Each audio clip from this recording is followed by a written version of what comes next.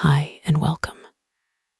Get comfortable, dim the lights if you can, settle into bed, and let your phone play in the background. Tonight I'm reading you the complete, unabridged text of Virginia Woolf's A Room of One's Own, a 1929 essay, read slowly, so you can drift off effortlessly.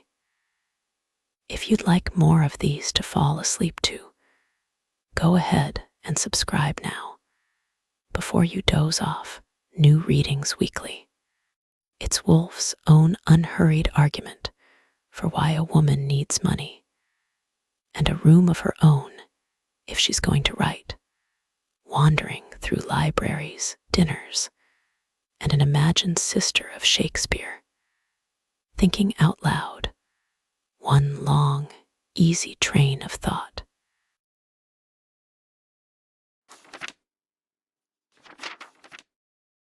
One, but you may say, we asked you to speak about women and fiction. What has that got to do with a room of one's own? I will try to explain. When you asked me to speak about women and fiction, I sat down on the banks of a river and began to wonder what the words meant. They might mean simply a few remarks about Fanny Burney, a few more about Jane Austen, a tribute to the Brontes, and a sketch of Haworth Parsonage under snow. Some witticisms, if possible, about Miss Mitford, a respectful allusion to George Eliot, a reference to Mrs. Gaskell, and one would have done. But at second sight, the words seemed not so simple. The title Women and Fiction might mean, and you may have meant it to mean, women and what they are like, or it might mean women and the fiction that they write, or it might mean women and the fiction that is written about them, or it might mean that somehow all three are inextricably mixed together, and you want me to consider them in that light. But when I began to consider the subject in this last way, which seemed the most interesting, I soon saw that it had one fatal drawback. I should never be able to come to a conclusion. I should never be able to fulfill what is, I understand, the first duty of a lecturer, to hand you, after an hour's discourse, a nugget of pure truth to wrap up between the pages of your notebooks and keep on the mantelpiece forever. All I could do was to offer you an opinion upon one minor point. A woman must have money and a room of her own if she is to write fiction. And that, as you will see, leaves the great problem of the true nature of woman and the true nature of fiction unsolved.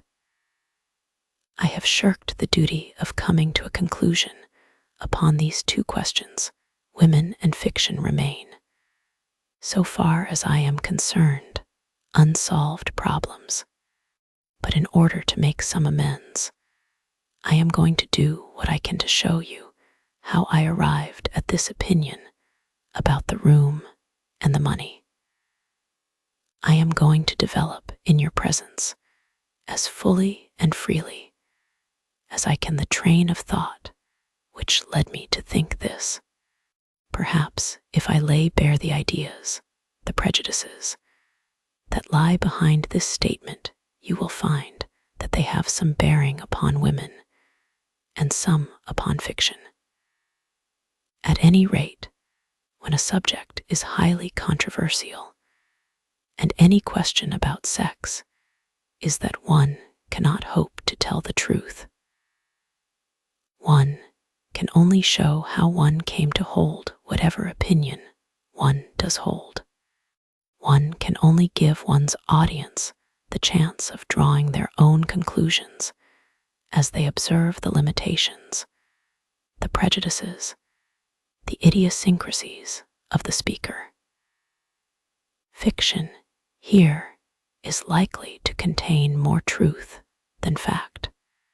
Therefore, I propose making use of all the liberties and licenses of a novelist to tell you the story of the 2 days that preceded my coming here, how, bowed down by the weight of the subject which you have laid upon my shoulders, I pondered it and made it work in and out of my daily life. I need not say that what I am about to describe has no existence. Oxbridge is an invention. So is Furnham. I is only a convenient term for somebody who has no real being. Lies will flow from my lips, but there may perhaps be some truth mixed up with them. It is for you to seek out this truth and to decide whether any part of it is worth keeping.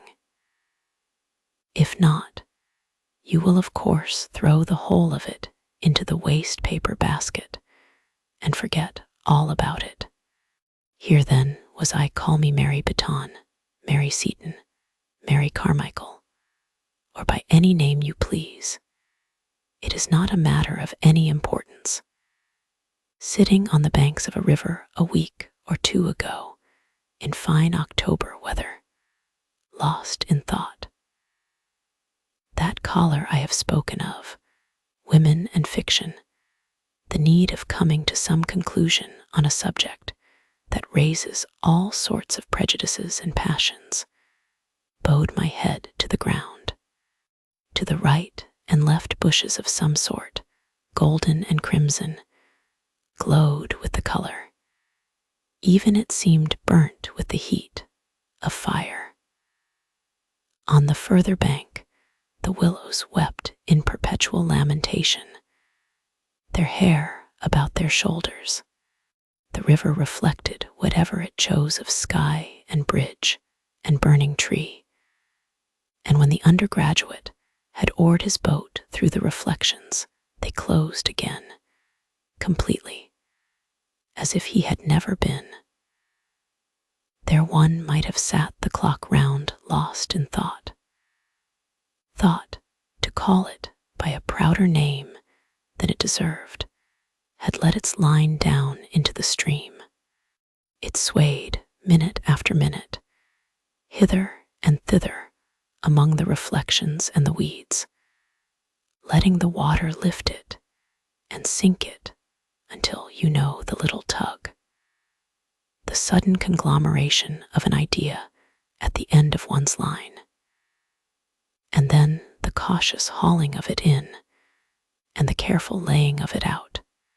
Alas, laid on the grass, how small, how insignificant this thought of mine looked, the sort of fish that a good fisherman puts back into the water, so that it may grow fatter, and be one day worth cooking and eating. I will not trouble you with that thought now, though if you look carefully, you may find it for yourselves in the course of what I am going to say. But however small it was, it had, nevertheless, the mysterious property of its kind put back into the mind. It became at once very exciting and important, and as it darted and sank, and flashed hither and thither, set up such a wash and tumult of ideas that it was impossible to sit still. It was thus that I found myself walking with extreme rapidity across a grass plot. Instantly, a man's figure rose to intercept me, nor did I at first understand that the gesticulations of a curious-looking object in a cutaway coat and evening shirt were aimed at me. His face expressed horror and indignation. Instinct rather than reason came to my help. He was a beetle, I was a woman. This was the turf, there was the path. Only the fellows and scholars are allowed here, the gravel is the place for me. Such thoughts were the work of a moment. As I regained the path, the arms of the beetle sank, His face assumed its usual repose, and though turf is better walking than gravel, no very great harm was done. The only charge I could bring against the fellows and scholars of whatever the college might happen to be was that, in protection of their turf, which has been rolled for 300 years, in succession, they had sent my little fish into hiding. What idea it had been that had sent me so audaciously trespassing, I could not now remember. The spirit of peace descended like a cloud from heaven. For if the spirit of peace dwells anywhere, it is in the courts and quadrangles of Oxbridge on a fine October morning. Strolling through those colleges, past those ancient halls, the roughness of the present seemed smoothed away. The body seemed contained in a miraculous glass cabinet through which no sound could penetrate, and the mind, freed from any contact with facts, unless one trespassed on the turf again, was at liberty to settle down upon whatever meditation was in harmony with the moment. As chance would have it, some stray memory of some old essay about revisiting Oxbridge in the long vacation brought Charles Lamb to mind. "St. Charles," said Thackeray, putting a letter of Lamb's to his forehead. "Indeed, among all the dead, I give you my thoughts as they came to me.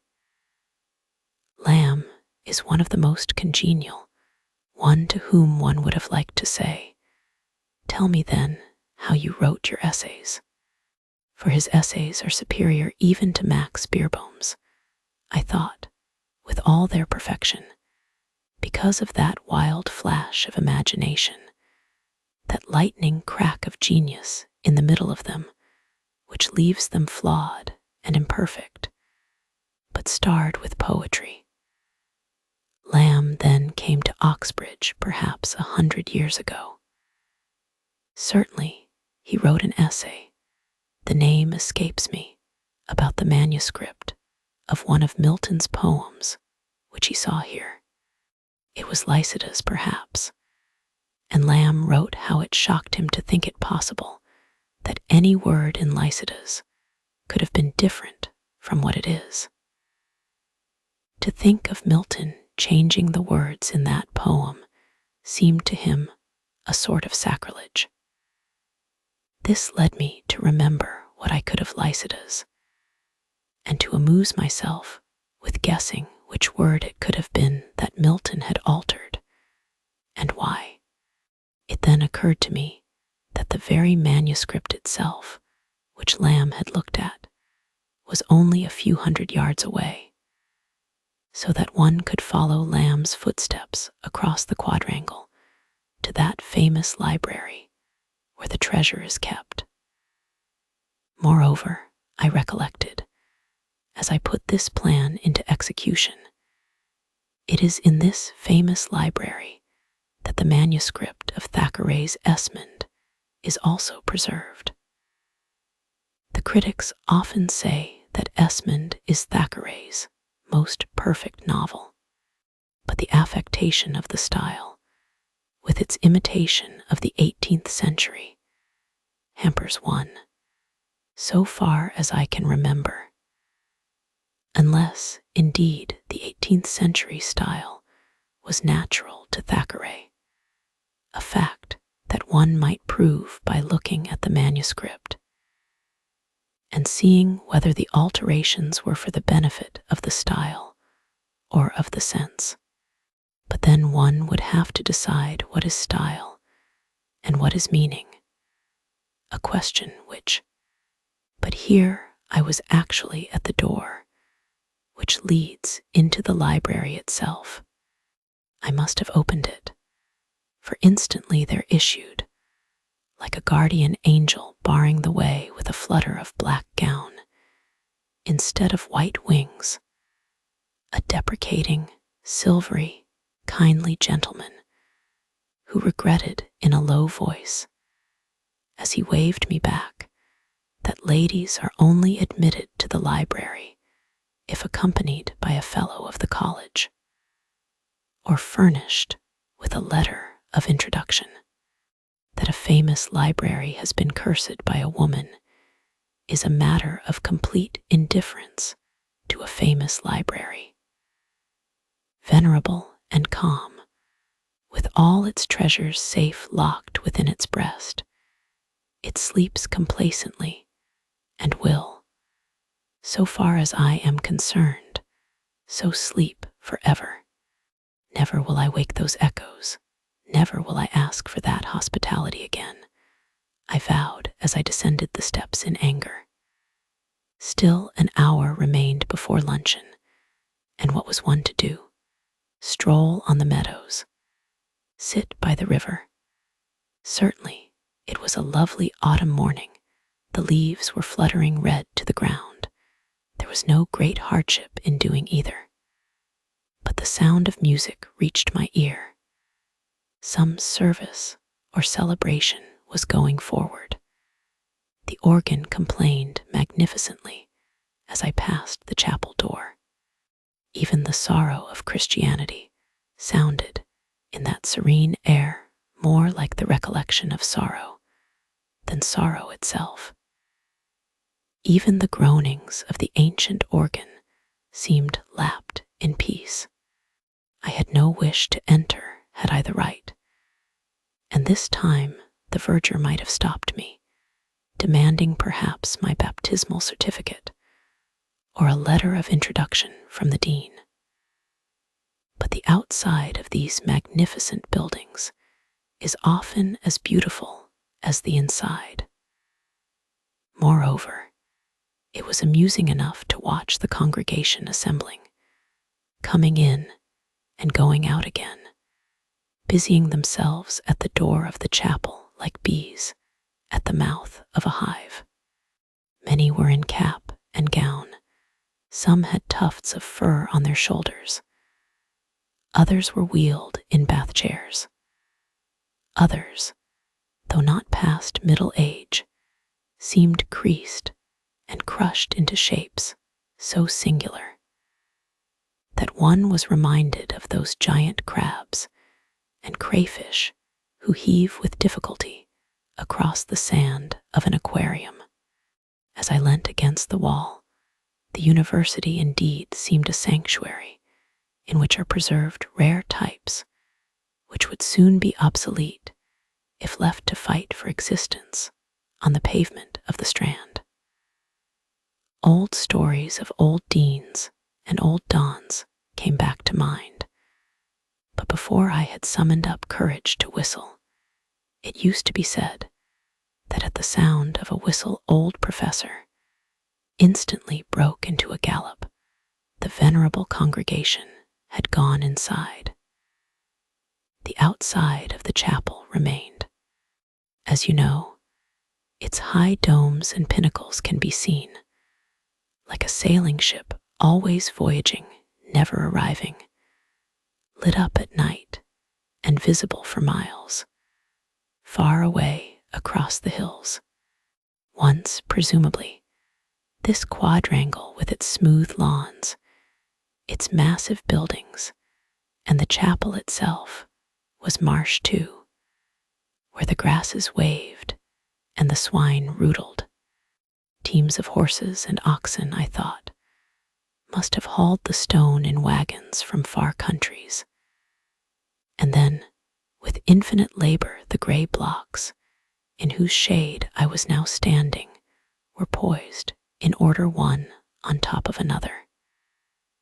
And then the painters brought their glass for the windows, and the masons were busy for centuries up on that roof with putty and cement, spade and trowel. Every Saturday somebody must have poured gold and silver out of a leathern purse into their ancient fists, for they had their beer and skittles, presumably, of an evening. An unending stream of gold and silver, I thought, must have flowed into this court perpetually to keep the stones coming and the masons working, to level, to ditch, to dig, and to drain. But it was then the age of faith, and money was poured liberally to set these stones on a deep foundation. And when the stones were raised, still more money was poured in from the coffers of kings and queens and great nobles to ensure that hymns should be sung here and scholars taught. Lands were granted, tithes were paid, and when the age of faith was over and the age of reason had come, still the same flow of gold and silver went on. Fellowships were founded, lectureships endowed. Only the gold and silver flowed now, not from the coffers of the king, but from the chests of merchants and manufacturers, from the purses of men who had made, say, a fortune from industry, and returned, in their wills, a bounteous share of it to endow more chairs, more lectureships, more fellowships in the university where they had learnt their craft. Hence the libraries and laboratories, the observatories, the splendid equipment of costly and delicate instruments which now stands on glass shelves, where centuries ago the grasses waved and the swine rootled. Certainly, as I strolled round the court, the foundation of gold and silver seemed deep enough, the pavement laid solidly over the wild grasses. Men with trays on their heads went busily from staircase to staircase. Gaudy blossoms flowered in window boxes. The strains of the gramophone blared out from the rooms within. It was impossible not to reflect. The reflection, whatever it may have been, was cut short. The clock struck. It was time to find one's way to luncheon. It is a curious fact that novelists have a way of making us believe that luncheon parties are invariably memorable for something very witty that was said, or for something very wise that was done. But they seldom spare a word for what was eaten. It is part of the novelist's convention not to mention soup and salmon and ducklings, as if soup and salmon and ducklings were of no importance whatsoever, as if nobody ever smoked a cigar or drank a glass of wine. Here, however, I shall take the liberty to defy that convention, and to tell you that the lunch on this occasion began with soles, sunk in a deep dish, over which the college cook had spread a counterpane of the whitest cream, save that it was branded here and there with brown spots like the spots on the flanks of a doe. After that came the partridges, but if this suggests a couple of bald, brown birds on a plate, you are mistaken. The partridges, many and various, came with all their retinue of sauces and salads, the sharp and the sweet, each in its order their potatoes, thin as coins, but not so hard, their sprouts, foliated as rosebuds, but more succulent. And no sooner had the roast and its retinue been done with than the silent servingman, the beadle himself perhaps in a milder manifestation, set before us, wreathed in napkins, a confection which rose all sugar from the waves. To call it pudding, and so relate it to rice and tapioca, would be an insult. Meanwhile, the wineglasses had flushed yellow and flushed crimson, had been emptied, had been filled, and thus by degrees was lit, halfway down the spine, which is the seat of the soul, not that hard little electric light which we call brilliance, as it pops in and out upon our lips, but the more profound, subtle, and subterranean glow, which is the rich yellow flame of rational intercourse.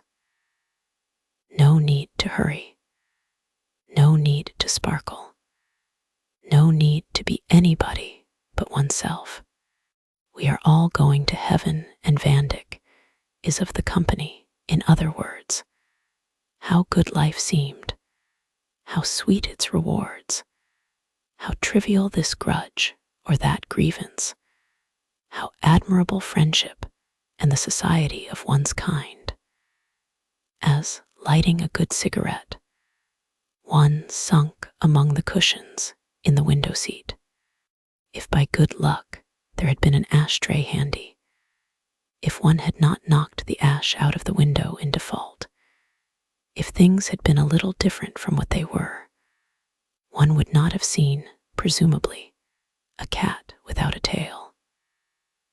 The sight of that abrupt and truncated animal padding softly across the quadrangle, changed by some fluke of the subconscious intelligence the emotional light for me.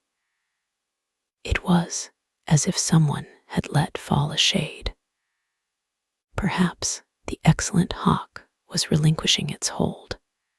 Certainly, as I watched the Manx cat pause in the middle of the lawn, as if it too questioned the universe, something seemed lacking. Something seemed different. But what was lacking? What was different? I asked myself, listening to the talk. And to answer that question, I had to think myself out of the room, back into the past, before the war indeed, and to set before my eyes the model of another luncheon party held in rooms not very far distant from these, but different. Everything was different. Meanwhile, the talk went on among the guests, who were many and young, some of this sex, some of that. It went on swimmingly. It went on agreeably, freely, amusingly. And as it went on, I set it against the background of that other talk. And as I matched the two together, I had no doubt that one was the descendant, the legitimate heir of the other. Nothing was changed. Nothing was different, save only here I listened with all my ears, not entirely to what was being said, but to the murmur or current behind it. Yes, that was it, the change was there. Before the war, at a luncheon party like this, people would have said precisely the same things, but they would have sounded different. Because in those days they were accompanied by a sort of humming noise, not articulate, but musical, exciting, which changed the value of the words themselves. Could one set that humming noise to words? Perhaps, with the help of the poets, one could. A book lay beside me, and opening it, I turned casually enough to Tennyson. And here I found Tennyson was singing. There has fallen a splendid tear from the passion flower at the gate. She is coming, my dove, my dear. She is coming, my life, my fate. The red rose cries, she is near, she is near. And the white rose weeps, she is late. The larkspur listens, I hear, I hear. And the lily whispers, I wait. Was that what men hummed at luncheon parties before the war? And the women, my heart is like a singing bird, whose nest is in a watered shoot. My heart is like an apple tree, whose boughs are bent with thick-set fruit. My heart is like a rainbow shell that paddles in a halcyon sea. My heart is gladder than all these, because my love is come to me. Was that what women hummed at luncheon parties before the war? There was something so ludicrous in thinking of people humming such things even under their breath at luncheon parties before the war that I burst out laughing, and had to explain my laughter by pointing at the Manx cat, who did look a little absurd, poor beast, without a tail, in the middle of the lawn. Was he really born so, or had he lost his tail in an accident? The tailless cat, though some are said to exist in the Isle of Man, is rarer than one thinks. It is a queer animal, quaint rather than beautiful. It is strange what a difference a tail makes. You know, the sort of things one says as a lunch party breaks up, and people are finding their coats and hats. This one, thanks to the hospitality of the host, had lasted far into the afternoon. The beautiful October day was fading, and the leaves were falling from the trees in the avenue as I walked through it. Gate after gate seemed to close with gentle finality behind me. Innumerable beetles were fitting innumerable keys into well-oiled locks. The treasure house was being made secure for another night. After the avenue, one comes out upon a road. I forget its name, which leads you, if you take the right turning, along to Fernham. But there was plenty of time. Dinner was not till 7:30. One could almost do without dinner after such a luncheon. It is strange how a scrap of poetry works in the mind and makes the legs move in time to it along the road. Those words, "There has fallen a splendid tear from the passion flower at the gate.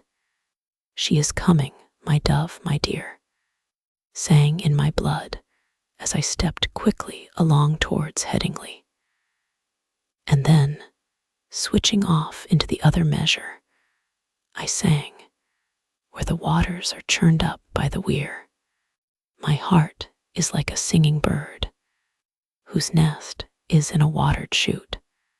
My heart is like an apple tree." What poets, I cried aloud, as one does in the dusk.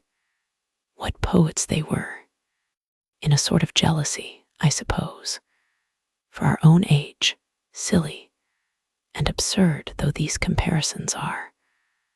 I went on to wonder if honestly one could name two living poets now as great as Tennyson and Christina Rossetti were then. Obviously, it is impossible, I thought, looking into those foaming waters, to compare them. The very reason why that poetry excites one to such abandonment, such rapture, is that it celebrates some feeling that one used to have at luncheon parties before the war perhaps, so that one responds easily, familiarly, without troubling to check the feeling, or to compare it with any that one has now. But the living poets express a feeling that is actually being made and torn out of us at the moment. One does not recognize it in the first place. Often, for some reason, one fears it. One watches it with keenness and compares it jealously and suspiciously with the old feeling that one knew. Hence, the difficulty of modern poetry, and it is because of this difficulty that one cannot remember more than 2 consecutive lines of any good modern poet. For this reason, that my memory failed me, the argument flagged for want of material. But why, I continued, moving on towards Headingley, have we stopped humming under our breath at luncheon parties? Why has Alfred ceased to sing, "She is coming, my dove, my dear"? Why has Christina ceased to respond, "My heart is gladder than all these"? Because my love is come to me. Shall we lay the blame on the war? When the guns fired in August 1914, did the faces of men and women show so plain in each other's eyes that romance was killed? Certainly, it was a shock to women in particular with their illusions about education, and so on, to see the faces of our rulers in the light of the shell fire. So ugly they looked, German, English, French, so stupid. But lay the blame where one will, on whom one will. The illusion which inspired Tennyson and Christina Rossetti to sing so passionately about the coming of their loves is far rarer now than then. One has only to read, to look, to listen, to remember. But why say blame?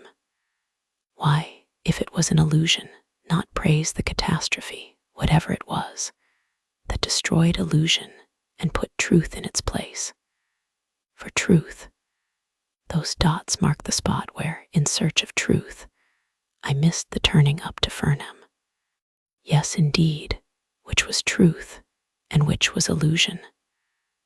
I asked myself, what was the truth about these houses, for example, dim and festive now with their red windows in the dusk, but raw and red and squalid, with their sweets and their bootlaces, at 9 o'clock in the morning, and the willows and the river, and the gardens that run down to the river, vague now with the mist stealing over them, but gold and red in the sunlight.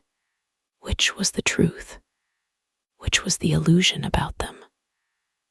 I spare you the twists and turns of my cogitations, for no conclusion was found on the road to Headingley, and I ask you to suppose that I soon found out my mistake about the turning and retraced my steps to Furnham.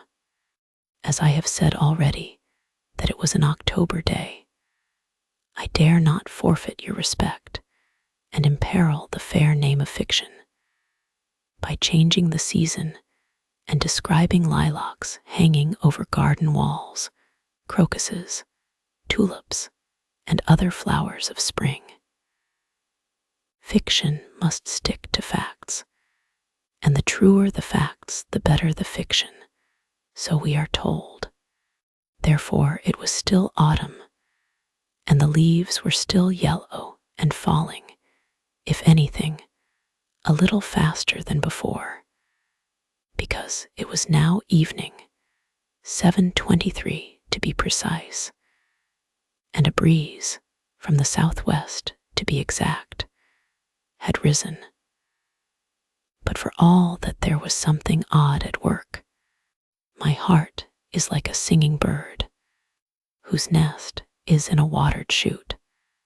My heart is like an apple tree, whose boughs are bent with thick-set fruit.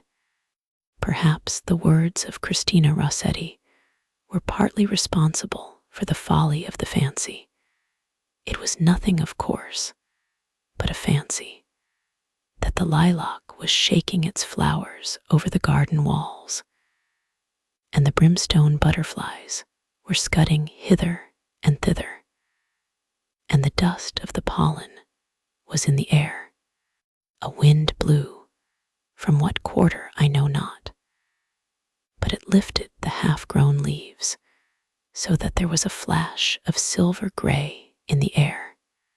It was the time between the lights when colors undergo their intensification, and purples and golds burn in window panes like the beat of an excitable heart, when for some reason the beauty of the world revealed, and yet soon to perish, here I pushed into the garden, for unwisely the door was left open and no beetles seemed about.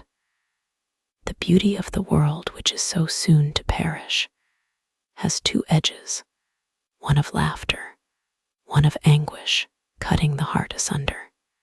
The gardens of Furnham lay before me in the spring twilight, wild and open, and in the long grass, sprinkled and carelessly flung were daffodils and bluebells, not orderly perhaps at the best of times, and now wind-blown and waving as they tugged at their roots. The windows of the building, curved like ship's windows among generous waves of red brick, changed from lemon to silver under the flight of the quick spring clouds.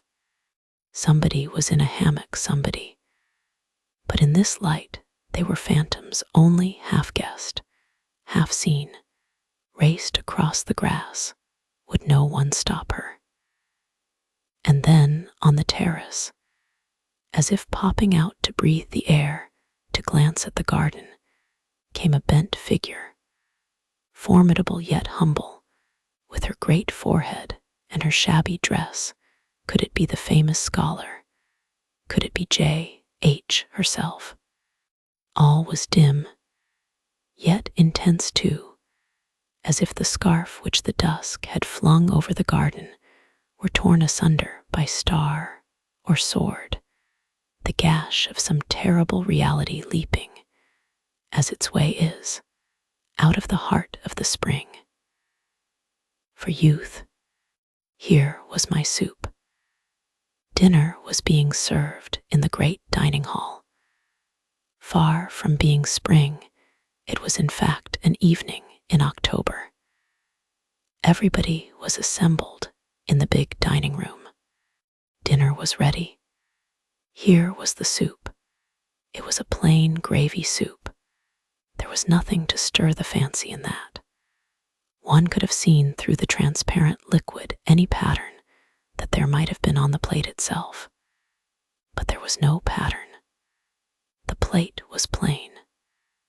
Next came beef with its attendant greens and potatoes, a homely trinity, suggesting the rumps of cattle in a muddy market, and sprouts curled and yellowed at the edge, and bargaining and cheapening and women with string bags on Monday morning. There was no reason to complain of human nature's daily food, seeing that the supply was sufficient, and coal miners doubtless were sitting down to less. Prunes and custard followed, and if anyone complains that prunes, even when mitigated by custard, are an uncharitable vegetable fruit, they are not. Stringy as a miser's heart, and exuding a fluid such as might run in misers' veins who have denied themselves wine and warmth for 80 years, and yet not given to the poor. He should reflect that there are people whose charity embraces even the prune. Biscuits and cheese came next, and here the water jug was liberally passed round, for it is the nature of biscuits to be dry, and these were biscuits to the core. That was all. The meal was over. Everybody scraped their chairs back. The swing doors swung violently to and fro. Soon the hall was emptied of every sign of food, and made ready no doubt for breakfast next morning. Down corridors and up staircases the youth of England went banging and singing. And was it for a guest, a stranger, for I had no more right here in Furnham than in Trinity or Somerville or Girton or Newnham or Christchurch, to say the dinner was not good, or to say we were now, Mary Seton and I, in her sitting room?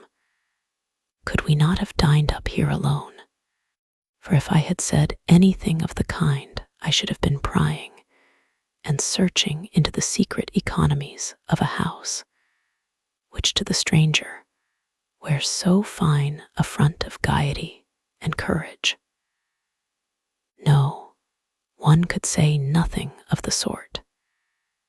Indeed, conversation for a moment flagged, the human frame being what it is, heart, body, and brain all mixed together, and not contained in separate compartments, as they will be no doubt in another 1,000,000 years. A good dinner is of great importance to good talk. One cannot think well, love well, sleep well, if one has not dined well. The lamp in the spine does not light on beef and prunes.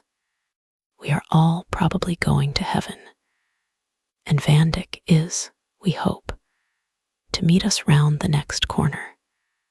That is the dubious and qualifying state of mind that beef and prunes at the end of the days work breed between them.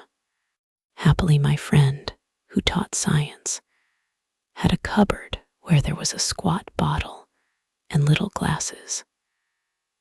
But there should have been sole and partridge to begin with, so that we were able to draw up to the fire and repair some of the damages of the day's living.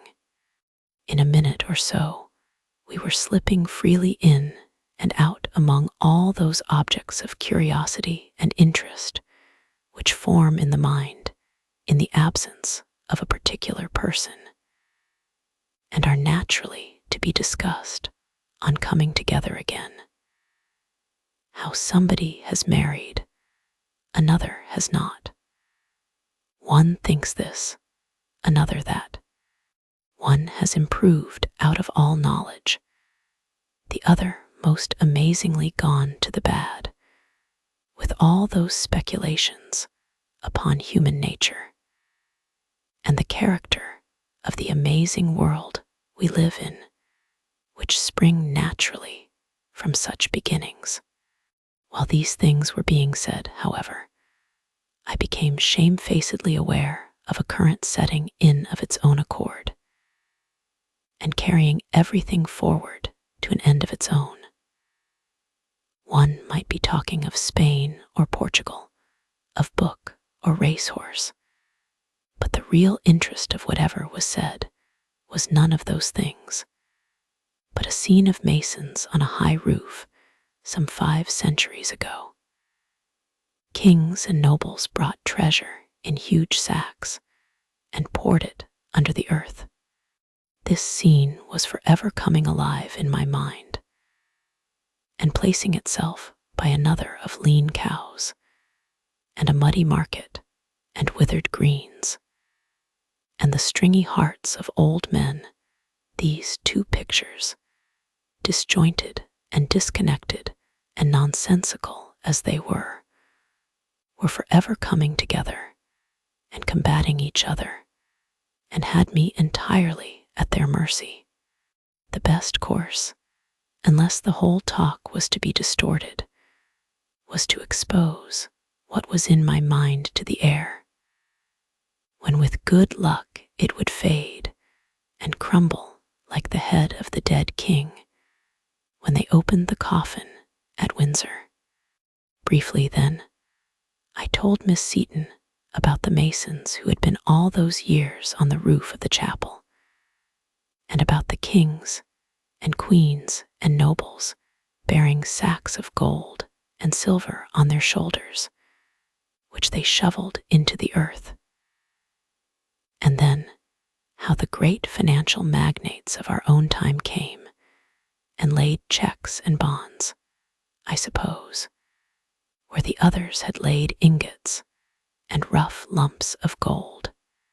All that lies beneath the colleges down there, I said, but this college, where we are now sitting, what lies beneath its gallant red brick and the wild, unkempt grasses of the garden? What force is behind that plain china off which we dined? And here it popped out of my mouth before I could stop it. The beef, the custard, and the prunes. Well, said Mary Seton, about the year 1860. Oh, but you know the story, she said, bored, I suppose, by the recital.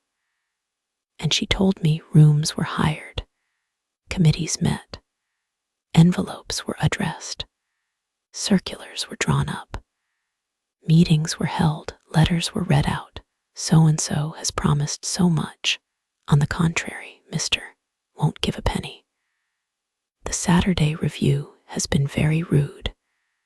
How can we raise a fund to pay for offices? Shall we hold a bazaar? Can't we find a pretty girl to sit in the front row? Let us look up what John Stuart Mill said on the subject. Can anyone persuade the editor of the to print a letter? Can we get Lady to sign it? Lady is out of town. That was the way it was done, presumably, 60 years ago, and it was a prodigious effort, and a great deal of time was spent on it. And it was only after a long struggle, and with the utmost difficulty, that they got £30,000 together. Asterisk, we are told that we ought to ask for and pound 30,000 at least. It is not a large sum, considering that there is to be but one college of this sort for Great Britain, Ireland, and the colonies, and considering how easy it is to raise immense sums for boys' schools, but considering how few people really wish women to be educated, it is a good deal. Lady Stephen, Emily Davies, and Girton College. So obviously we cannot have wine and partridges and servants carrying tin dishes on their heads, she said. We cannot have sofas and separate rooms. The amenities, she said, quoting from some book or other, will have to wait. Asterisk, every penny which could be scraped together was set aside for building, and the amenities had to be postponed. Arstraki, the cause, at the thought of all those women working year after year, and finding it hard to get £2,000 together, and as much as they could do to get £30,000, we burst out in scorn at the reprehensible poverty of our sex. What had our mothers been doing then, that they had no wealth to leave us? Powdering their noses, looking in at shop windows, flaunting in the sun at Monte Carlo. There were some photographs on the mantelpiece. Mary's mother, if that was her picture, may have been a wastrel in her spare time. She had 13 children by a minister of the church. But if so, her gay and dissipated life had left too few traces of its pleasures on her face. She was a homely body, an old lady in a plaid shawl, which was fastened by a large cameo, and she sat in a basket chair, encouraging a spaniel to look at the camera, with the amused yet strained expression of one who is sure that the dog will move directly the bulb is pressed. Now, if she had gone into business, had become a manufacturer of artificial silk, or a magnate on the stock exchange, if she had left 200,000 or 300,000 pounds to Fernham, we could have been sitting at our ease tonight, and the subject of our talk might have been archaeology, botany, anthropology, physics, the nature of the atom, mathematics, astronomy, relativity, geography. If only Mrs. Seton and her mother before her, had learnt the great art of making money, and had left their money, like their fathers and their grandfathers before them, to found fellowships and lectureships and prizes and scholarships appropriated to the use of their own sex, we might have dined very tolerably up here alone off a bird and a bottle of wine. We might have looked forward without undue confidence to a pleasant and honorable lifetime spent in the shelter of one of the liberally endowed professions. We might have been exploring or writing, mooning about the venerable places of the earth, sitting contemplative on the steps of the Parthenon, or going at 10 to an office, and coming home comfortably at 4:30 to write a little poetry. Only if Mrs. Seton and her like had gone into business at the age of 15, there would have been, that was the snag in the argument, no Mary. What, I asked, did Mary think of that? There between the curtains was the October night, calm and lovely, with a star or two caught in the yellowing trees. Was she ready to resign her share of it and her memories? For they had been a happy family, though a large one of games and quarrels up in Scotland, which she is never tired of praising for the fineness of its air and the quality of its cakes, in order that Fernham might have been endowed with £50,000 or so by a stroke of the pen. For to endow a college would necessitate the suppression of families altogether. Making a fortune and bearing 13 children, no human being could stand it. Consider the facts, we said. First, there are 9 months before the baby is born. Then the baby is born. Then there are 3 or 4 months spent in feeding the baby. After the baby is fed, there are certainly 5 years spent in playing with the baby. You cannot, it seems, let children run about the streets. People who have seen them running wild in Russia say that the sight is not a pleasant one. People say, too, that human nature takes its shape in the years between 1 and 5. If Mrs. Seton, I said, had been making money, what sort of memories would you have had of games and quarrels? What would you have known of Scotland and its fine air and cakes and all the rest of it? But it is useless to ask these questions, because you would never have come into existence at all. Moreover, it is equally useless to ask what might have happened if Mrs. Seton and her mother before her had amassed great wealth and laid it under the foundations of college and library. Because, in the first place, to earn money was impossible for them, and in the second, had it been possible, the law denied them the right to possess what money they earned.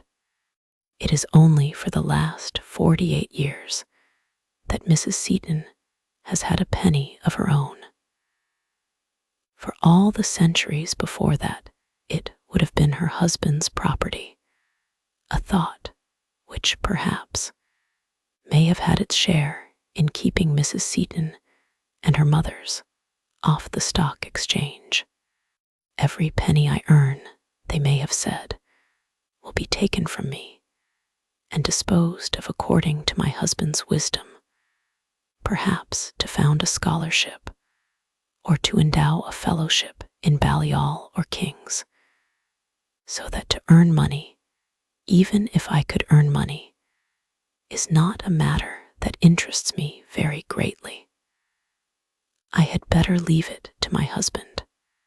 At any rate, whether or not the blame rested on the old lady who was looking at the spaniel, there could be no doubt that for some reason or other our mothers had mismanaged their affairs very gravely. Not a penny could be spared for amenities, for partridges and wine, beetles and turf, books and cigars, libraries and leisure. To raise bare walls out of bare earth was the utmost they could do. So we talked standing at the window and looking, as so many thousands look every night, down on the domes and towers of the famous city beneath us. It was very beautiful, very mysterious in the autumn moonlight. The old stone looked very white and venerable. One thought of all the books that were assembled down there, of the pictures of old prelates and worthies hanging in the paneled rooms, of the painted windows that would be throwing strange globes and crescents on the pavement, of the tablets and memorials and inscriptions, of the fountains and the grass, of the quiet rooms looking across the quiet quadrangles. And pardon me the thought, I thought too, of the admirable smoke and drink, and the deep armchairs, and the pleasant carpets, of the urbanity, the geniality, the dignity which are the offspring of luxury and privacy and space. Certainly, our mothers had not provided us with anything comparable to all this, our mothers who found it difficult to scrape together £30,000, our mothers who bore 13 children to ministers of religion at St. Andrew's. So I went back to my inn, and as I walked through the dark streets, I pondered this and that, as one does at the end of the day's work. I pondered why it was that Mrs. Seton had no money to leave us, and what effect poverty has on the mind, and what effect wealth has on the mind. And I thought of the queer old gentlemen I had seen that morning, with tufts of fur upon their shoulders, and I remembered how, if one whistled, one of them ran. And I thought of the organ booming in the chapel, and of the shut doors of the library. And I thought how unpleasant it is to be locked out. And I thought how it is worse, perhaps, to be locked in. And thinking of the safety and prosperity of the one sex, and of the poverty and insecurity of the other, and of the effect of tradition, and of the lack of tradition upon the mind of a writer, I thought at last that it was time to roll up the crumpled skin of the day, with its arguments and its impressions and its anger and its laughter, and cast it into the hedge. 1,000 stars were flashing across the blue wastes of the sky. One seemed alone with an inscrutable society. All human beings were laid asleep, prone, horizontal, dumb. Nobody seemed stirring in the streets of Oxbridge. Even the door of the hotel sprang open at the touch of an invisible hand. Not a boots was sitting up to light me to bed.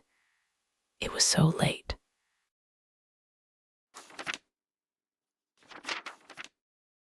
2. The scene, if I may ask you to follow me, was now changed. The leaves were still falling, but in London now, not Oxbridge. And I must ask you to imagine a room, like many thousands, with a window looking across people's hats and vans and motor cars to other windows. And on the table inside the room, a blank sheet of paper on which was written in large letters women and fiction, but no more. The inevitable sequel to lunching and dining at Oxbridge seemed, unfortunately, to be a visit to the British Museum. One must strain off what was personal and accidental in all these impressions, and so reach the pure fluid, the essential oil of truth. For that visit to Oxbridge and the luncheon and the dinner had started a swarm of questions. Why did men drink wine and women water? Why was one sex so prosperous and the other so poor? What effect has poverty on fiction? What conditions are necessary for the creation of works of art? 1,000 questions at once suggested themselves, but one needed answers, not questions, and an answer was only to be had by consulting the learned and the unprejudiced. who have removed themselves above the strife of tongue and the confusion of body, and issued the result of their reasoning and research in books, which are to be found in the British Museum. If truth is not to be found on the shelves of the British Museum, where, I asked myself, picking up a notebook and a pencil, is truth? Thus provided, thus confident and inquiring, I set out in the pursuit of truth. Day, though not actually wet, was dismal, and the streets in the neighborhood of the museum were full of open coal holes, down which sacks were showering. Four-wheeled cabs were drawing up and depositing on the pavement corded boxes containing, presumably, the entire wardrobe of some Swiss or Italian family seeking fortune or refuge, or some other desirable commodity, which is to be found in the boarding houses of Bloomsbury in the winter. The usual hoarse-voiced men paraded the streets with plants on barrows. Some shouted, others sang. London was like a workshop. London was like a machine. We were all being shot backwards and forwards on this plain foundation to make some pattern. The British Museum was another department of the factory. Swing doors swung open, and there one stood under the vast dome, as if one were a thought in the huge, bald forehead, which is so splendidly encircled by a band of famous names. One went to the counter. One took a slip of paper. One opened a volume of the catalogue. And the 5 dots here indicate 5 separate minutes of stupefaction, wonder, and bewilderment. Have you any notion of how many books are written about women in the course of 1 year? Have you any notion how many are written by men? Are you aware that you are, perhaps, the most discussed animal in the universe? Here had I come with a notebook and a pencil, proposing to spend a morning reading, supposing that at the end of the morning I should have transferred the truth to my notebook. But I should need to be a herd of elephants, I thought, and a wilderness of spiders, desperately referring to the animals that are reputed longest lived and most multitudinously eyed, to cope with all this. I should need claws of steel and beak of brass, even to penetrate the husk. How shall I ever find the grains of truth embedded in all this mass of paper? I asked myself, and in despair began running my eye up and down the long list of titles. Even the names of the books gave me food for thought. Sex and its nature might well attract doctors and biologists. But what was surprising and difficult of explanation was the fact that sex, woman, that is to say, also attracts agreeable essayists, light-fingered novelists, young men who have taken the M.A. degree, men who have taken no degree, men who have no apparent qualifications save that they are not women. Some of these books were, on the face of it, frivolous and facetious, but many, on the other hand, were serious and prophetic, moral and hortatory. Merely to read the titles suggested innumerable schoolmasters, innumerable clergymen mounting their platforms and pulpits, and holding forth with loquacity, which far exceeded the hour usually allotted to such discourse on this one subject. It was a most strange phenomenon, and apparently here I consulted the letter M, one confined to the male sex. Women do not write books about men, a fact that I could not help welcoming with relief. For if I had first to read all that men have written about women, then all that women have written about men, the aloe that flowers once in 100 years would flower twice before I could set pen to paper. So, making a perfectly arbitrary choice of a dozen volumes or so, I sent my slips of paper to lie in the wire tray and waited in my stall among the other seekers for the essential oil of truth. What could be the reason, then, of this curious disparity? I wondered, drawing cartwheels on the slips of paper provided by the British taxpayer for other purposes. Why are women, judging from this catalogue, so much more interesting to men than men are to women?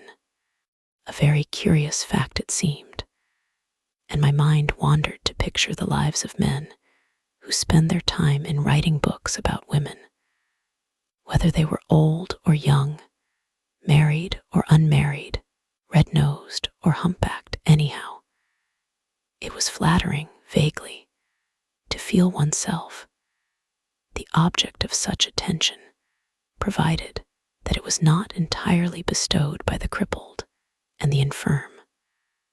So I pondered until all such frivolous thoughts were ended by an avalanche of books sliding down onto the desk in front of me. Now the trouble began.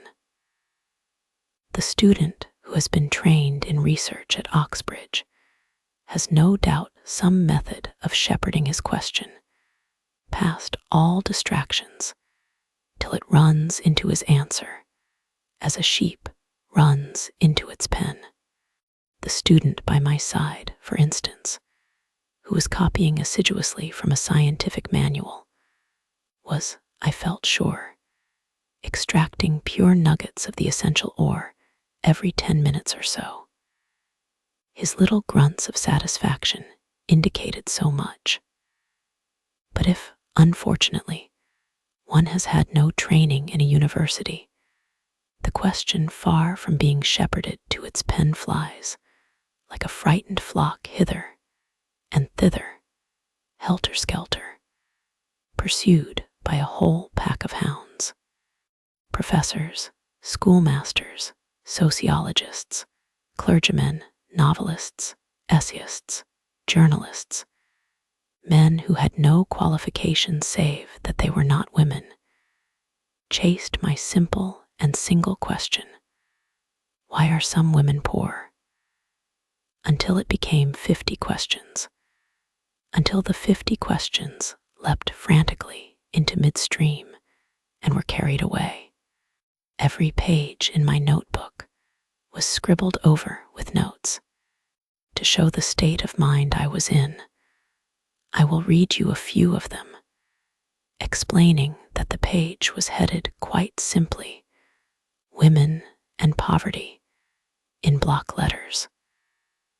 But what followed was something like this: Condition in Middle Ages of, Habits in the Fiji Islands of, Worshipped as Goddesses by, Weaker in Moral Sense than, Idealism of, Greater Conscientiousness of, South Sea Islanders, Age of Puberty among, Attractiveness of, Offered as Sacrifice to, Small Size of Brain of, Profounder Subconsciousness of, Less Hair on the Body of, Mental, Moral, and Physical Inferiority of, Love of Children of, Greater Length of Life of, Weaker Muscles of, Strength of Affections of, Vanity of, Higher Education of, Shakespeare's Opinion of,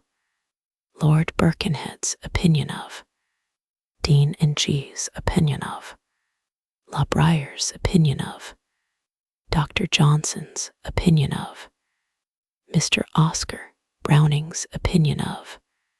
Here I drew breath and added, indeed, in the margin, why does Samuel Butler say, wise men never say what they think of women? Wise men never say anything else, apparently. But I continued, leaning back in my chair and looking at the vast dome in which I was a single, but by now somewhat harassed thought. What is so unfortunate is that wise men never think the same thing about women. Here is Pope. Most women have no character at all.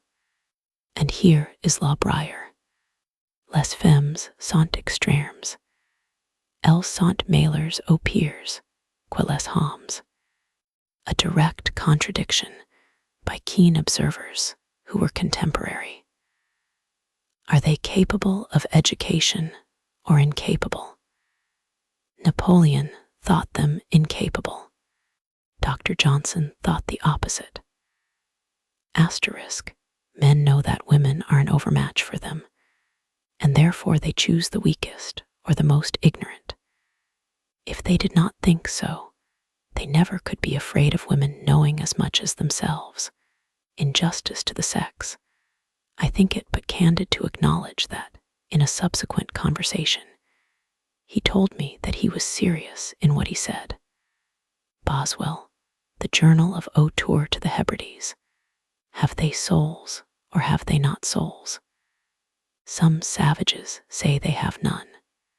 Others, on the contrary, maintain that women are half divine, and worship them on that account. Asterisk, the ancient Germans believed that there was something holy in women, and accordingly consulted them as oracles. Fraser, Golden Bough. Some sages hold that they are shallower in the brain, others that they are deeper in the consciousness. Goethe honored them, Mussolini despises them. Wherever one looked, men thought about women and thought differently. It was impossible to make head or tail of it all, I decided, glancing with envy at the reader next door who was making the neatest abstracts, headed often with an A or a B or a C, while my own notebook rioted with the wildest scribble of contradictory jottings. It was distressing, it was bewildering, it was humiliating. Truth had run through my fingers. Every drop had escaped. I could not possibly go home, I reflected, and add as a serious contribution to the study of women and fiction that women have less hair on their bodies than men, or that the age of puberty among the South Sea Islanders is 9, or is it 90? Even the handwriting had become in its distraction indecipherable. It was disgraceful to have nothing more weighty or respectable to show after a whole morning's work, and if I could not grasp the truth about W. As for brevity's sake, I had come to call her, in the past, why bother about W in the future? It seemed pure waste of time to consult all those gentlemen who specialize in woman and her effect on whatever it may be, politics, children, wages, morality, numerous and learned as they are. One might as well leave their books unopened. But while I pondered, I had unconsciously, in my listlessness, in my desperation, been drawing a picture where I should, like my neighbor, have been writing a conclusion. I had been drawing a face, a figure. It was the face and the figure of Professor von X engaged in writing his monumental work entitled The Mental, Moral, and Physical Inferiority of the Female Sex. He was not, in my picture, a man attractive to women. He was heavily built. He had a great jowl to balance, that he had very small eyes. He was very red in the face. His expression suggested that he was laboring under some emotion that made him jab his pen on the paper, as if he were killing some noxious insect as he wrote. But even when he had killed it, that did not satisfy him. he must go on killing it. And even so, some cause for anger and irritation remained. Could it be his wife? I asked, looking at my picture. Was she in love with a cavalry officer? Was the cavalry officer slim and elegant and dressed in astrakhan? Had he been laughed at, to adopt the Freudian theory, in his cradle by a pretty girl? For even in his cradle the professor, I thought, could not have been an attractive child. Whatever the reason, the professor was made to look very angry and very ugly in my sketch, as he wrote his great book upon the mental, moral, and physical inferiority of women. Drawing pictures was an idle way of finishing an unprofitable morning's work. Yet it is in our idleness, in our dreams, that the submerged truth sometimes comes to the top. A very elementary exercise in psychology, not to be dignified by the name of psychoanalysis, showed me, on looking at my notebook, that the sketch of the angry professor had been made in anger. Anger had snatched my pencil while I dreamt. But what was anger doing there? Interest, confusion, amusement, boredom, all these emotions I could trace and name as they succeeded each other throughout the morning. Had anger, the black snake, been lurking among them? Yes, said the sketch, anger had. It referred me unmistakably to the one book, to the one phrase, which had roused the demon. It was the professor's statement about the mental, moral, and physical inferiority of women. My heart had leapt. My cheeks had burnt. I had flushed with anger. There was nothing specially remarkable, however foolish, in that. One does not like to be told that one is naturally the inferior of a little man. I looked at the student next me, who breathes hard, wears a ready-made tie, and has not shaved this fortnight. One has certain foolish vanities.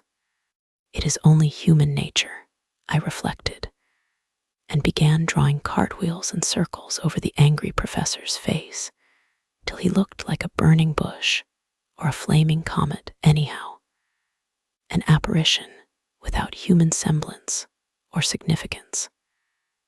The professor was nothing now but a faggot burning on the top of Hampstead Heath.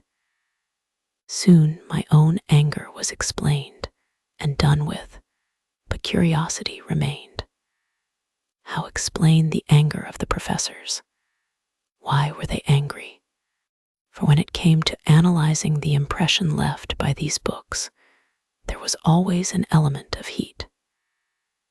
This heat took many forms. It showed itself in satire, in sentiment, in curiosity, in reprobation. But there was another element which was often present and could not immediately be identified. Anger, I called it, but it was anger that had gone underground and mixed itself with all kinds of other emotions. To judge from its odd effects, it was anger disguised and complex, not anger simple and open. Whatever the reason, all these books, I thought, surveying the pile on the desk, are worthless for my purposes. They were worthless scientifically. That is to say, though humanly they were full of instruction, interest, boredom, and very queer facts about the habits of the Fiji Islanders. They had been written in the red light of emotion, and not in the white light of truth. Therefore, they must be returned to the central desk, and restored each to his own cell in the enormous honeycomb. All that I had retrieved from that morning's work had been the one fact of anger. The professors, I lumped them together thus, were angry. But why, I asked myself, having returned the books, why, I repeated, standing under the colonnade among the pigeons and the prehistoric canoes, why are they angry? And, asking myself this question, I strolled off to find a place for luncheon. What is the real nature of what I call for the moment their anger? I asked. Here was a puzzle that would last all the time that it takes to be served with food in a small restaurant somewhere near the British Museum. Some previous luncher had left the lunch edition of the evening paper on a chair, and waiting to be served, I began idly reading the headlines. A ribbon of very large letters ran across the page. Somebody had made a big score in South Africa. Lesser ribbons announced that Sir Austen Chamberlain was at Geneva. A meat axe with human hair on it had been found in a cellar. Mr. Justice commented in the divorce courts upon the shamelessness of women. Sprinkled about the paper were other pieces of news. A film actress had been lowered from a peak in California and hung suspended in midair. The weather was going to be foggy. The most transient visitor to this planet, I thought, who picked up this paper could not fail to be aware, even from this scattered testimony, that England is under the rule of a patriarchy. Nobody in their senses could fail to detect the dominance of the professor. His was the power and the money and the influence. He was the proprietor of the paper, and its editor and sub-editor, was the foreign secretary and the judge. He was the cricketer. He owned the racehorses and the yachts. He was the director of the company that pays 200% to its shareholders. He left millions to charities and colleges that were ruled by himself. He suspended the film actress in midair. He will decide if the hair on the meat axe is human. He it is who will acquit or convict the murderer and hang him or let him go free. With the exception of the fog, he seemed to control everything. Yet he was angry. I knew that he was angry by this token. When I read what he wrote about women, I thought, not of what he was saying, but of himself. When an arguer argues dispassionately, he thinks only of the argument, and the reader cannot help thinking of the argument too. If he had written dispassionately about women, had used indisputable proofs to establish his argument, and had shown no trace of wishing that the result should be one thing rather than another, one would not have been angry either. One would have accepted the fact, as one accepts the fact that a pea is green or a canary yellow. So be it, I should have said. But I had been angry because he was angry. Yet it seemed absurd, I thought, turning over the evening paper, that a man with all this power should be angry. Or is anger, I wondered, somehow, the familiar, the attendant sprite on power?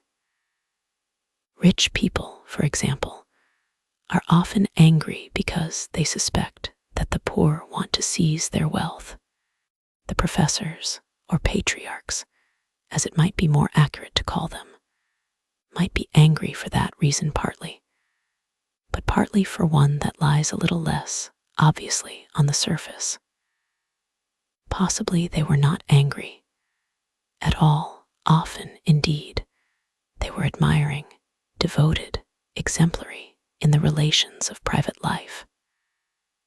Possibly when the professor insisted a little too emphatically upon the inferiority of women, He was concerned not with their inferiority, but with his own superiority.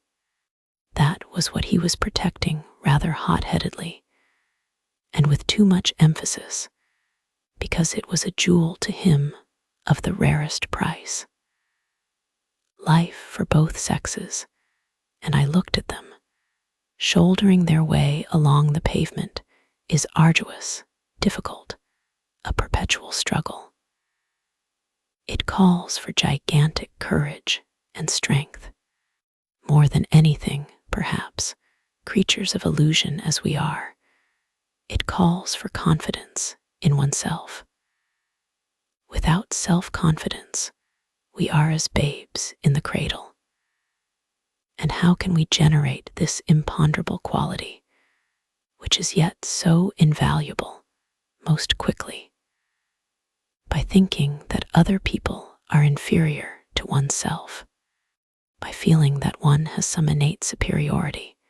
It may be wealth, or rank, a straight nose, or the portrait of a grandfather by Romney. For there is no end to the pathetic devices of the human imagination over other people.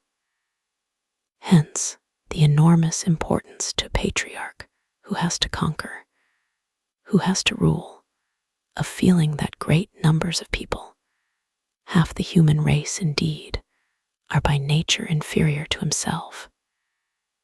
It must indeed be one of the chief sources of his power. But let me turn the light of this observation on to real life, I thought. Does it help to explain some of those psychological puzzles that one notes in the margin of daily life? Does it explain my astonishment of the other day when Z, most humane, most modest of men, taking up some book by Rebecca West and reading a passage in it, exclaimed, "The errant feminist. She says that men are snobs." The exclamation, to me so surprising, for why was Miss West an errant feminist? For making a possibly true, if uncomplimentary statement about the other sex was not merely the cry of wounded vanity. It was a protest against some infringement of his power to believe in himself. Women have served all these centuries as looking glasses possessing the magic and delicious power of reflecting the figure of man at twice its natural size. Without that power, probably, the earth would still be swamp and jungle. The glories of all our wars would be unknown. We should still be scratching the outlines of deer on the remains of mutton bones and bartering flints for sheep skins, or whatever simple ornament took our unsophisticated taste. Supermen and fingers of destiny would never have existed. The Tsar and the Kaiser would never have worn crowns or lost them. Whatever may be their use in civilized societies, mirrors are essential to all violent and heroic action. That is why Napoleon and Mussolini both insist so emphatically upon the inferiority of women. For if they were not inferior, they would cease to enlarge. That serves to explain, in part, the necessity that women so often are to men, and it serves to explain how restless they are under her criticism, how impossible it is for her to say to them, "This book is bad, this picture is feeble," or whatever it may be, without giving far more pain and rousing far more anger than a man would do who gave the same criticism. For if she begins to tell the truth, the figure in the looking-glass shrinks. His fitness for life is diminished. How is he to go on giving judgment, civilizing natives, making laws, writing books, dressing up and speechifying at banquets, unless he can see himself at breakfast, and at dinner at least twice the size he really is. So I reflected, crumbling my bread and stirring my coffee, and now and again looking at the people in the street. The looking-glass vision is of supreme importance because it charges the vitality. It stimulates the nervous system. Take it away, and man may die, like the drug fiend deprived of his cocaine. Under the spell of that illusion, I thought, looking out of the window, half the people on the pavement are striding to work. They put on their hats and coats in the morning under its agreeable rays. They start the day confident, braced, believing themselves desired at Miss Smith's tea party. They say to themselves as they go into the room, "I am the superior of half the people here."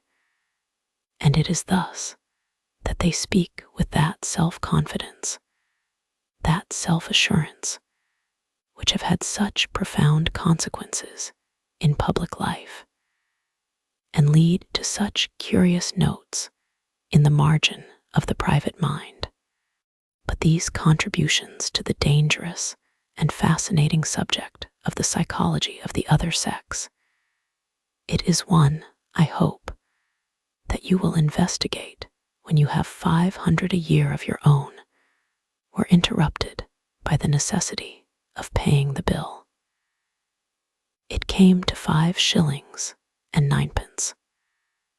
I gave the waiter a 10-shilling note, and he went to bring me change. There was another 10-shilling note in my purse. I noticed it, because it is a fact that still takes my breath away the power of my purse to breed 10-shilling notes automatically. I open it, and there they are. Society gives me chicken and coffee, bed and lodging, in return for a certain number of pieces of paper which were left me by an aunt, for no other reason than that I share her name. My Aunt Mary Baton, I must tell you, died by a fall from her horse when she was riding out to take the air in Bombay. The news of my legacy reached me one night about the same time that the act was passed that gave votes to women. A solicitor's letter fell into the post box, and when I opened it, I found that she had left me £500 a year forever. Of the two, the vote and the money I own seemed infinitely the more important. Before that, I had made my living by cadging odd jobs from newspapers, by reporting a donkey show here or a wedding there. I had earned a few pounds by addressing envelopes, reading to old ladies, making artificial flowers, teaching the alphabet to small children in a kindergarten. Such were the chief occupations that were open to women before 1918. I need not, I am afraid, describe in any detail the hardness of the work, for you know perhaps women who have done it, nor the difficulty of living on the money when it was earned, for you may have tried. But what still remains with me as a worse infliction than either was the poison of fear and bitterness which those days bred in me. To begin with, always to be doing work that one did not wish to do, and to do it like a slave, flattering and fawning, not always necessarily perhaps, but it seemed necessary, and the stakes were too great to run risks. And then the thought of that one gift, which it was death to hide, a small one, but dear to the possessor perishing, and with it myself, my soul. All this became like a rust, eating away the bloom of the spring, destroying the tree at its heart. However, as I say, my aunt died, And whenever I change a 10-shilling note, a little of that rust and corrosion is rubbed off. Fear and bitterness go. Indeed, I thought, slipping the silver into my purse, it is remarkable, remembering the bitterness of those days, what a change of temper a fixed income will bring about. No force in the world can take from me my 500 pounds. Food, house, and clothing are mine forever. Therefore not merely do effort and labor cease, but also hatred and bitterness. I need not hate any man, he cannot hurt me. I need not flatter any man, he has nothing to give me.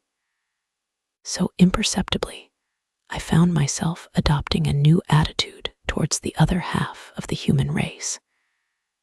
It was absurd to blame any class or any sex as a whole. Great bodies of people are never responsible for what they do. They are driven by instincts which are not within their control. They too, the patriarchs, the professors, had endless difficulties, terrible drawbacks to contend with. Their education had been in some ways as faulty as my own. It had bred in them defects as great.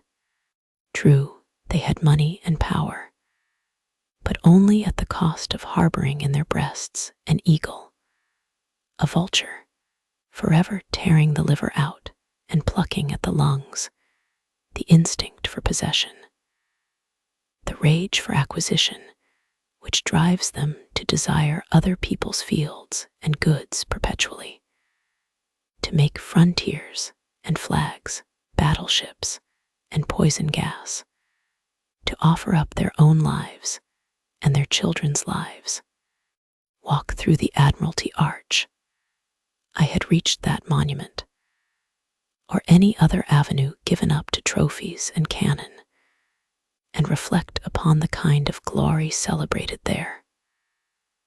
Or watch in the spring, sunshine, the stockbroker, and the great barrister going indoors to make money, and more money, and more money, when it is a fact that 500 pounds a year will keep one alive in the sunshine. These are unpleasant instincts to harbor, I reflected. They are bred of the conditions of life, of the lack of civilization, I thought, looking at the statue of the Duke of Cambridge, and in particular at the feathers in his cocked hat, with a fixity that they have scarcely ever received before. And as I realized these drawbacks, by degrees fear and bitterness modified themselves into pity and toleration. And then in a year or two, pity and toleration went, and the greatest release of all came, which is freedom to think of things in themselves. That building, for example, do I like it or not? Is that picture beautiful or not? Is that, in my opinion, a good book or a bad? Indeed, my aunt's legacy unveiled the sky to me, and substituted for the large and imposing figure of a gentleman, which Milton recommended for my perpetual adoration, a view of the open sky. So thinking, so speculating, I found my way back to my house by the river. Lamps were being lit, and an indescribable change had come over London since the morning hour. It was as if the great machine, after laboring all day, had made with our help a few yards of something very exciting and beautiful, a fiery fabric flashing with red eyes, a tawny monster roaring with hot breath. Even the wind seemed flung like a flag as it lashed the houses and rattled the hoardings. In my little street, however, domesticity prevailed. The house painter was descending his ladder. The nursemaid was wheeling the perambulator carefully in and out back to nursery tea. The coal heaver was folding his empty sacks on top of each other. The woman who keeps the greengrocer's shop was adding up the day's takings with her hands in red mittens.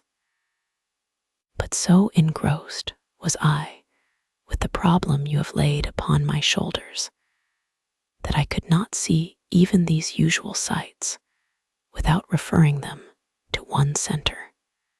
I thought how much harder it is now than it must have been even a century ago to say which of these employments is the higher, the more necessary. Is it better to be a coal heaver or a nursemaid?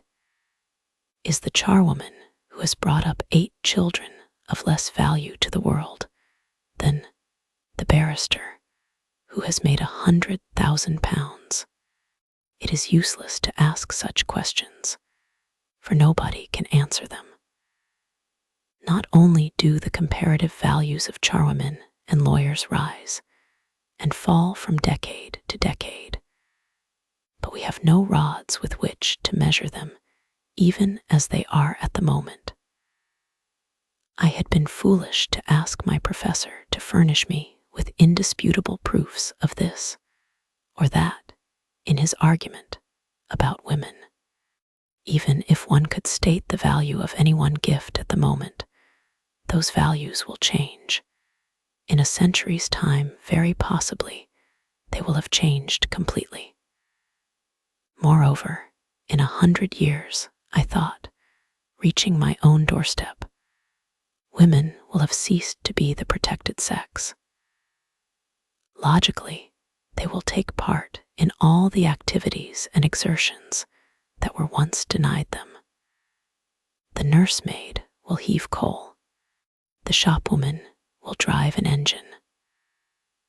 All assumptions founded on the facts observed when women were the protected sex will have disappeared, as, for example, here a squad of soldiers marched down the street, that women and clergymen and gardeners live longer than other people. Remove that protection, expose them to the same exertions and activities, make them soldiers and sailors and engine drivers and dock laborers. And will not women die off so much younger, so much quicker than men that one will say, I saw a woman today, as one used to say, I saw an aeroplane. Anything may happen when womanhood has ceased to be a protected occupation, I thought, opening the door. But what bearing has all this upon the subject of my paper, Women and Fiction? I asked, going indoors.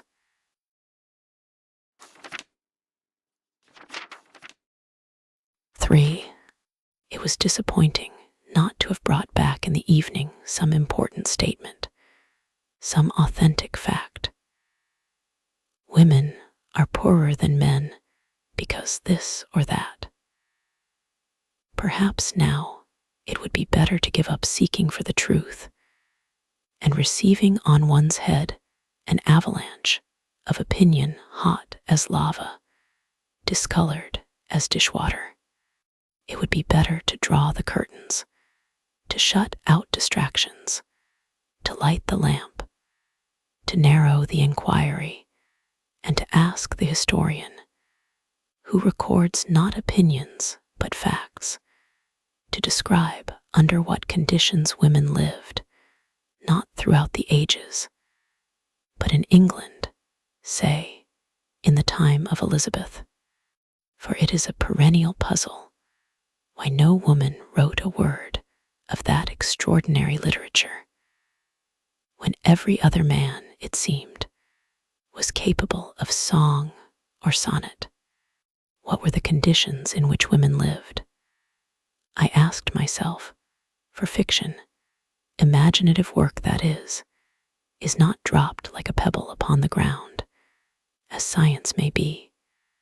Fiction is like a spider's web, attached ever so lightly perhaps, but still attached to life at all four corners. Often the attachment is scarcely perceptible. Shakespeare's plays, for instance, seem to hang there complete by themselves. But when the web is pulled askew, hooked up at the edge, torn in the middle, one remembers that these webs are not spun in midair by incorporeal creatures, but are the work of suffering human beings and are attached to grossly material things like health and money and the houses we live in. I went, therefore, to the shelf where the histories stand and took down one of the latest, Professor Trevelyan's History of England. Once more I looked up women, found position of, and turned to the pages indicated.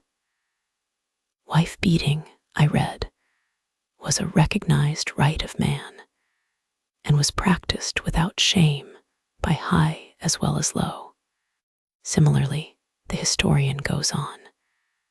The daughter who refused to marry the gentleman of her parents' choice was liable to be locked up, beaten, and flung about the room, without any shock being inflicted on public opinion. Marriage was not an affair of personal affection, but of family avarice, particularly in the chivalrous upper classes. Betrothal often took place while one or both of the parties was in the cradle, and marriage when they were scarcely out of the nurse's charge. That was about 1470, soon after Chaucer's time. The next reference to the position of women is some 200 years later, in the time of the Stuarts. It was still the exception for women of the upper and middle class to choose their own husbands.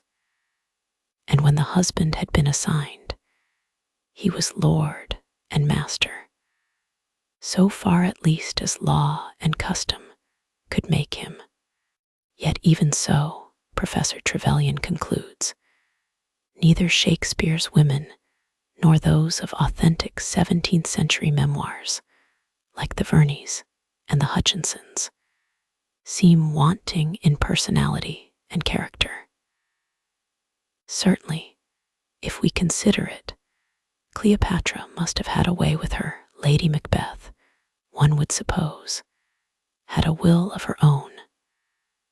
Rosalind, one might conclude, was an attractive girl. Professor Trevelyan is speaking no more than the truth when he remarks that Shakespeare's women do not seem wanting in personality and character. Not being a historian, one might go even further and say that women have burnt like beacons in all the works of all the poets from the beginning of time: Clytemnestra, Antigone, Cleopatra, Lady Macbeth, Fetter, Cressida, Rosalind, Desdemona, the Duchess of Malfi, among the dramatists. Then among the prose writers, Millamant, Clarissa, Becky Sharp, Anna Karenina, Emma Bovary, Madame de Guermantes, the names flock to mind, nor do they recall women lacking in personality and character. Indeed, if woman had no existence save in the fiction written by men, one would imagine her a person of the utmost importance, very various, heroic and mean, splendid and sordid, infinitely beautiful and hideous in the extreme, as great as a man, some think even greater one asterisk. But this is woman in fiction.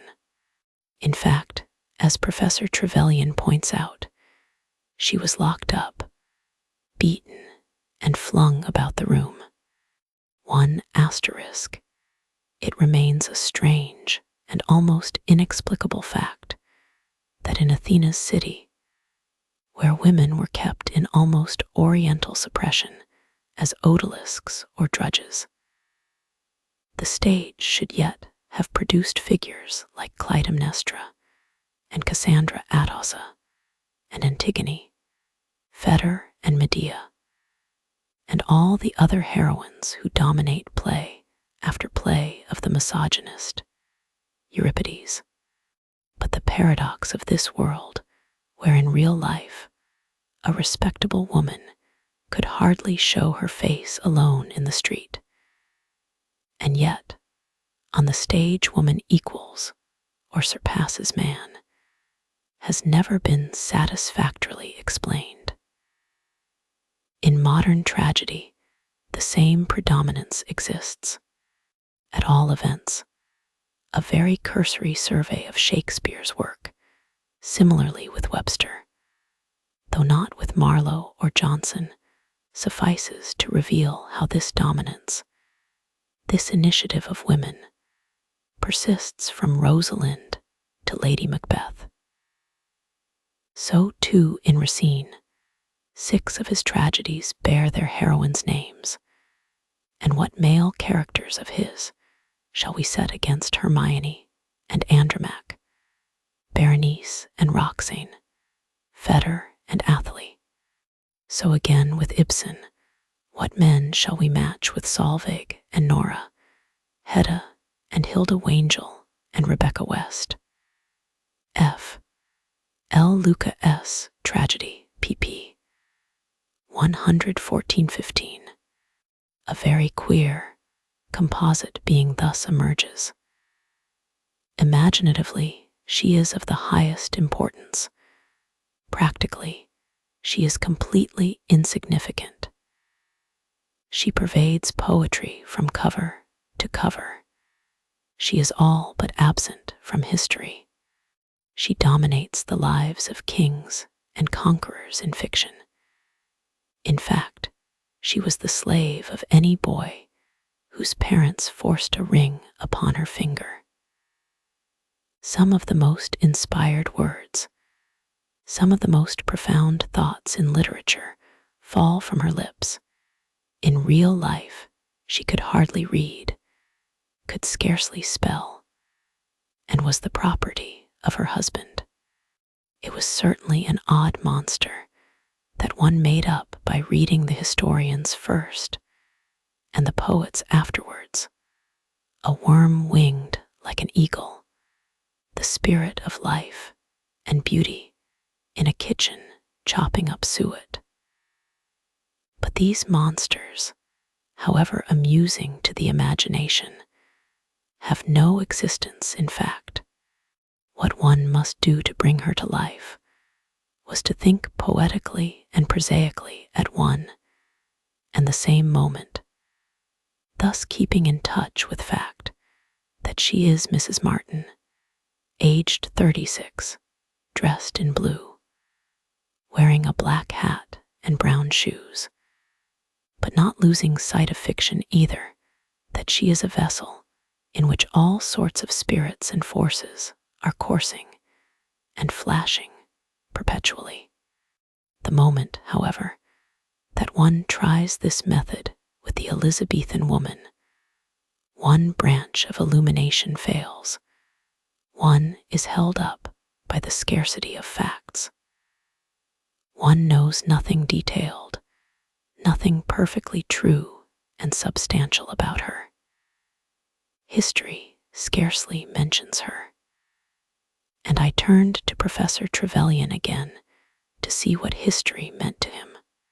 I found by looking at his chapter headings that it meant the manor court and the methods of open field agriculture, the Cistercians and sheep farming, the Crusades, the university, the House of Commons, the 100 Years' War, the Wars of the Roses, the Renaissance scholars, the dissolution of the monasteries, agrarian and religious strife, the origin of English sea power, the Armada, and so on.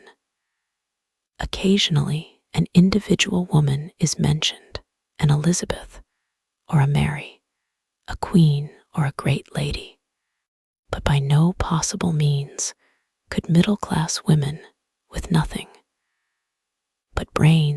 and character at their command, have taken part in any one of the great movements which, brought together, constitute the historian's view of the past. Nor shall we find her in collection of anecdotes.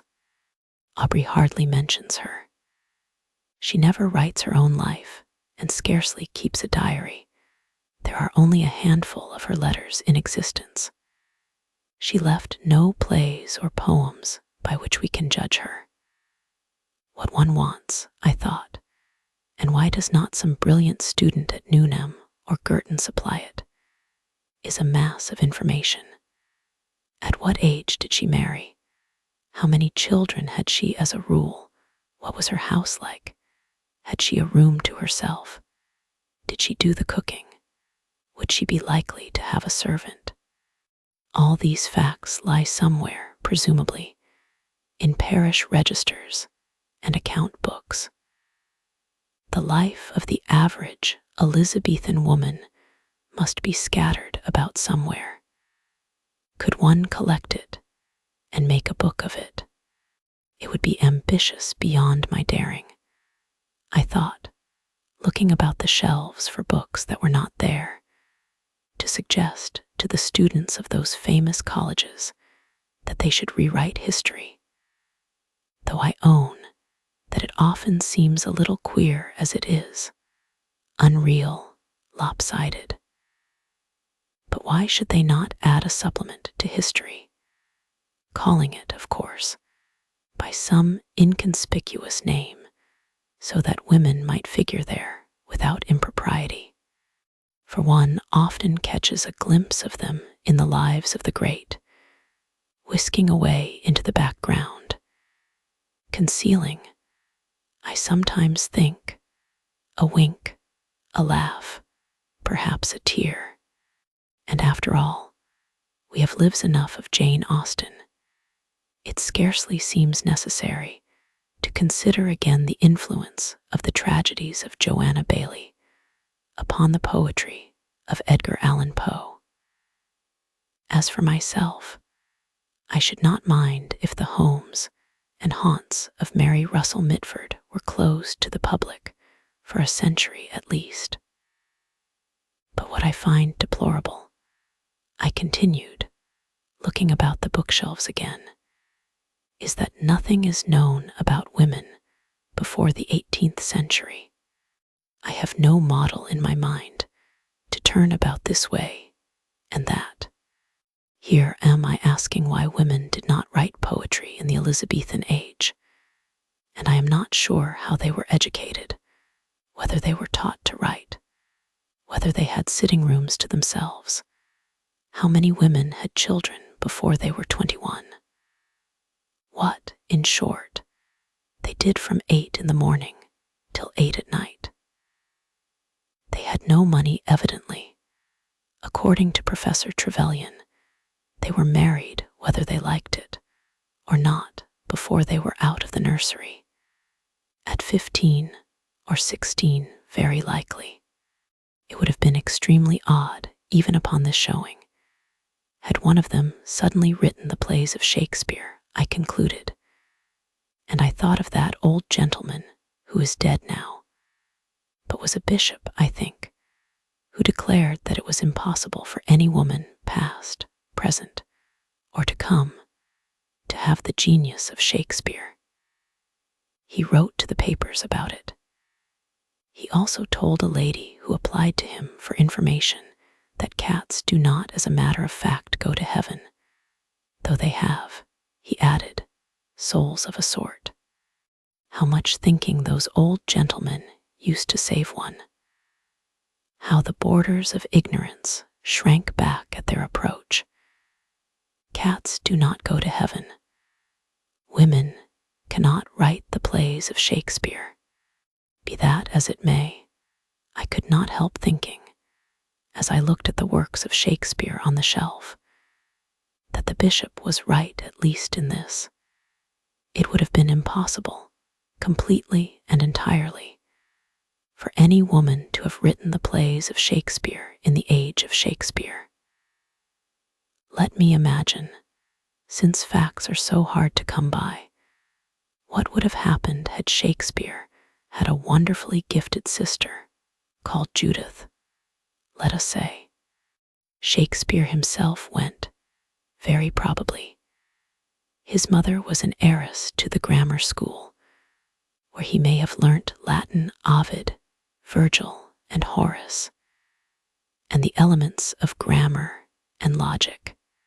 He was, it is well known, a wild boy who poached rabbits, perhaps shot a deer, and had, rather sooner than he should have done, to marry a woman in the neighborhood who bore him a child rather quicker than was right. That escapade sent him to seek his fortune in London. He had, it seemed, a taste for the theater. He began by holding horses at the stage door.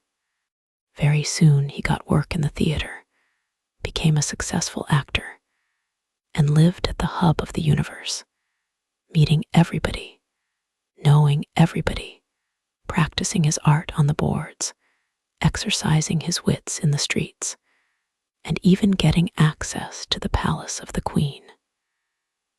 Meanwhile, his extraordinarily gifted sister, let us suppose, remained at home. She was as adventurous, as imaginative, as agog to see the world as he was, but she was not sent to school. She had no chance of learning grammar and logic, let alone of reading Horace and Virgil. She picked up a book now and then, one of her brothers perhaps, and read a few pages. But then her parents came in and told her to mend the stockings or mind the stew, and not moon about with books and papers. They would have spoken sharply, but kindly, for they were substantial people who knew the conditions of life for a woman, and loved their daughter indeed. More likely than not she was the apple of her father's eye. Perhaps she scribbled some pages up in an apple loft on the sly, but was careful to hide them or set fire to them. Soon, however, before she was out of her teens, she was to be betrothed to the son of a neighboring wool stapler. She cried out that marriage was hateful to her, and for that she was severely beaten by her father. Then he ceased to scold her. He begged her instead not to hurt him, not to shame him in this matter of her marriage. He would give her a chain of beads or a fine petticoat, he said, and there were tears in his eyes. How could she disobey him? How could she break his heart? The force of her own gift alone drove her to it. She made up a small parcel of her belongings, let herself down by a rope one summer's night, and took the road to London. She was not 17. The birds that sang in the hedge were not more musical than she was. She had the quickest fancy, a gift like her brother's, for the tune of words. Like him, she had a taste for the theater. She stood at the stage door. She wanted to act, she said. Men laughed in her face. The manager, a fat, loose-lipped man, guffawed.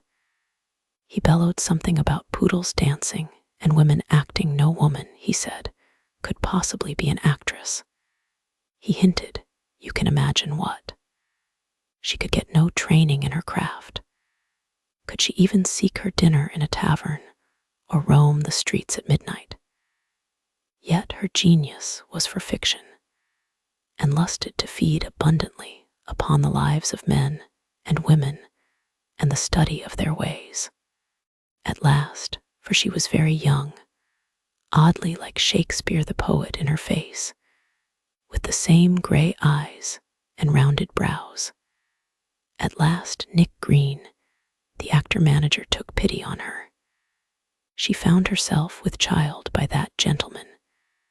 And so, who shall measure the heat and violence of the poet's heart when caught and tangled in a woman's body, killed herself one winter's night, and lies buried at some crossroads where the omnibuses now stop outside the Elephant and Castle. That, more or less, is how the story would run, I think, if a woman in Shakespeare's day had had Shakespeare's genius. But for my part, I agree with the deceased bishop. If such he was, it is unthinkable that any woman in Shakespeare's day should have had Shakespeare's genius. For genius like Shakespeare's is not born among laboring, uneducated, servile people.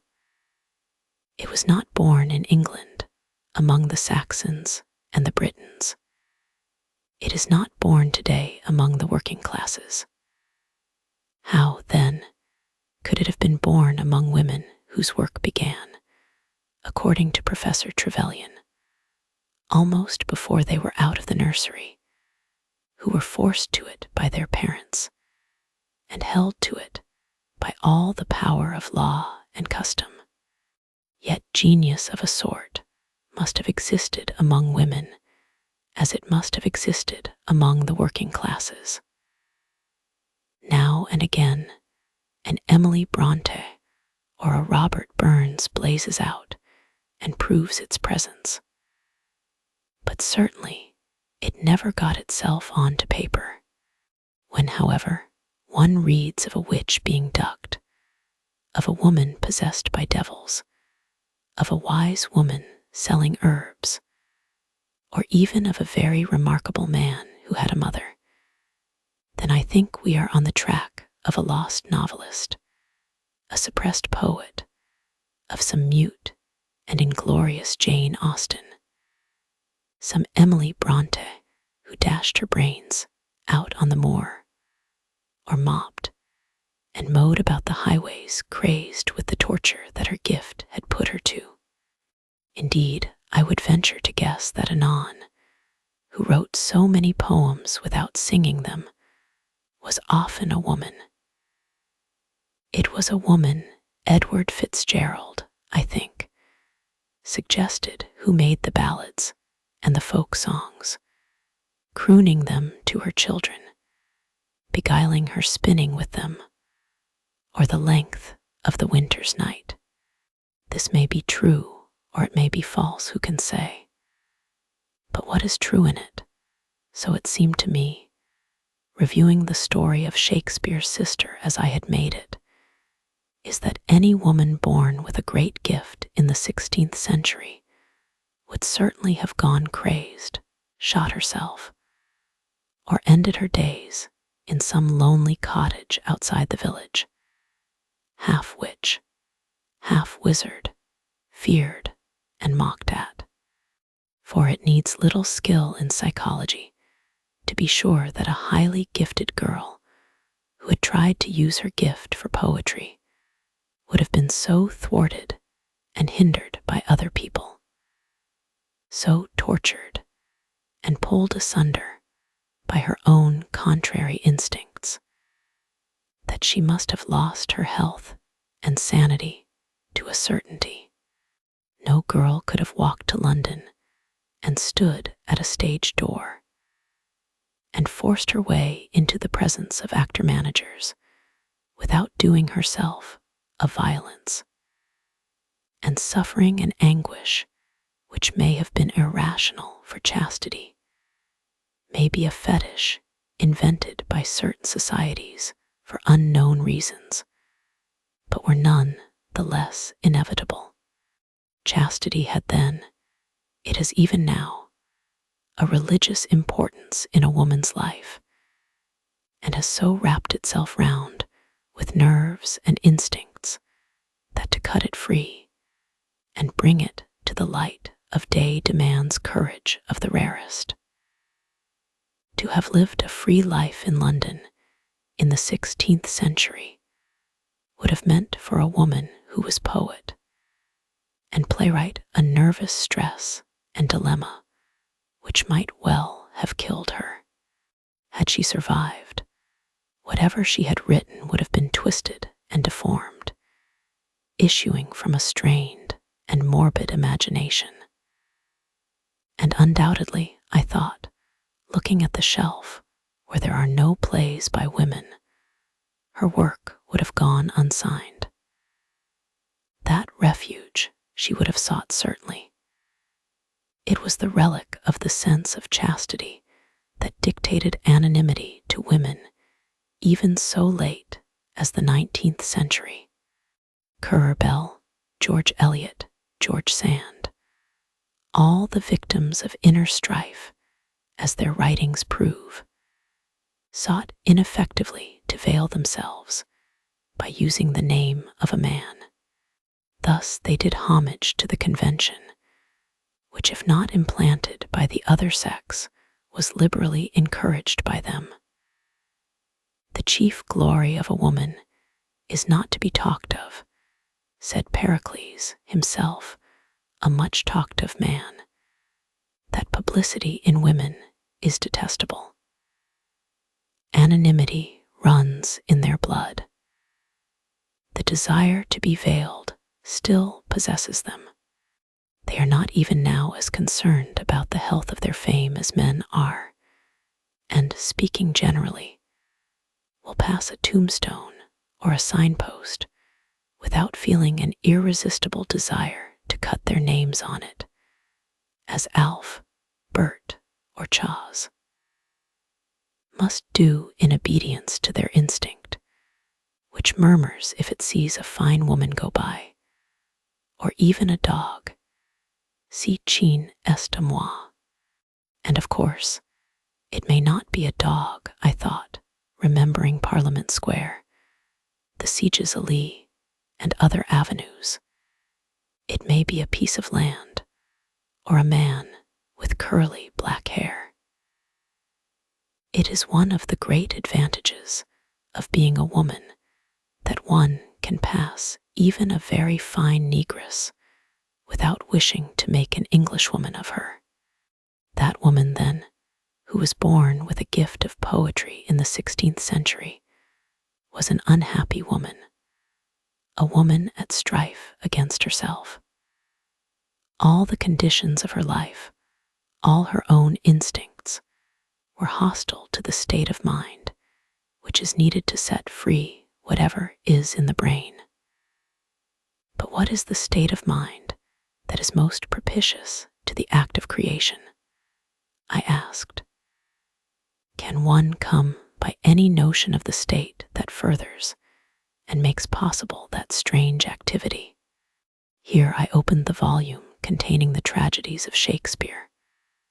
What was Shakespeare's state of mind, for instance, when he wrote Lear and Antony and Cleopatra? It was certainly the state of mind most favorable to poetry that there has ever existed. But Shakespeare himself said nothing about it. We only know casually, and by chance, that he never blotted a line.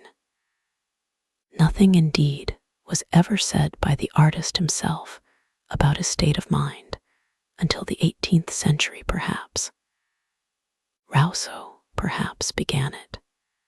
At any rate, by the 19th century, self-consciousness had developed so far that it was the habit for men of letters to describe their minds in confessions and autobiographies. Their lives also were written, and their letters were printed after their deaths. Thus, though we do not know what Shakespeare went through when he wrote Lear, we do know what Carlyle went through when he wrote the French Revolution, what Flaubert went through when he wrote Madame Bovary, what Keats was going through when he tried to write poetry against the coming death and the indifference of the world. And one gathers from this enormous modern literature of confession and self-analysis that to write a work of genius is almost always a feat of prodigious difficulty. Everything is against the likelihood that it will come from the writer's mind whole and entire. Generally, material circumstances are against it. Dogs will bark, people will interrupt, money must be made, health will break down. Further accentuating all these difficulties and making them harder to bear is the world's notorious indifference. It does not ask people to write poems and novels and histories. It does not need them. It does not care whether Flaubert finds the right word or whether Carlyle scrupulously verifies this or that fact. Naturally, it will not pay for what it does not want. And so the writer, Keats, Flaubert, Carlyle, suffers, especially in the creative years of youth, every form of distraction and discouragement. A curse, a cry of agony, rises from those books of analysis and confession. Mighty poets in their misery dead, that is the burden of their song. If anything comes through in spite of all this, it is a miracle, and probably no book is born entire and uncrippled as it was conceived. But for women, I thought, looking at the empty shelves, these difficulties were infinitely more formidable. In the first place, to have a room of her own, let alone a quiet room or a soundproof room, was out of the question unless her parents were exceptionally rich or very noble. Even up to the beginning of the 19th century, since her pin money, which depended on the goodwill of her father, was only enough to keep her clothed, she was debarred from such alleviations as came even to Keats or Tennyson or Carlyle. All poor men, from a walking tour, a little journey to France, from the separate lodging which, even if it were miserable enough, sheltered them from the claims and tyrannies of their families. Such material difficulties were formidable, but much worse were the immaterial. The indifference of the world which Keats and Flaubert and other men of genius have found so hard to bear was in her case not indifference, but hostility. The world did not say to her as it said to them, "Write if you choose. It makes no difference to me." The world said with a guffaw, "Write. What's the good of your writing?" Here the psychologists of Newnham and Girton might come to our help, I thought, looking again at the blank spaces on the shelves. For surely it is time that the effect of discouragement upon the mind of the artist should be measured, as I have seen a dairy company measure the effect of ordinary milk and grade A milk upon the body of the rat. They set 2 rats in cages side by side, and of the 2 one was furtive, timid, and small, and the other was glossy, bold, and big. Now what food do we feed women as artists upon? I asked, remembering, I suppose, that dinner of prunes and custard. To answer that question, I had only to open the evening paper and to read that Lord Birkenhead is of opinion. But really, I am not going to trouble to copy out Lord Birkenhead's opinion upon the writing of women. What Dean in G says, I will leave in peace. The Harley Street specialist may be allowed to rouse the echoes of Harley Street with his vociferations, without raising a hair on my head. I will quote, however, Mr. Oscar Browning, because Mr. Oscar Browning was a great figure in Cambridge at one time, and used to examine the students at Girton and Newnham. Mr. Oscar Browning was wont to declare that the impression left on his mind after looking over any set of examination papers was that irrespective of the marks he might give. The best woman was intellectually the inferior of the worst man. After saying that, Mr. Browning went back to his rooms, and it is this sequel that endears him and makes him a human figure of some bulk and majesty. He went back to his rooms and found a stable boy lying on the sofa, a mere skeleton. His cheeks were cavernous and sallow, his teeth were black, and he did not appear to have the full use of his limbs. "That's Arthur," said Mr. Browning. "He's a dear boy really, and most high-minded." The two pictures always seem to me to complete each other. And happily, in this age of biography, the two pictures often do complete each other, so that we are able to interpret the opinions of great men not only by what they say, but by what they do. But though this is possible now, such opinions coming from the lips of important people must have been formidable enough even 50 years ago. Let us suppose that a father from the highest motives did not wish his daughter to leave home and become writer, painter, or scholar.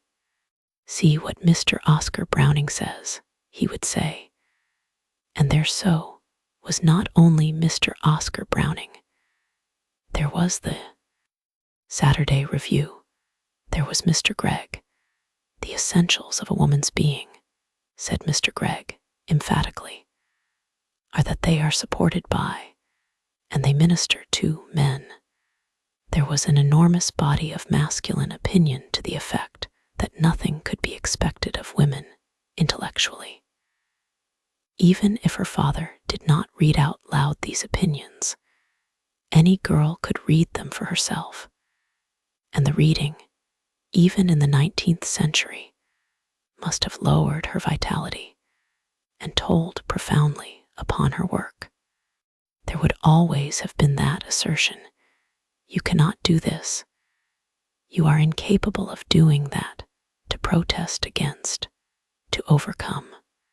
Probably for a novelist, this germ is no longer of much effect, for there have been women novelists of merit. But for painters, it must still have some sting in it, and for musicians, I imagine, is even now active and poisonous in the extreme. The woman composer stands where the actress stood in the time of Shakespeare.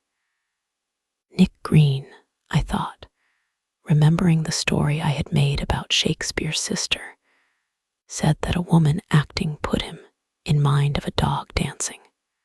Johnson repeated the phrase 200 years later of women preaching. And here, I said, opening a book about music, we have the very words used again in this year of grace, 1928, of women who try to write music. Of Emil, Germain Taillefer, one can only repeat Dr. Johnson's dictum concerning a woman preacher transposed into terms of music. Sir, a woman's composing is like a dog's walking on his hind legs. It is not done well, but you are surprised to find it done at all. Asterisk, a survey of contemporary music, Cecil Gray, p. 246. So accurately does history repeat itself. Thus I concluded, shutting Mr. Oscar Browning's life and pushing away the rest. It is fairly evident that even in the 19th century a woman was not encouraged to be an artist.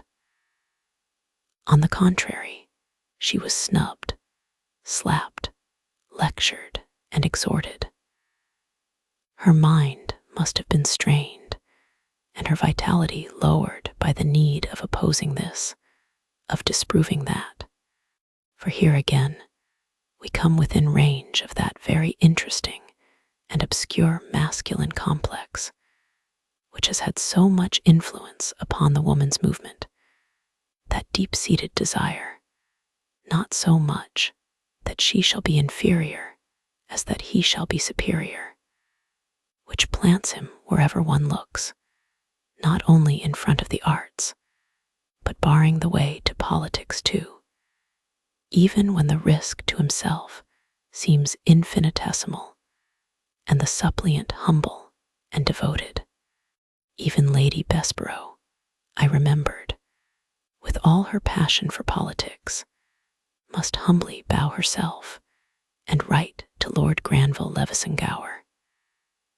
Notwithstanding all my violence in politics and talking so much on that subject, I perfectly agree with you that no woman has any business to meddle with that or any other serious business, farther than giving her opinion if she is asked.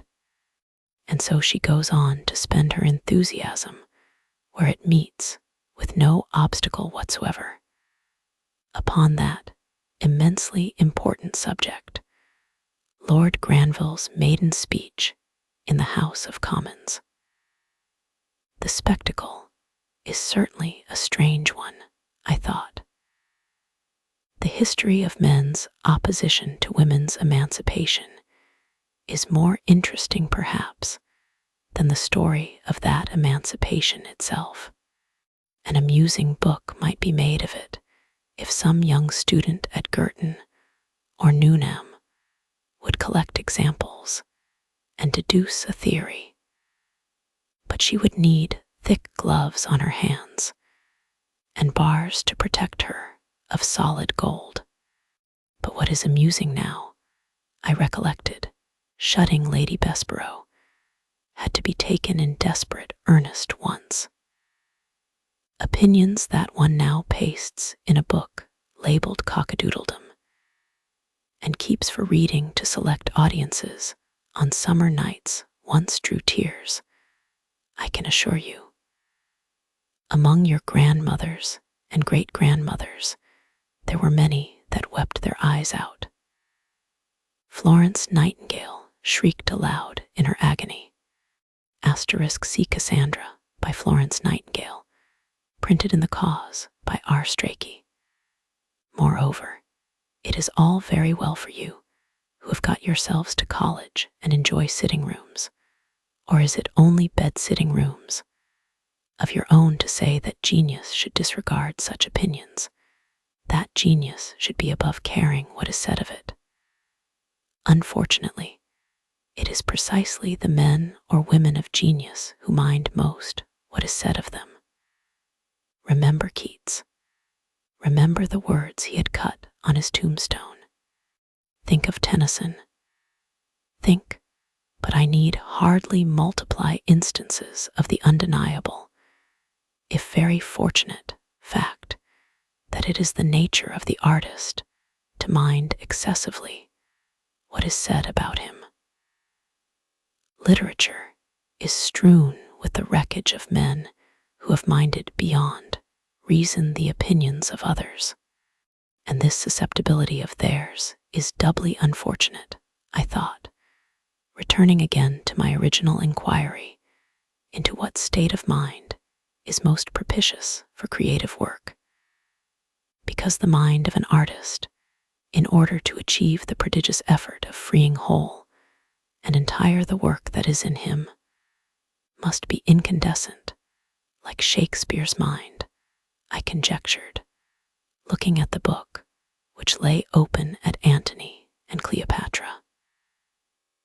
There must be no obstacle in it, no foreign matter unconsumed, for though we say that we know nothing about Shakespeare's state of mind, even as we say that, we are saying something about Shakespeare's state of mind.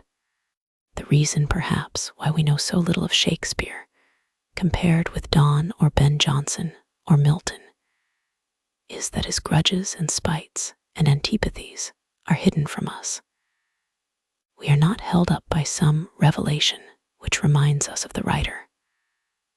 All desire to protest, to preach, to proclaim an injury, to pay off a score, to make the world the witness of some hardship or grievance was fired out of him and consumed. Therefore his poetry flows from him free and unimpeded. If ever a human being got his work expressed completely, it was Shakespeare. If ever a mind was incandescent, unimpeded, I thought, turning again to the bookcase, it was Shakespeare's mind.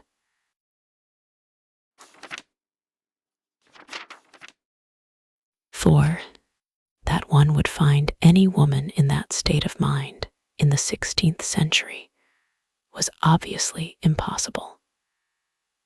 One has only to think of the Elizabethan tombstones, with all those children kneeling with clasped hands, and their early deaths, and to see their houses with their dark, cramped rooms, to realize that no woman could have written poetry then. What one would expect to find would be that rather later perhaps some great lady would take advantage of her comparative freedom and comfort to publish something with her name to it, and risk being thought a monster. Men, of course, are not snobs, I continued, carefully eschewing the errant feminism of Miss Rebecca West, but they appreciate with sympathy, for the most part, the efforts of a countess to write verse. One would expect to find a lady of title meeting with far greater encouragement than an unknown Miss Austen or a Miss Bronte at that time would have met with. But one would also expect to find that her mind was disturbed by alien emotions like fear and hatred, and that her poems showed traces of that disturbance. Here is Lady Winchelsea, for example, I thought, taking down her poems. She was born in the year 1661. She was noble both by birth and by marriage. She was childless. She wrote poetry. And one has only to open her poetry to find her bursting out in indignation against the position of women. How we are fallen by mistaken rules, and educations more than nature's fools, debarred from all improvements of the mind, and to be dull, expected and designed, and if someone would soar above the rest, with warmer fancy and ambition pressed, so strong the opposing faction still appears, the hopes to thrive can ne'er outweigh the fears. Clearly her mind has by no means consumed all impediments and become incandescent. On the contrary, it is harassed and distracted with hates and grievances. The human race is split up for her into two parties. Men are the opposing faction. Men are hated and feared because they have the power to bar her way to what she wants to do, which is to write. Alas, a woman that attempts the pen, such a presumptuous creature is esteemed. The fault can by no virtue be redeemed. They tell us we mistake our sex and way. Good breeding, fashion, dancing, dressing, play are the accomplishments we should desire. To write or read or think or to inquire would cloud our beauty and exhaust our time and interrupt the conquests of our prime, whilst the dull manage of a servile house is held by some our utmost art and use. Indeed, she has to encourage herself to write by supposing that what she writes will never be published. To soothe herself with the sad chant, to some few friends, and to thy sorrows sing, for groves of laurel thou wert never meant, be dark enough thy shades, and be thou their content. Yet it is clear that could she have freed her mind from hate and fear, and not heaped it with bitterness and resentment, the fire was hot within her. Now and again words issue of pure poetry, nor will in fading silks compose faintly the inimitable rose. They are rightly praised by Mr. Murray, and Pope, it is thought, remembered and appropriated those others. Now the jonquil o'ercomes the feeble brain. We faint beneath the aromatic pain. It was 1,000 pities that the woman who could write like that, whose mind was tuned to nature and reflection, should have been forced to anger and bitterness. But how could she have helped herself? I asked, imagining the sneers and the laughter, the adulation of the toadies, the skepticism of the professional poet. She must have shut herself up in a room in the country to write, and been torn asunder by bitterness and scruples perhaps, though her husband was of the kindest, and their married life perfection. She must have, I say, because when one comes to seek out the facts about Lady Winchelsea, one finds, as usual, that almost nothing is known about her. She suffered terribly from melancholy, which we can explain at least to some extent when we find her telling us how in the grip of it she would imagine my lines decried, and my employment thought, and useless folly or presumptuous fault. The employment, which was thus censured, was, as far as one can see, the harmless one of rambling about the fields and dreaming. My hand delights to trace unusual things, and deviates from the known and common way, nor will in fading silks compose faintly the inimitable rose. Naturally, if that was her habit, and that was her delight, she could only expect to be laughed at. And accordingly, Pope or Gay is said to have satirized her as a bluestocking with an itch for scribbling. Also, it is thought that she offended Gay by laughing at him. She said that his trivia showed that he was more proper to walk before a chair than to ride in one. But this is all dubious gossip, and, says Mr. Murray, uninteresting. But there, I do not agree with him, for I should have liked to have had more even of dubious gossip, so that I might have found out or made up some image of this melancholy lady, who loved wandering in the fields and thinking about unusual things, and scorned, so rashly, so unwisely, the dull manage of a servile house. But she became diffuse, Mr. Murray says. Her gift is all grown about with weeds and bound with briars.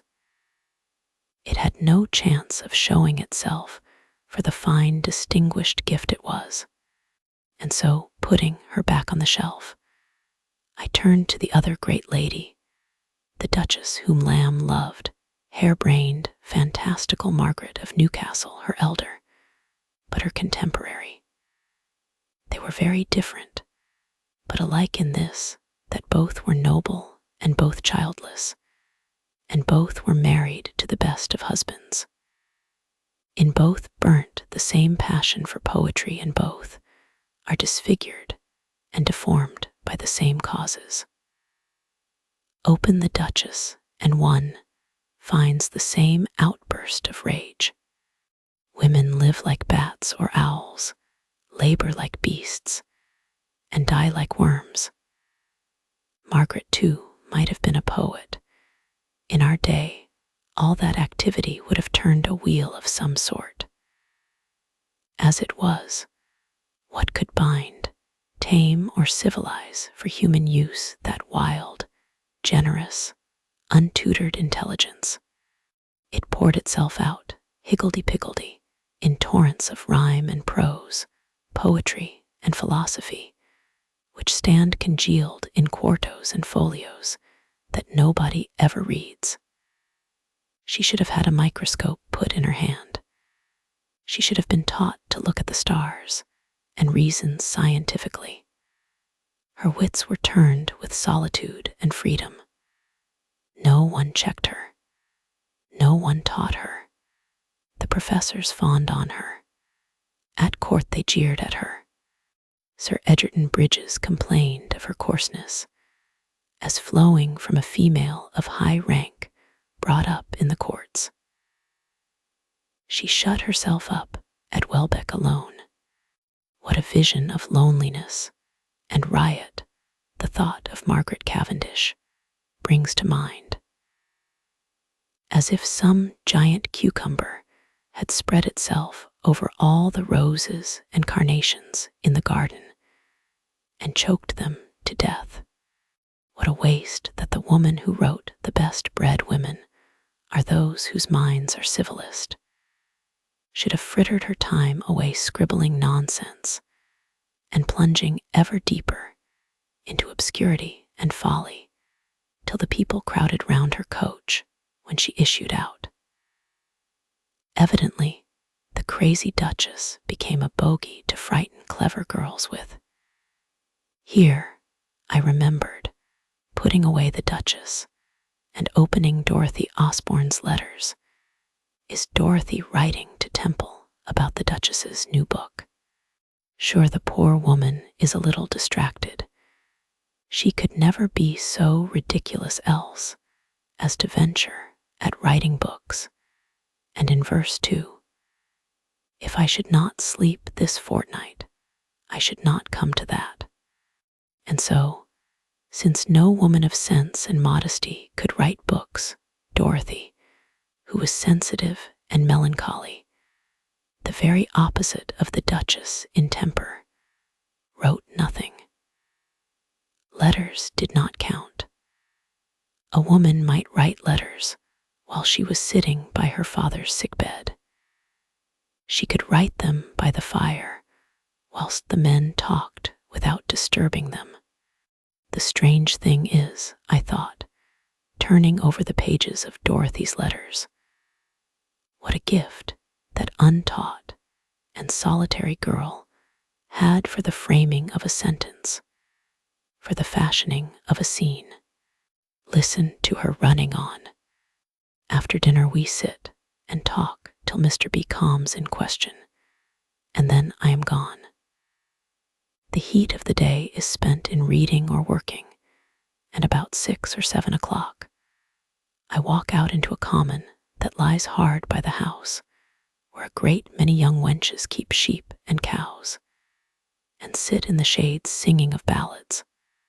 I go to them, and compare their voices and beauties to some ancient shepherdesses that I have read of, and find a vast difference there. But trust me, I think these are as innocent as those could be. I talk to them, and find they want nothing to make them the happiest people in the world, but the knowledge that they are so. Most commonly, when we are in the midst of our discourse, one looks about her, and spies her cows going into the corn, and then away they all run, as if they had wings at their heels. I that am not so nimble stay behind, and when I see them driving home their cattle, I think 'tis time for me to retire too. When I have supped, I go into the garden, and so to the side of a small river that runs by it, where I sit down and wish you with me. One could have sworn that she had the makings of a writer in her. But if I should not sleep this fortnight, I should not come to that. One can measure the opposition that was in the air to a woman writing when one finds that even a woman with a great turn for writing has brought herself to believe that to to write a book was to be ridiculous, even to show oneself distracted. And so we come, I continued, replacing the single short volume of Dorothy Osborne's letters upon the shelf, to Mrs. Bain. And with Mrs. Bain, we turn a very important corner on the road. We leave behind, shut up in their parks among their folios, those solitary great ladies who wrote without audience or criticism, for their own delight alone. We come to town and rub shoulders with ordinary people in the streets. Mrs. Bain was a middle-class woman with all the plebeian virtues of humor, vitality, and courage, a woman forced by the death of her husband, and some unfortunate adventures of her own to make her living by her wits. She had to work on equal terms with men. She made, by working very hard, enough to live on. The importance of that fact outweighs anything that she actually wrote, even the splendid "A Thousand Martyrs I Have Made," or "Love in Fantastic Triumph Sat." For here begins the freedom of the mind, or rather the possibility that in the course of time the mind will be free to write what it likes. For now that Fra Bain had done it, girls could go to their parents and say, "You need not give me an allowance. I can make money by my pen." Of course, the answer for many years to come was, yes, by living the life of a Fra Bain. Death would be better. And the door was slammed faster than ever.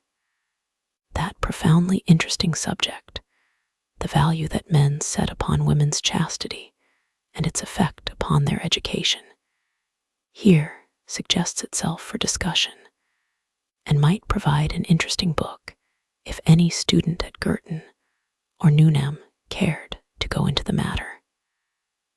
Lady Dudley, sitting in diamonds among the midges of a Scottish moor, might serve for frontispiece. Lord Dudley, the Times said when Lady Dudley died the other day, a man of cultivated taste and many accomplishments, was benevolent and bountiful, but whimsically despotic. He insisted upon his wife's wearing full dress, even at the remotest shooting lodge in the Highlands. He loaded her with gorgeous jewels, and so on.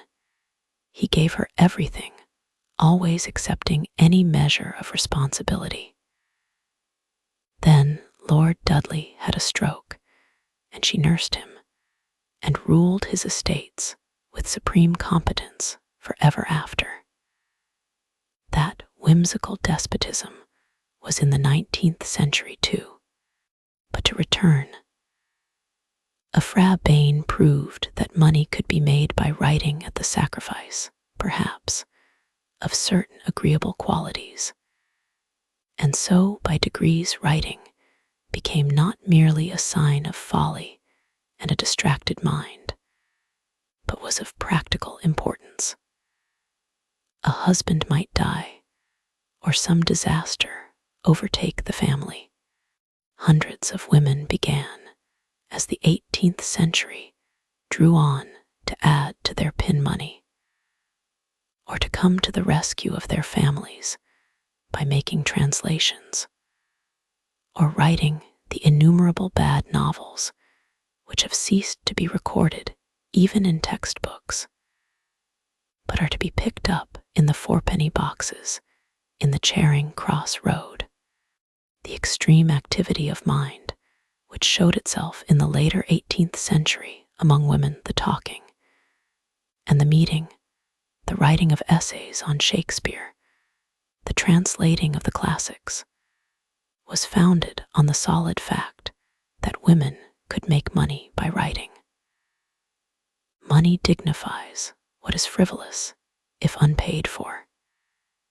It might still be well to sneer at blue stockings with an itch for scribbling, but it could not be denied that they could put money in their purses.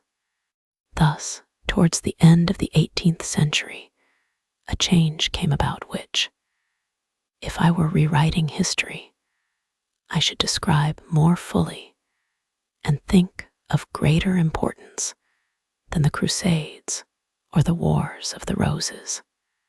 The middle-class woman began to write. For if pride and prejudice matters, and Middlemark and Villette and Wuthering Heights matter, then it matters far more than I can prove in an hour's discourse that women generally, and not merely the lonely aristocrat shut up in her country house among her folios and her flatterers, took to writing. Without those forerunners, Jane Austen and the Brontes and George Eliot could no more have written than Shakespeare could have written without Marlowe, or Marlowe without Chaucer, or Chaucer without those forgotten poets who paved the ways and tamed the natural savagery of the tongue. For masterpieces are not single and solitary births. They are the outcome of many years of thinking in common, of thinking by the body of the people, so that the experience of the mass is behind the single voice. Jane Austen should have laid a wreath upon the grave of Fanny Burney, and George Eliot done homage to the robust shade of Eliza Carter, the valiant old woman who tied a bell to her bedstead in order that she might wake early and learn Greek. All women together ought to let flowers fall upon the tomb of a Frabain, which is, most scandalously, but rather appropriately, in Westminster Abbey, for it was she who earned them the right to speak their minds.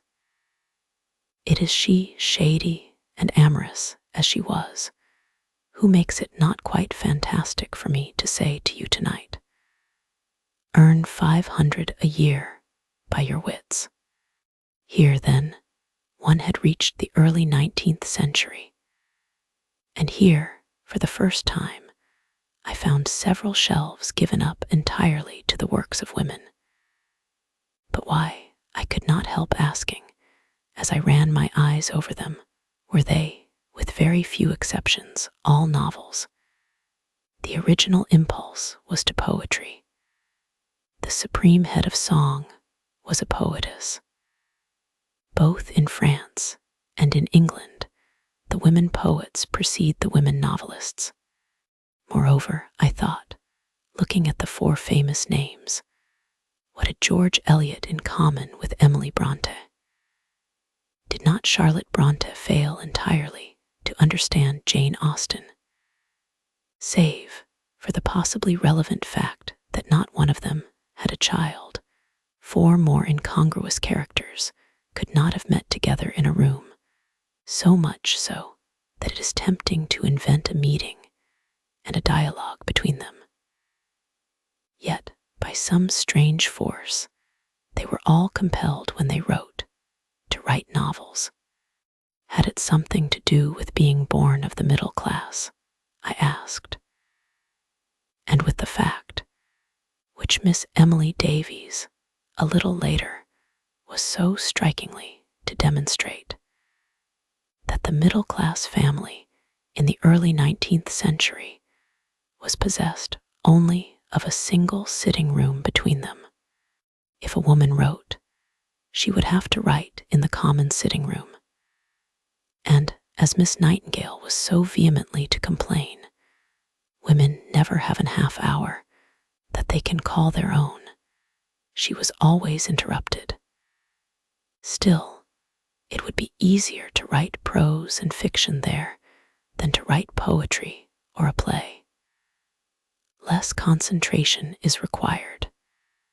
Jane Austen wrote like that to the end of her days. How she was able to effect all this, her nephew writes in his memoir, is surprising, for she had no separate study to repair to, and most of the work must have been done in the general sitting room, subject to all kinds of casual interruptions. She was careful that her occupation should not be suspected by servants or visitors or any persons beyond her own family party. Asterisk Memoir of Jane Austen by her nephew, James Edward Austenley. Jane Austen hid her manuscripts or covered them with a piece of blotting paper. Then, again, all the literary training that a woman had in the early 19th century was training in the observation of character, in the analysis of emotion. Her sensibility had been educated for centuries by the influences of the common sitting room. People's feelings were impressed on her. Personal relations were always before her eyes. Therefore, when the middle-class woman took to writing, she naturally wrote novels, even though, as seems evident enough, 2 of the 4 famous women here named were not by nature novelists. Emily Bronte should have written poetic plays. The overflow of George Eliot's capacious mind should have spread itself when the creative impulse was spent upon history or biography. They wrote novels, however. One may even go further, I said, taking Pride and Prejudice from the shelf, and say that they wrote good novels. Without boasting or giving pain to the opposite sex, one may say that Pride and Prejudice is a good book. At any rate, one would not have been ashamed to have been caught in the act of writing Pride and Prejudice. Yet Jane Austen was glad that a hinge creaked, so that she might hide her manuscript before anyone came in. To Jane Austen, there was something discreditable in writing Pride and Prejudice, and I wondered, would Pride and Prejudice have been a better novel if Jane Austen had not thought it necessary to hide her manuscript from visitors? I read a page or 2 to see, but I could not find any signs that her circumstances had harmed her work in the slightest. That, perhaps, was the chief miracle about it. Here was a woman about the year 1800 writing without hate, without bitterness, without fear, without protest, without preaching. That was how Shakespeare wrote, I thought, looking at Antony and Cleopatra. And when people compare Shakespeare and Jane Austen, they may mean that the minds of both had consumed all impediments, and for that reason we do not know Jane Austen and we do not know Shakespeare, and for that reason Jane Austen pervades every word that she wrote, and so does Shakespeare. If Jane Austen suffered in any way from her circumstances, it was in the narrowness of life that was imposed upon her. It was impossible for a woman to go about alone. She never traveled. She never drove through London in an omnibus or had luncheon in a shop by herself. But perhaps it was the nature of Jane Austen not to want what she had not. Her gift and her circumstances matched each other completely, but I doubt whether that was true of Charlotte Bronte. I said, opening Jane Eyre and laying it beside Pride and Prejudice. I opened it at chapter 12, and my eye was caught by the phrase, anybody may blame me who likes. What were they blaming Charlotte Bronte for? I wondered. And I read how Jane Eyre used to go up onto the roof when Mrs. Fairfax was making jellies and looked over the fields at the distant view.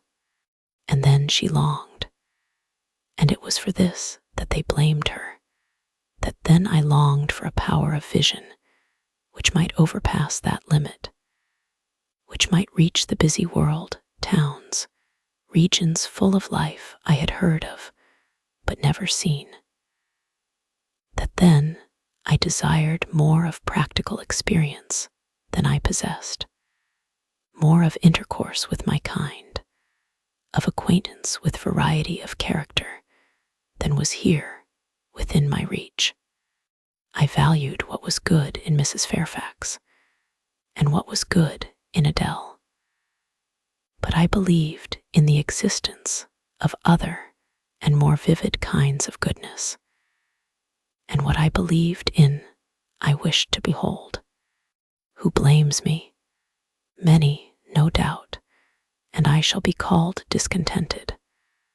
I could not help it. The restlessness was in my nature. It agitated me to pain sometimes. It is vain to say human beings ought to be satisfied with tranquility. They must have action, and they will make it if they cannot find it. Millions are condemned to a stiller doom than mine, and millions are in silent revolt against their lot.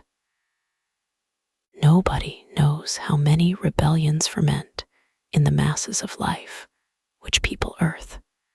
Women are supposed to be very calm generally, but women feel just as men feel.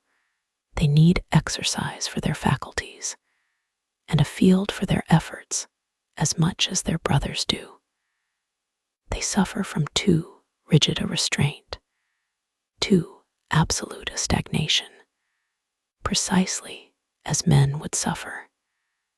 And it is narrow-minded in their more privileged fellow creatures to say that they ought to confine themselves to making puddings and knitting stockings, to playing on the piano and embroidering bags.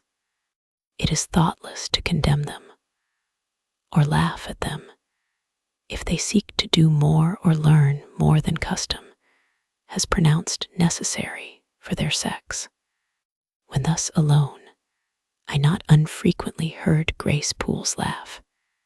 That is an awkward break, I thought. It is upsetting to come upon Grace Poole all of a sudden. The continuity is disturbed.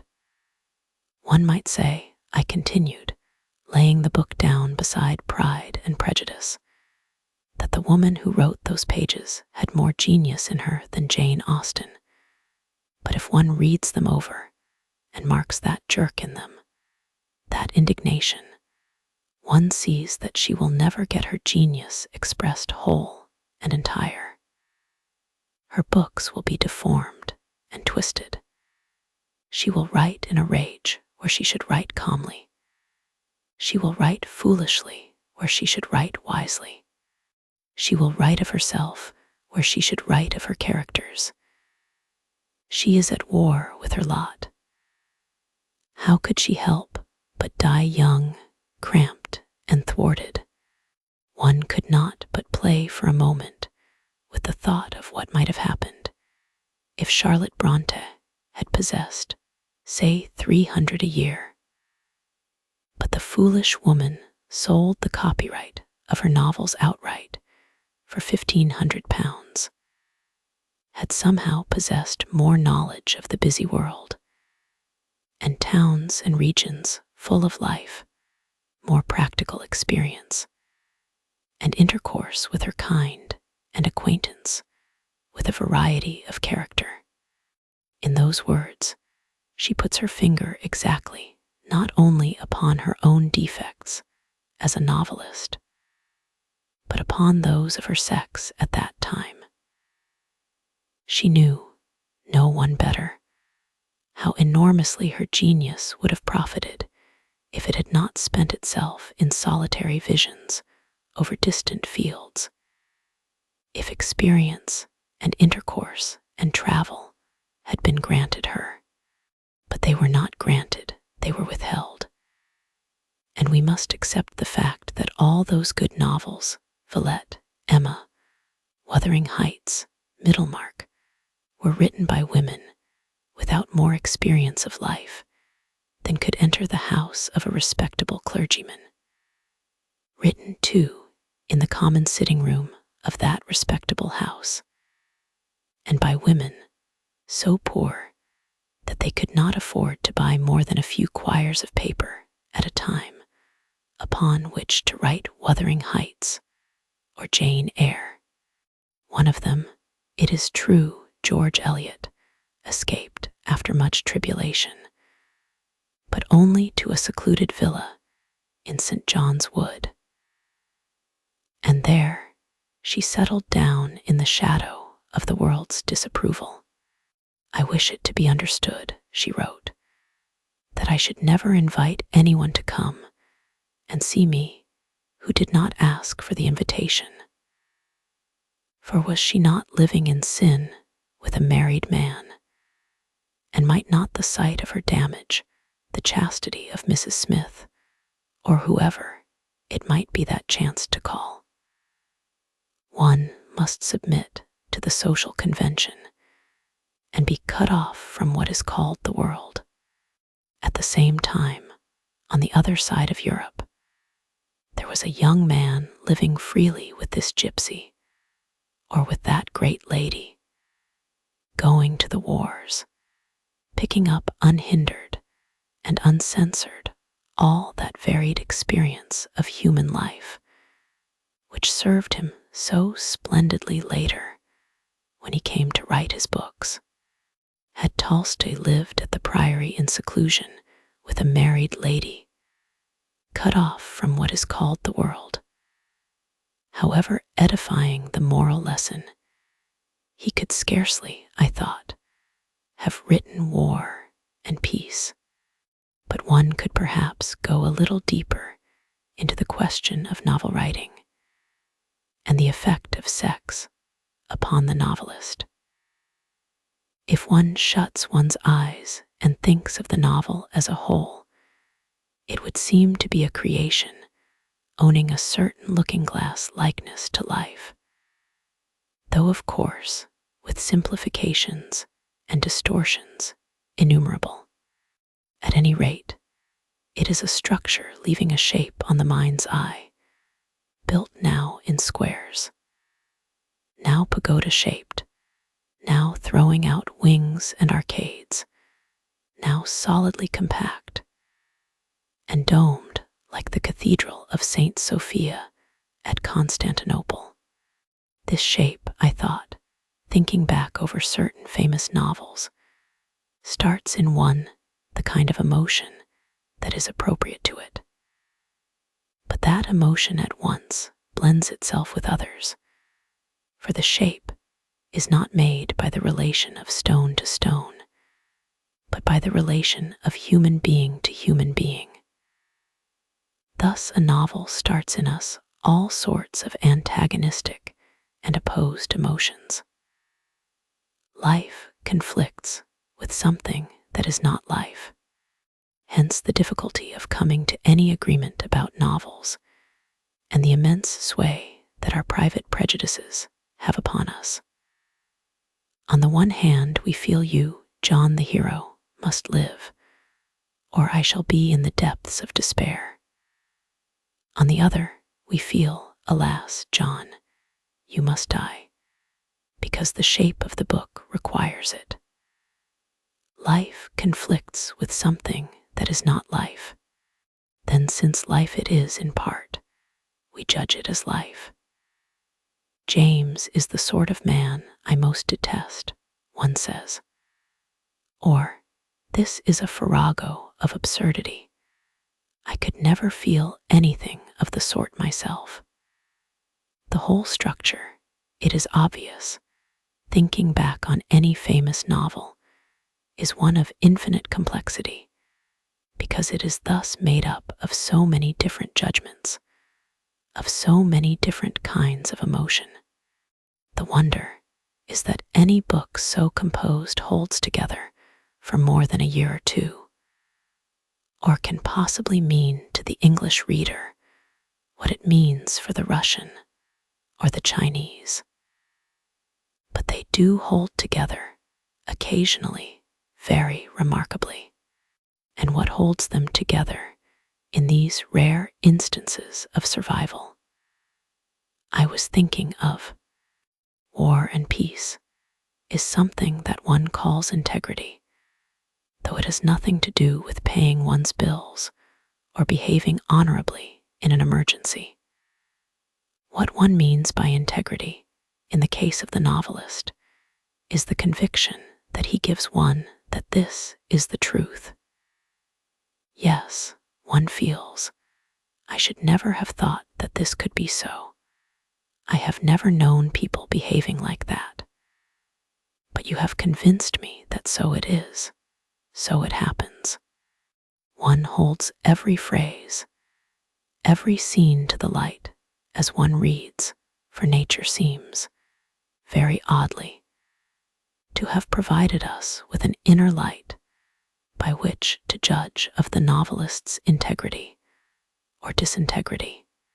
Or perhaps it is rather that nature, in her most irrational mood, has traced in invisible ink on the walls of the mind a premonition which these great artists confirm, a sketch which only needs to be held to the fire of genius to become visible. When one so exposes it and sees it come to life, one exclaims in rapture, "But this is what I have always felt and known and desired," and one boils over with excitement. And shutting the book even with a kind of reverence, as if it were something very precious, a standby to return to as long as one lives, one puts it back on the shelf, I said, taking War and Peace and putting it back in its place. If, on the other hand, these poor sentences that one takes and tests rouse first a quick and eager response with their bright coloring and their dashing gestures, but there they stop. Something seems to check them in their development. Or if they bring to light only a faint scribble in that corner and a blot over there, and nothing appears whole and entire, then one heaves a sigh of disappointment and says, "Another failure. This novel has come to grief somewhere."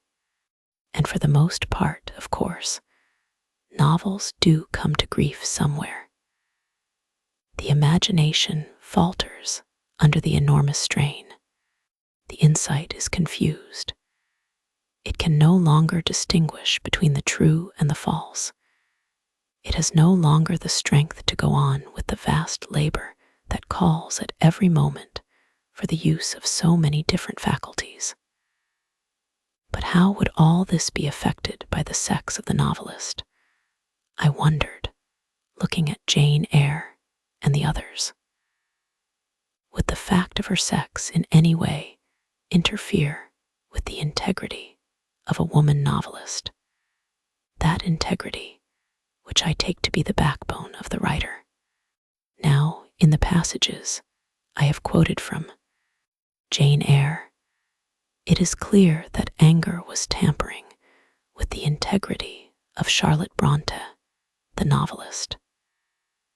She left her story, to which her entire devotion was due, to attend to some personal grievance. She remembered that she had been starved of her proper due of experience. She had been made to stagnate in a parsonage mending stockings when she wanted to wander free over the world. Her imagination swerved from indignation, and we feel it swerve. But there were many more influences than anger tugging at her imagination and deflecting it from its path. Ignorance, for instance. The portrait of Rochester is drawn in the dark.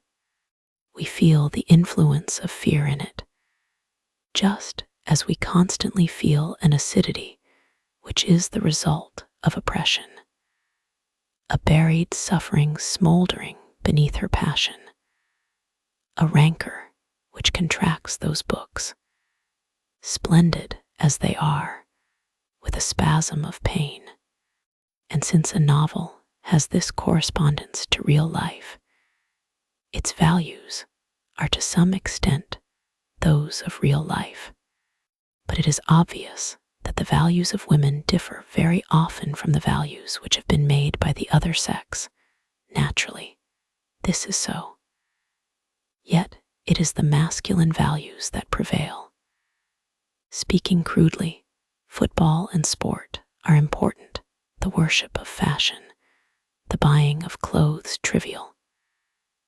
And these values are inevitably transferred from life to fiction. This is an important book, the critic assumes, because it deals with war.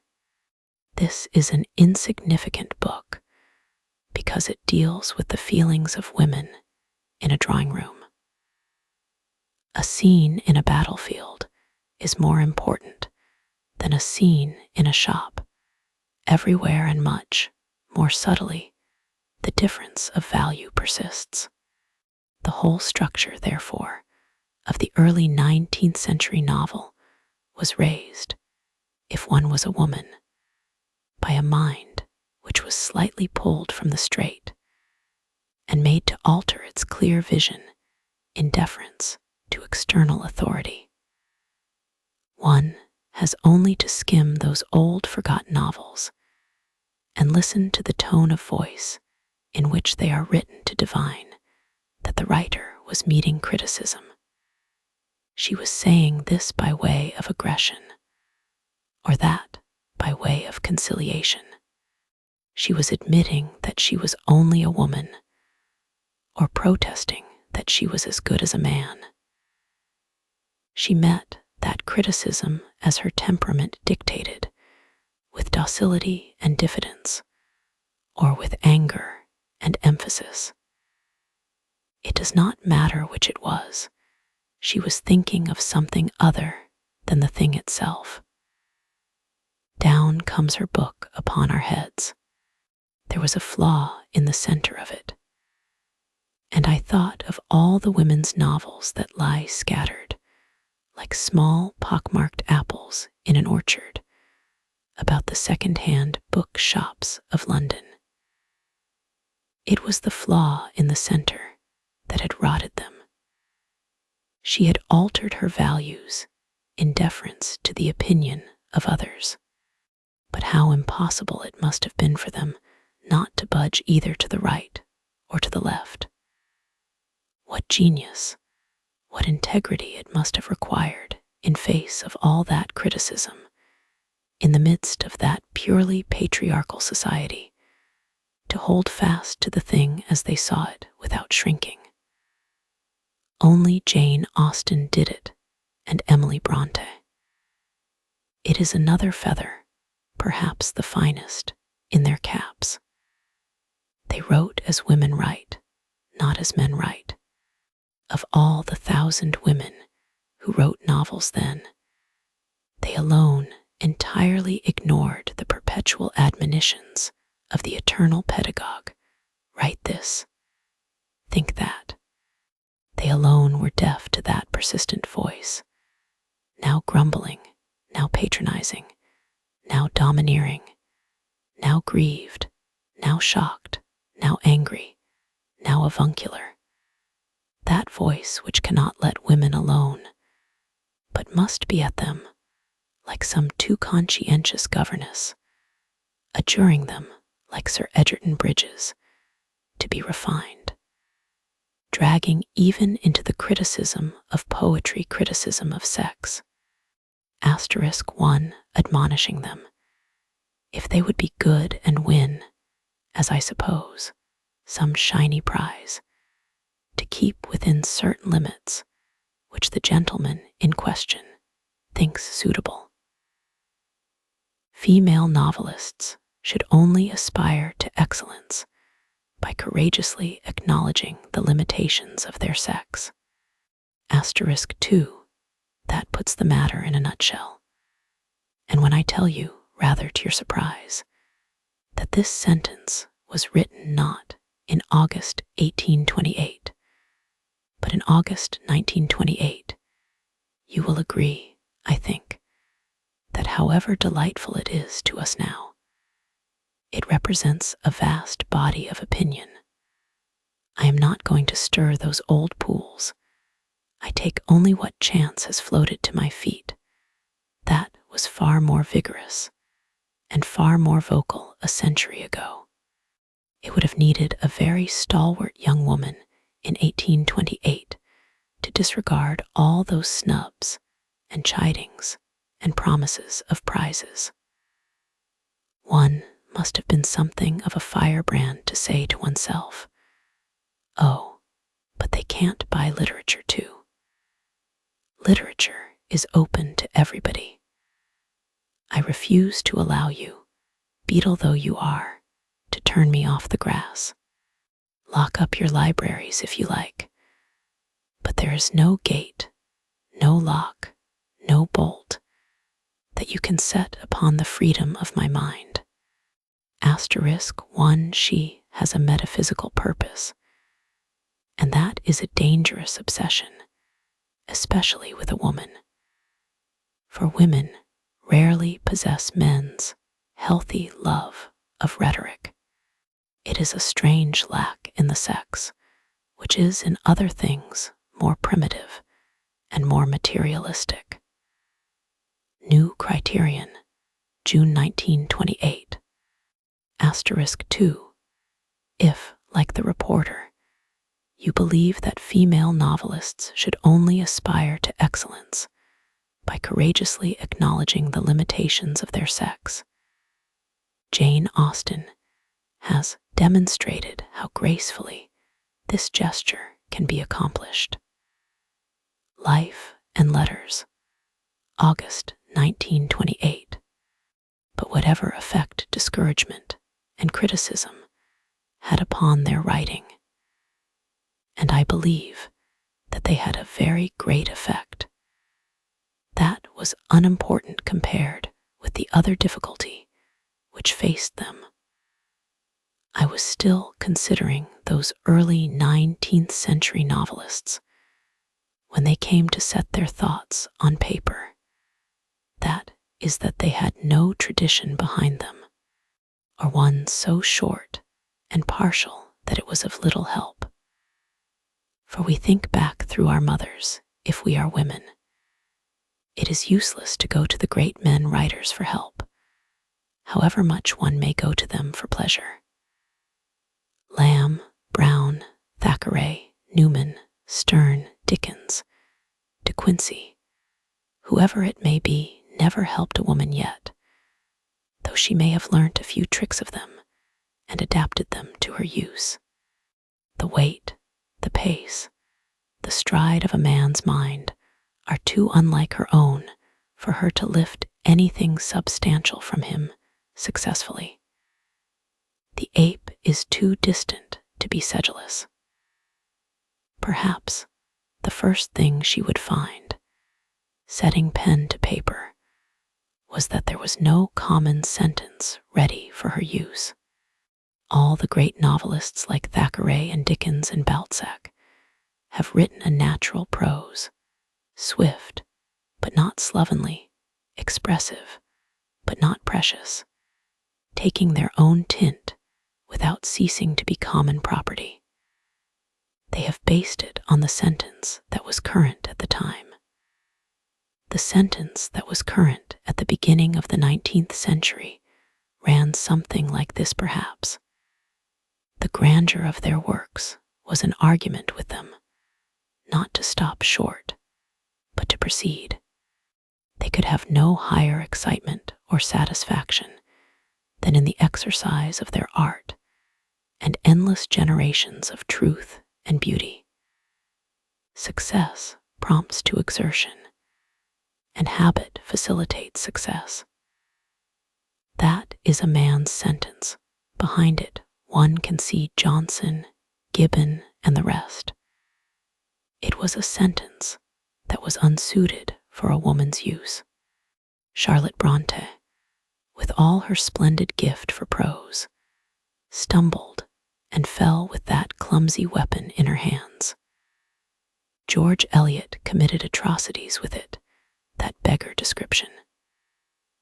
Jane Austen looked at it and laughed at it, and devised a perfectly natural, shapely sentence proper for her own use, and never departed from it. Thus, with less genius for writing than Charlotte Bronte, she got infinitely more said. Indeed, since freedom and fullness of expression are of the essence of the art, such a lack of tradition, such a scarcity and inadequacy of tools must have told enormously upon the writing of women. Moreover, a book is not made of sentences laid end to end, but of sentences built, if an image helps, into arcades or domes. And this shape, too, has been made by men out of their own needs for their own uses. There is no reason to think that the form of the epic or of the poetic play suit a woman any more than the sentence suits her. But all the older forms of literature were hardened and set by the time she became a writer. The novel alone was young enough to be soft in her hands, another reason, perhaps, why she wrote novels. Yet who shall say that even now, the novel, I give it inverted commas to mark my sense of the word's inadequacy. Who shall say that even this most pliable of all forms is rightly shaped for her use? No doubt we shall find her knocking that into shape for herself when she has the free use of her limbs, and providing some new vehicle, not necessarily in verse, for the poetry in her. For it is the poetry that is still denied outlet. And I went on to ponder how a woman nowadays would write a poetic tragedy in 5 acts. Would she use verse? Would she not use prose, rather? But these are difficult questions which lie in the twilight of the future. I must leave them, if only because they stimulate me to wander from my subject into trackless forests where I shall be lost, and very likely devoured by wild beasts. I do not want, and I am sure that you do not want me, to broach that very dismal subject, the future of fiction, so that I will only pause here one moment to draw your attention to the great part which must be played in that future so far as women are concerned by physical conditions. The book has somehow to be adapted to the body, and at a venture, one would say that women's books should be shorter, more concentrated than those of men, and framed so that they do not need long hours of steady and uninterrupted work. For interruptions, there will always be. Again, the nerves that feed the brain would seem to differ in men and women, and if you are going to make them work their best and hardest, you must find out what treatment suits them, whether these hours of lectures, for instance, which the monks devised, presumably, hundreds of years ago, suit them, what alternations of work and rest they need, interpreting rest not as doing nothing, but as doing something, but something that is different. And what should that difference be? All this should be discussed and discovered. All this is part of the question of women and fiction. And yet, I continued, approaching the bookcase again. Where shall I find that elaborate study of the psychology of women by a woman? If through their incapacity to play football women are not going to be allowed to practice medicine, Happily, my thoughts were now given another turn.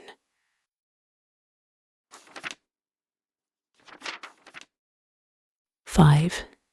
I had come at last, in the course of this rambling, to the shelves which hold books by the living, by women, and by men.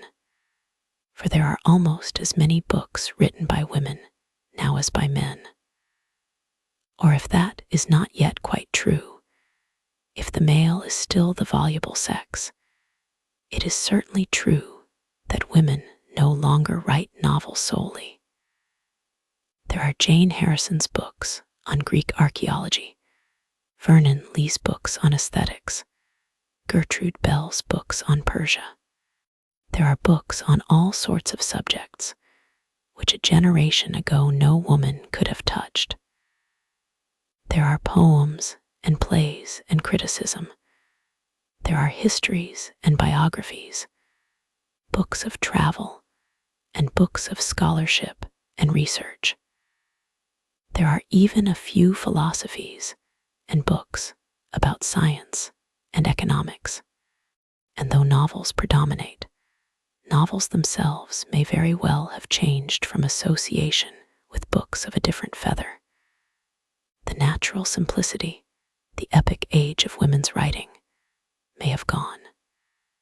Reading and criticism may have given her a wider range, a greater subtlety.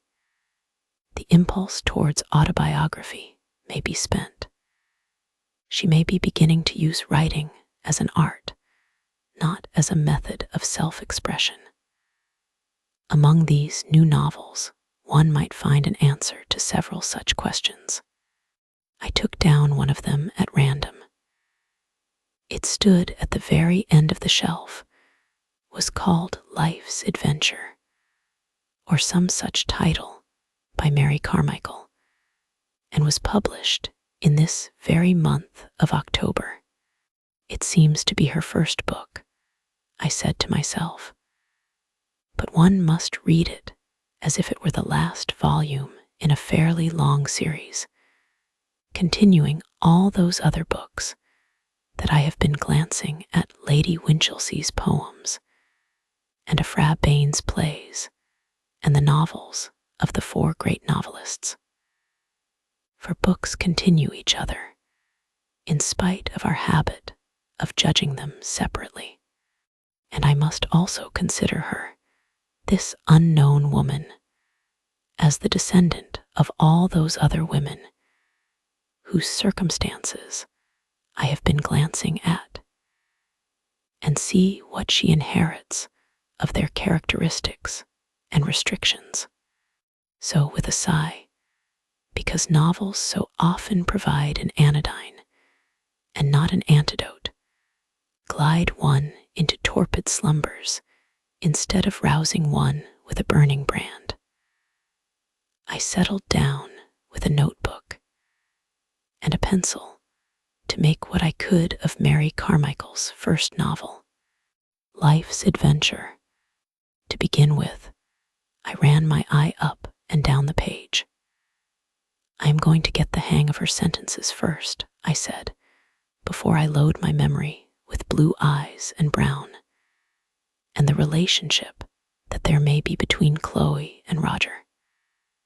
There will be time for that when I have decided whether she has a pen in her hand or a pickaxe.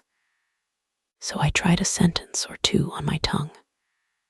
Soon it was obvious that something was not quite in order. The smooth gliding of sentence after sentence was interrupted. Something tore, something scratched. A single word here and there flashed its torch in my eyes. She was unhanding herself, as they say in the old plays. She is like a person striking a match that will not light, I thought. But why, I asked her as if she were present, are Jane Austen's sentences not of the right shape for you? Must they all be scrapped because Emma and Mr. Woodhouse are dead?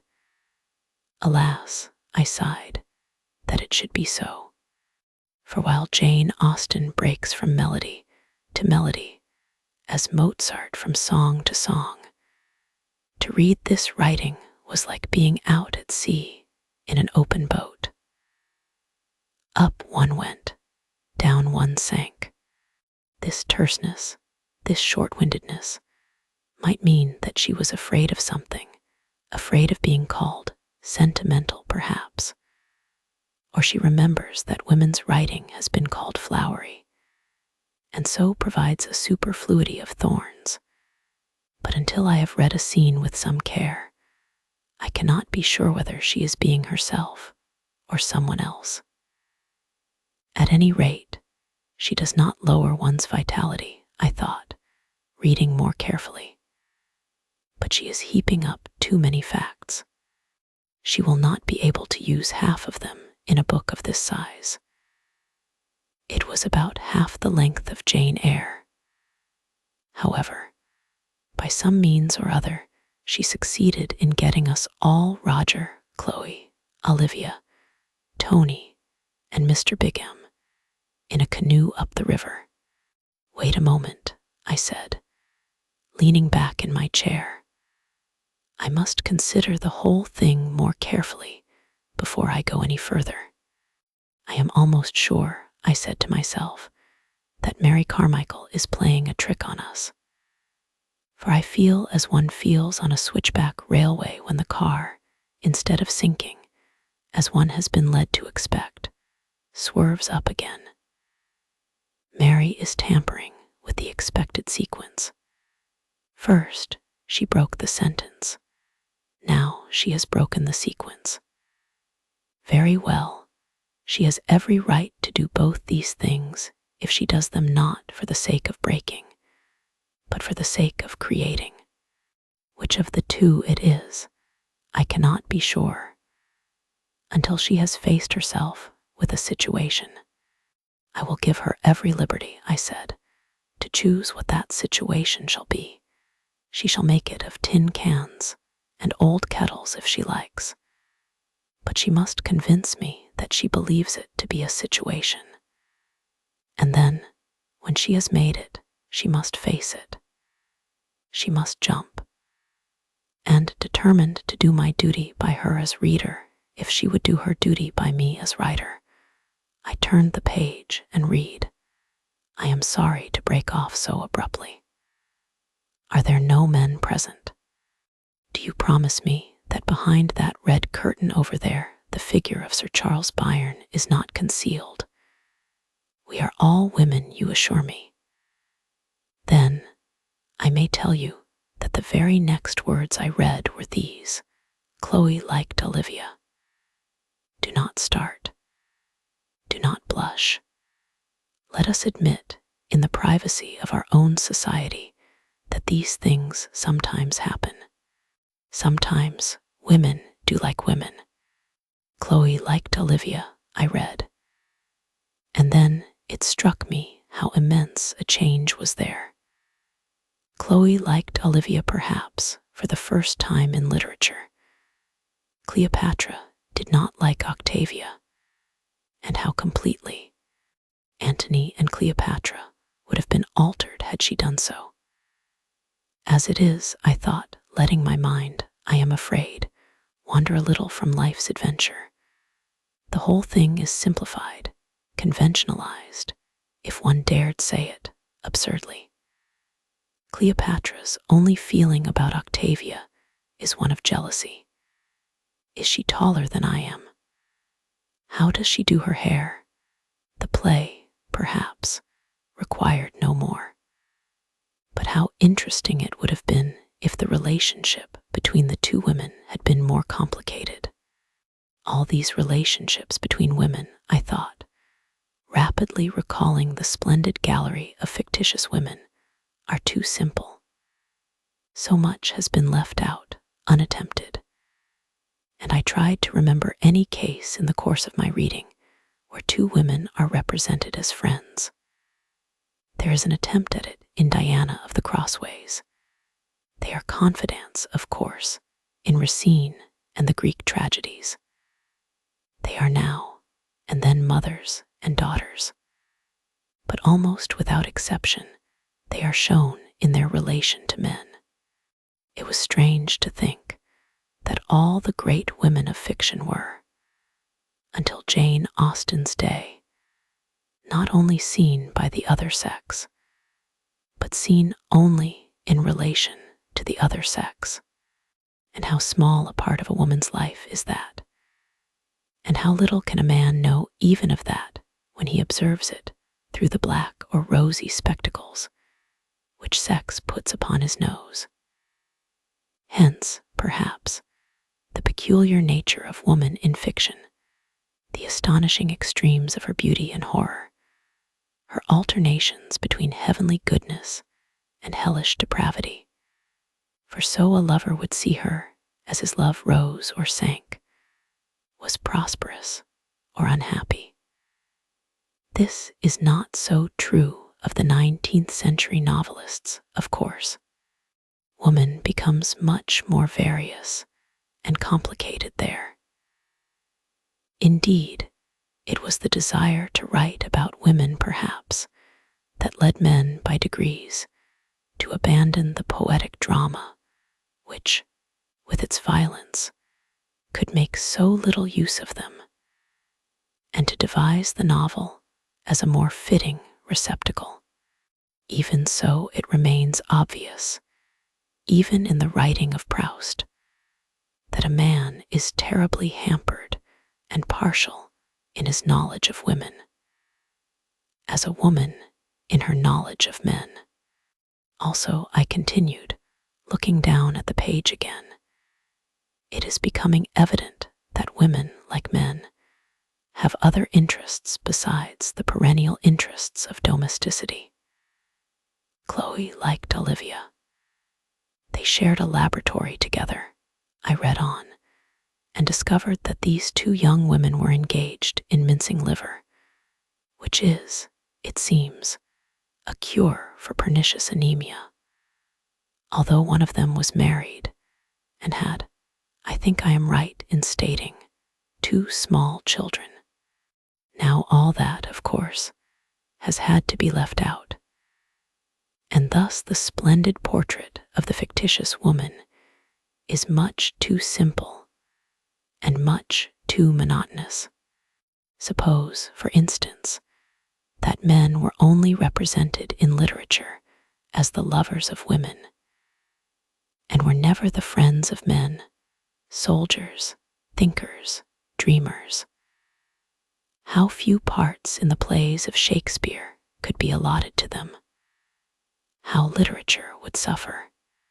We might perhaps have most of Othello, and a good deal of Antony, but no Caesar, no Brutus, no Hamlet, no Lear, no Jack's. Literature would be incredibly impoverished, as indeed literature is impoverished beyond our counting by the doors that have been shut upon women. Married against their will, kept in one room, and to one occupation, how could a dramatist give a full or interesting or truthful account of them? Love was the only possible interpreter.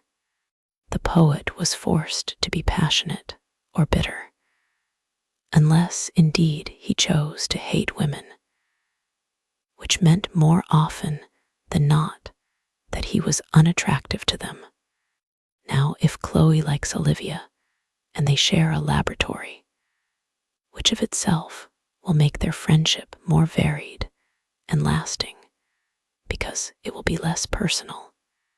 If Mary Carmichael knows how to write, and I was beginning to enjoy some quality in her style, if she has a room to herself, of which I am not quite sure, if she has 500 a year of her own, but that remains to be proved, then I think that something of great importance has happened.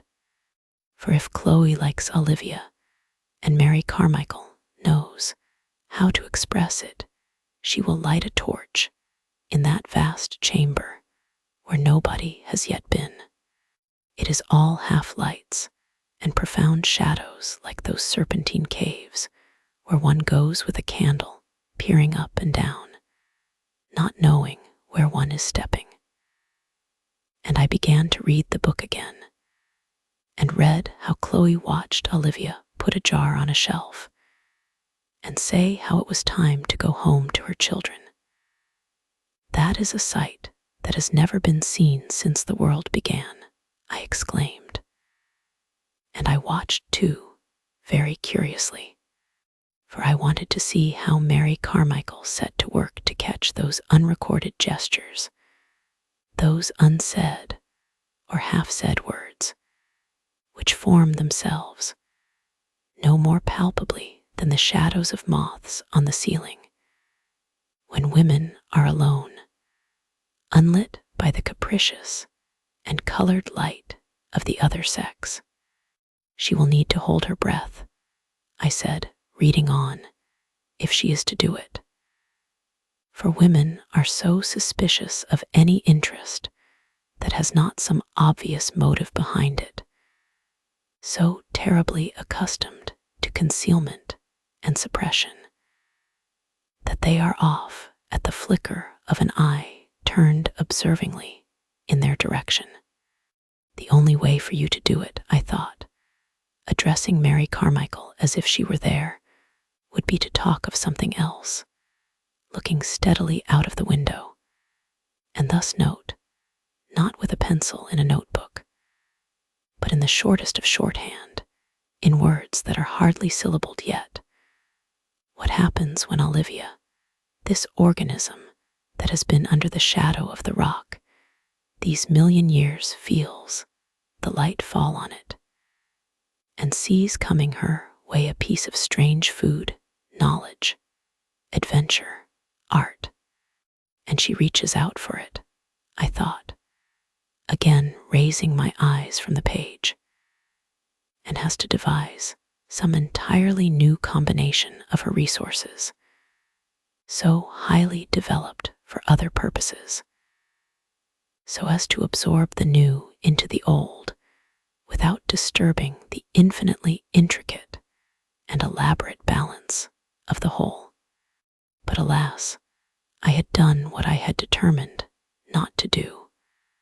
I had slipped unthinkingly into praise of my own sex.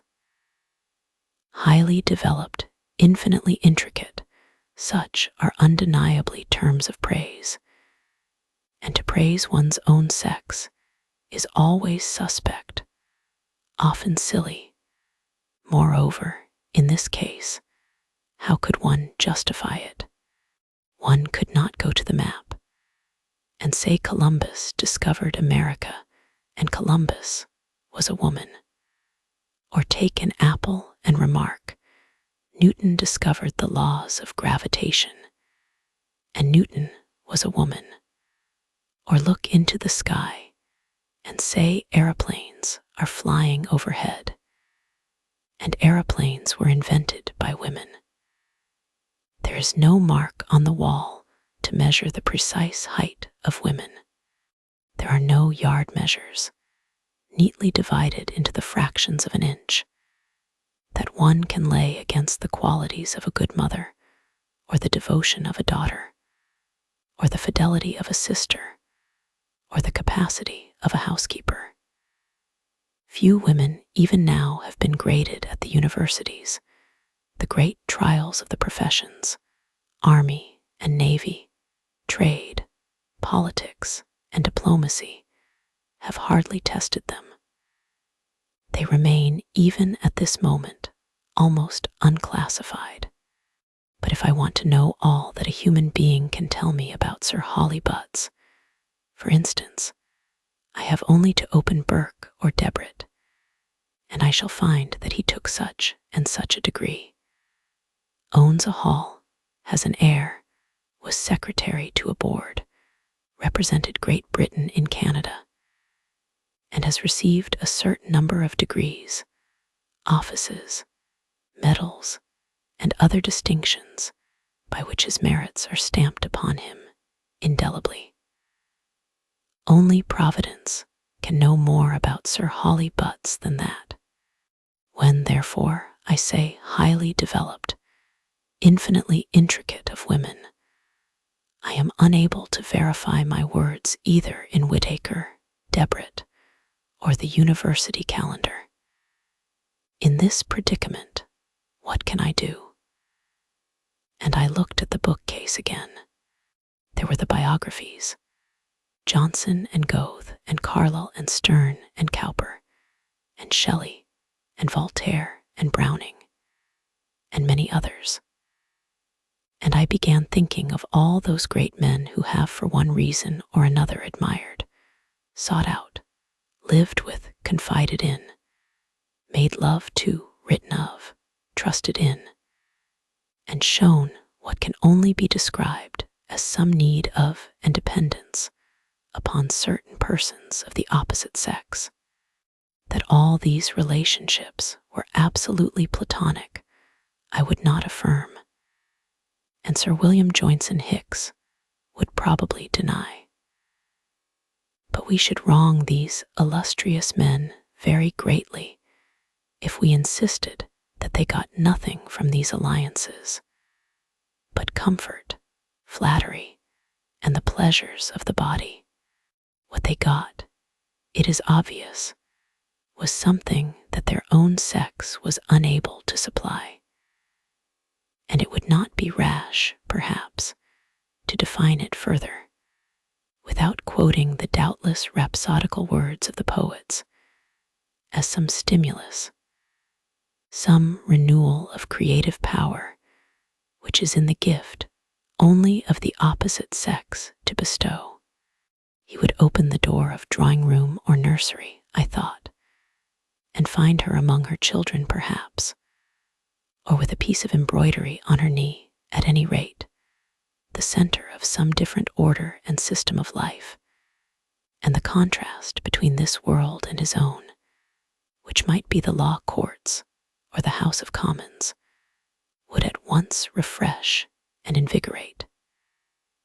And there would follow, even in the simplest talk, such a natural difference of opinion that the dried ideas in him would be fertilized anew, and the sight of her creating in a different medium from his own would so quicken his creative power that insensibly his sterile mind would begin to plot again, and he would find the phrase or the scene which was lacking when he put on his hat to visit her. Every Johnson has his Thrale, and holds fast to her for some such reasons as these. And when the Thrale marries, her Italian music master Johnson goes half mad with rage and disgust, not merely that he will miss his pleasant evenings at Streatham, but that the light of his life will be as if gone out, and without being Dr. Johnson or Goethe or Carlyle or Voltaire, one may feel, though very differently from these great men, the nature of this intricacy and the power of this highly developed creative faculty among women. One goes into the room, but the resources of the English language would be much put to the stretch, and whole flights of words would need to wing their way illegitimately into existence before a woman could say what happens when she goes into a room. The rooms differ so completely. They are calm or thunderous, open on to the sea, or, on the contrary, give on to prison yard, are hung with washing, or alive with opals and silks, are hard as horsehair or soft as feathers. One has only to go into any room in any street for the whole of that extremely complex force of femininity to fly in one's face. How should it be otherwise?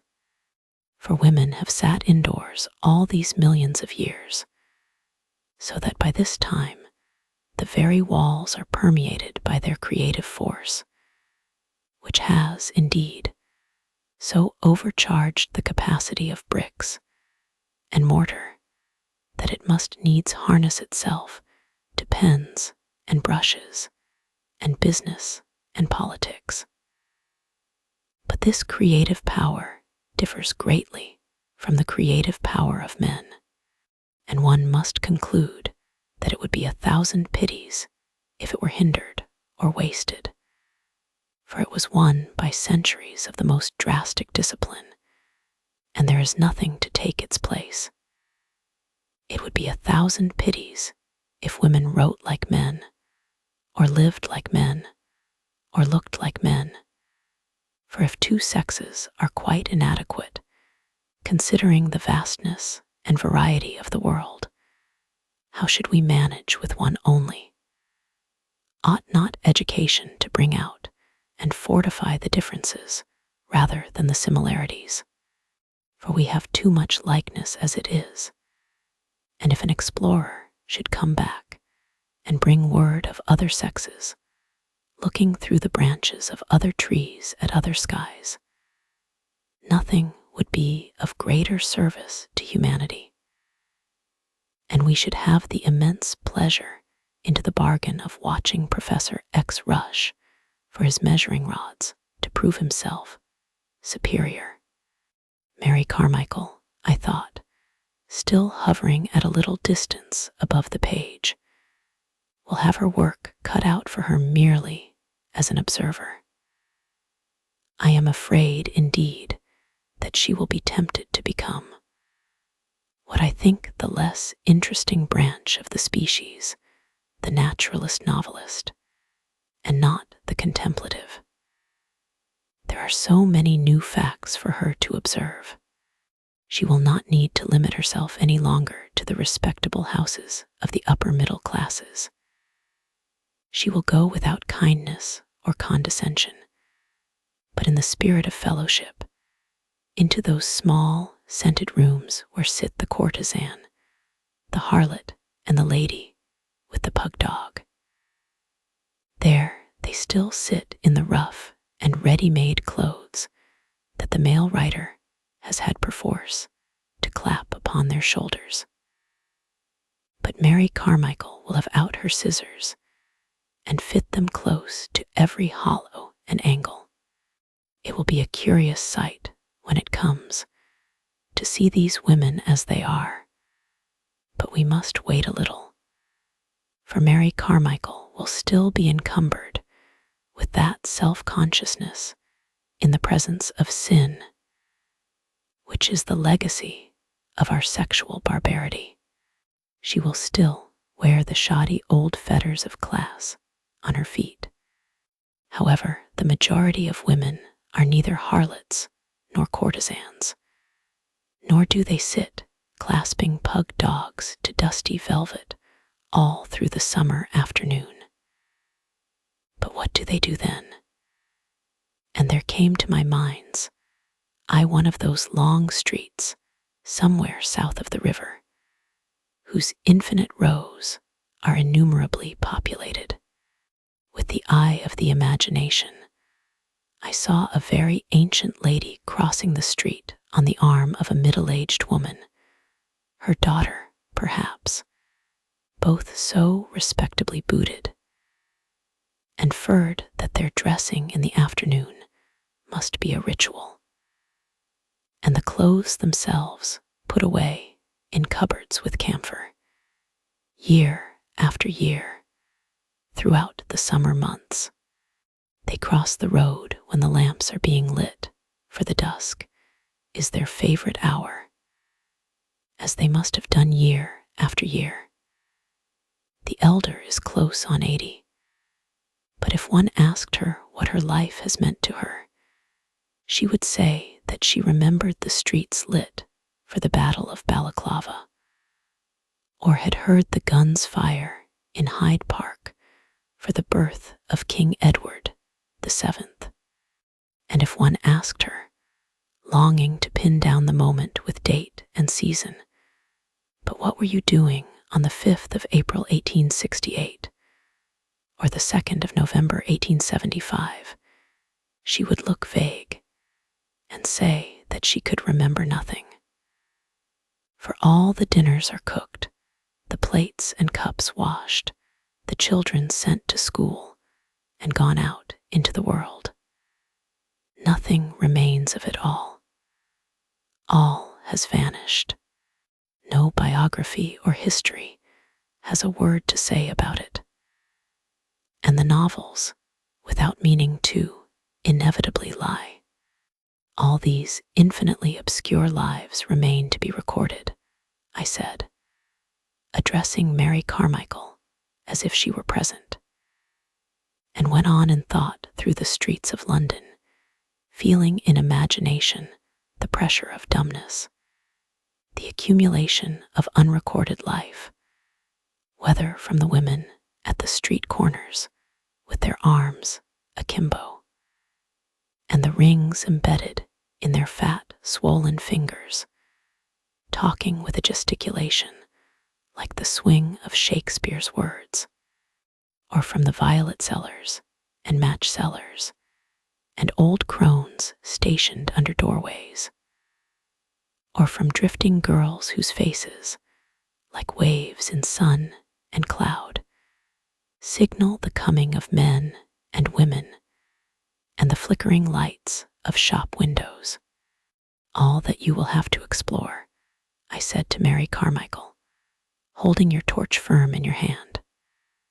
Above all, you must illumine your own soul with its profundities and its shallows, and its vanities and its generosities, and say what your beauty means to you or your plainness, and what is your relation to the ever-changing and turning world of gloves and shoes and stuffs, swaying up and down among the faint scents that come through chemists' bottles down arcades of dress material over a floor of pseudo-marble. For in imagination I had gone into a shop. It was laid with black and white paving. It was hung, astonishingly beautifully, with colored ribbons. Mary Carmichael might well have a look at that in passing, I thought, for it is a sight that would lend itself to the pen as fittingly as any snowy peak or rocky gorge in the Andes. And there is the girl behind the counter, too. I would as soon have her true history as the 150th life of Napoleon or 70th study of Keats, and his use of Miltonic inversion, which old Professor Z and his like are now indicting. And then I went on very warily, on the very tips of my toes, so cowardly am I, so afraid of the lash that was once almost laid on my own shoulders, to murmur that she should also learn to laugh, without bitterness, at the vanities, say rather at the peculiarities, for it is a less offensive word of the other sex, for there is a spot the size of a shilling at the back of the head, which one can never see for oneself. It is one of the good offices that sex can discharge for sex, to describe that spot the size of a shilling at the back of the head. Think how much women have profited by the comments of Juvenal, by the criticism of Strindberg. Think with what humanity and brilliancy men, from the earliest ages, have pointed out to women that dark place at the back of the head. And if Mary were very brave and very honest, she would go behind the other sex and tell us what she found there. A true picture of man as a whole can never be painted until a woman has described that spot the size of a shilling. Mr. Woodhouse and Mr. Casuabin are spots of that size and nature. Not, of course, that anyone in their senses would counsel her to hold up to scorn and ridicule of set purpose. Literature shows the futility of what is written in that spirit. Be truthful, one would say, and the result is bound to be amazingly interesting. Comedy is bound to be enriched. New facts are bound to be discovered. However, it was high time to lower my eyes to the page again. It would be better, instead of speculating what Mary Carmichael might write and should write, to see what in fact Mary Carmichael did write. So I began to read again. I remembered that I had certain grievances against her. She had broken up Jane Austen's sentence, and thus given me no chance of pluming myself upon my impeccable taste, my fastidious ear, for it was useless to say, yes, this is very nice, but Jane Austen wrote much better than you do, when I had to admit that there was no point of likeness between them. Then she had gone further and broken the sequence, the expected order. Perhaps she had done this unconsciously, merely giving things their natural order, as a woman would if she wrote like a woman. But the effect was somehow baffling. One could not see a wave heaping itself, a crisis coming round the next corner. Therefore, I could not plume myself either upon the depths of my feelings and my profound knowledge of the human heart. For whenever I was about to feel the usual things in the usual places, about love, about death, the annoying creature twitched me away, as if the important point were just a little further on, and thus she made it impossible for me to roll out my sonorous phrases about elemental feelings, the common stuff of humanity, the depths of the human heart, and all those other phrases which support us in our belief that, however clever we may be on top, we are very serious, very profound, and very humane underneath. She made me feel, on the contrary, that instead of being serious and profound and humane, one might be, and the thought was far less seductive, merely lazy-minded and conventional into the bargain. But I read on and noted certain other facts. She was no genius, that was evident. She had nothing like the love of nature, the fiery imagination, the wild poetry, the brilliant wit, the brooding wisdom of her great predecessors, Lady Winchelsea, Charlotte Bronte, Emily Bronte, Jane Austen, and George Eliot. She could not write with the melody and the dignity of Dorothy Osborne.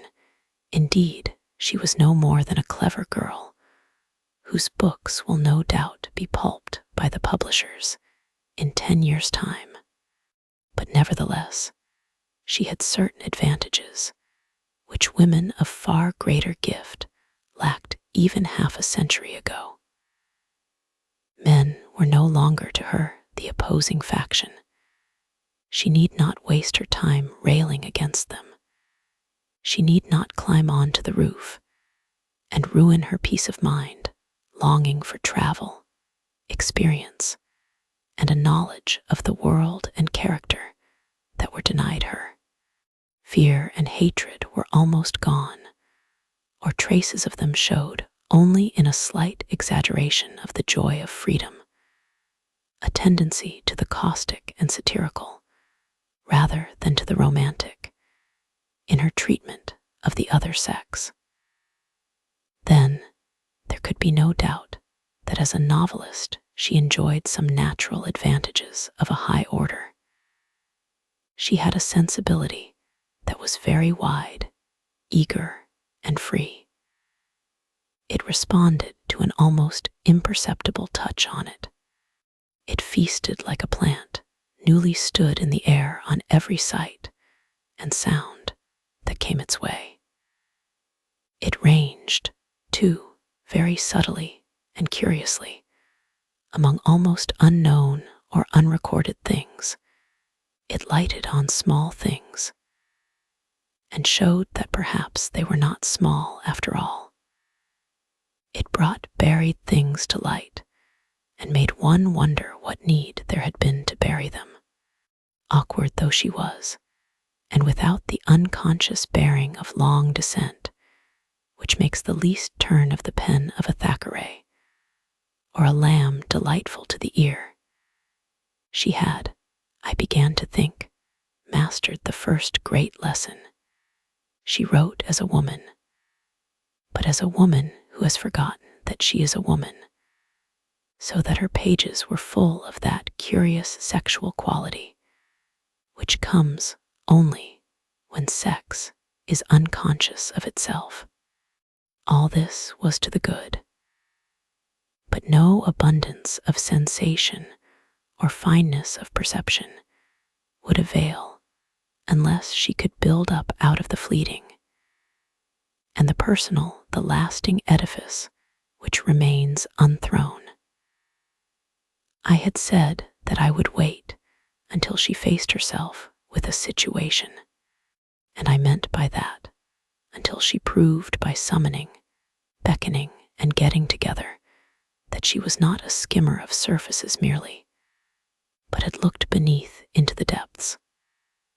Now is the time, she would say to herself at a certain moment, when without doing anything violent, I can show the meaning of all this. And she would begin, how unmistakable that quickening is, beckoning and summoning, and there would rise up in memory, half forgotten, perhaps quite trivial things in other chapters dropped by the way, and she would make their presence felt while someone sewed or smoked a pipe as naturally as possible. And one would feel, as she went on writing, as if one had gone to the top of the world and seen it laid out, very majestically, beneath. At any rate, she was making the attempt, and as I watched her lengthening out for the test, I saw, but hoped that she did not see, the bishops and the deans, the doctors and the professors, the patriarchs and the pedagogues, all at her shouting warning and advice. You can't do this, and you shan't do that. Fellows and scholars only allowed on the grass. Ladies not admitted without a letter of introduction. Aspiring and graceful female novelists this way. So they kept at her like the crowd at a fence on the race course, and it was her trial to take her fence without looking to right or to left. If you stop to curse, you are lost, I said to her. Equally, if you stop to laugh. Hesitate or fumble, and you are done for. Think only of the jump, I implored her, as if I had put the whole of my money on her back, and she went over it like a bird.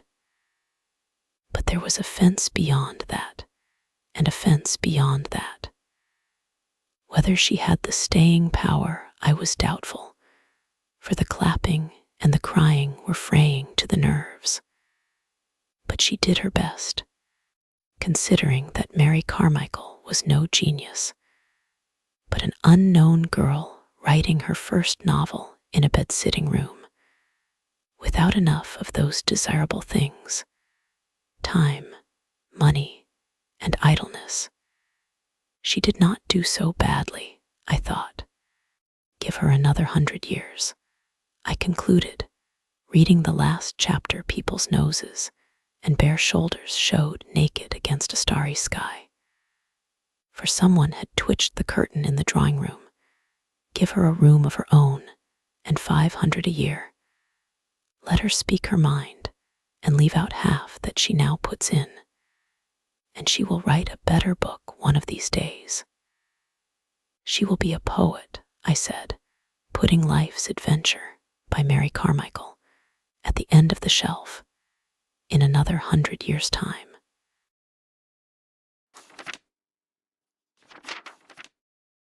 Sixth. Next day, the light of the October morning was falling in dusty shafts through the uncurtained windows, and the hum of traffic rose from the street. London then was winding itself up again.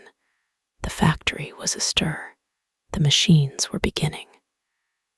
It was tempting, after all this reading, to look out of the window and see what London was doing on the morning of the 26th of October 1928. And what was London doing? Nobody, it seemed, was reading Antony and Cleopatra.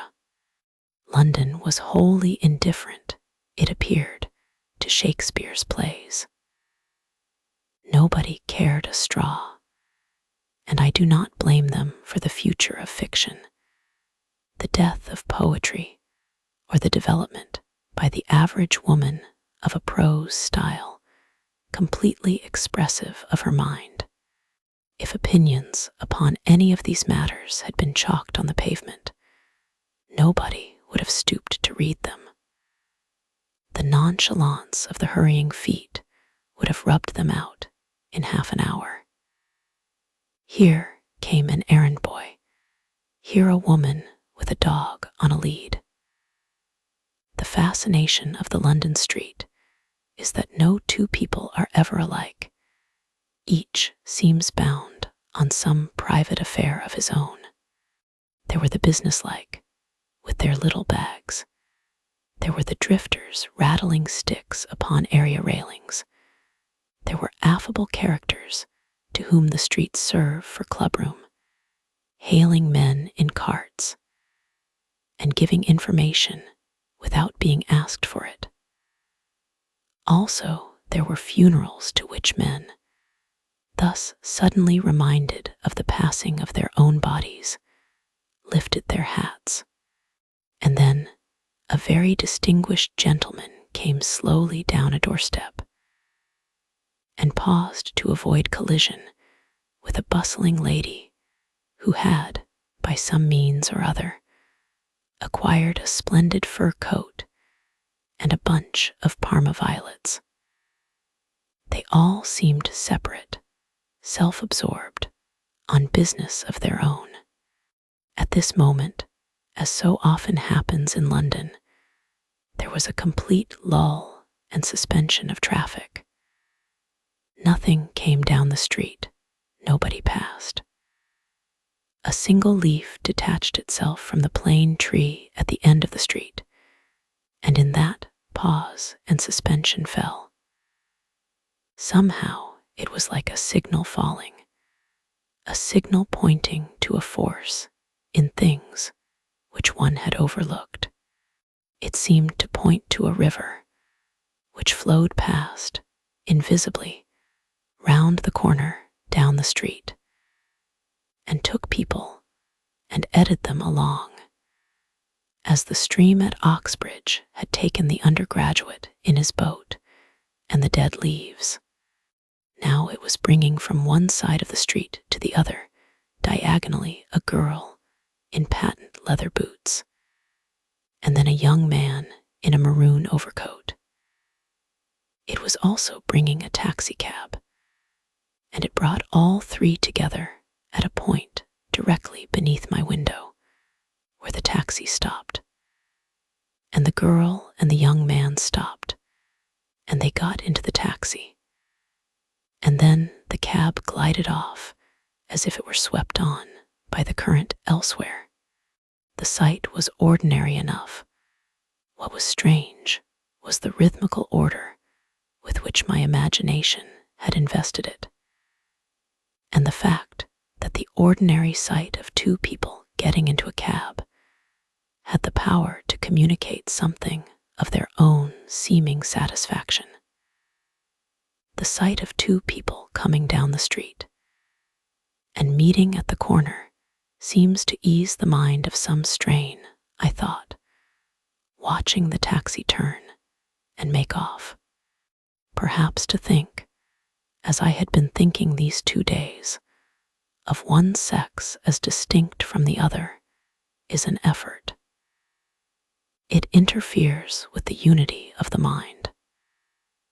Now that effort had ceased, and that unity had been restored by seeing two people come together, and get into a taxicab. The mind is certainly a very mysterious organ, I reflected, drawing my head in from the window, about which nothing whatever is known, though we depend upon it so completely. Why do I feel that there are severances and oppositions in the mind, as there are strains from obvious causes on the body? What does one mean by the unity of the mind? I pondered, for clearly the mind has so great a power of concentrating at any point, at any moment, that it seems to have no single state of being. It can separate itself from the people in the street, for example, and think of itself as apart from them, at an upper window looking down on them. Or it can think with other people spontaneously, as, for instance, in a crowd waiting to hear some piece of news read out. It can think back through its fathers or through its mothers, as I have said that a woman writing thinks back through her mothers. Again, if one is a woman, one is often surprised by a sudden splitting off of consciousness, say in walking down Whitehall, when from being the natural inheritor of that civilization, she becomes, on the contrary, outside of it, alien and critical. Clearly, the mind is always altering its focus and bringing the world into different perspectives. But some of these states of mind seem, even if adopted spontaneously, to be less comfortable than others. In order to keep oneself continuing in them, one is unconsciously holding something back, and gradually the repression becomes an effort. But there may be some state of mind in which one could continue without effort, because nothing is required to be held back. And this perhaps, I thought, coming in from the window, is one of them. For certainly, when I saw the couple get into the taxicab, the mind felt as if, after being divided, it had come together again in a natural fusion. The obvious reason would be that it is natural for the sexes to cooperate. One has a profound, if irrational, instinct in favor of the theory that the union of man and woman makes for the greatest satisfaction, the most complete happiness. But the sight of the two people getting into the taxi and the satisfaction it gave me made me also ask whether there are two sexes in the mind corresponding to the two sexes in the body, and whether they also require to be united in order to get complete satisfaction and happiness. And I went on amateurishly to sketch a plan of the soul, so that in each of us two powers preside, one male, one female, and in the man's brain the man predominates over the woman, and in the woman's brain the woman predominates over the man. The normal and comfortable state of being is that when the two live in harmony together, spiritually cooperating. If one is a man, still, the woman part of his brain must have effect, and a woman also must have intercourse with the man in her. Coleridge perhaps meant this when he said that a great mind is androgynous. It is when this fusion takes place that the mind is fully fertilized and uses all its faculties. Perhaps a mind that is purely masculine cannot create, any more than a mind that is purely feminine, I thought.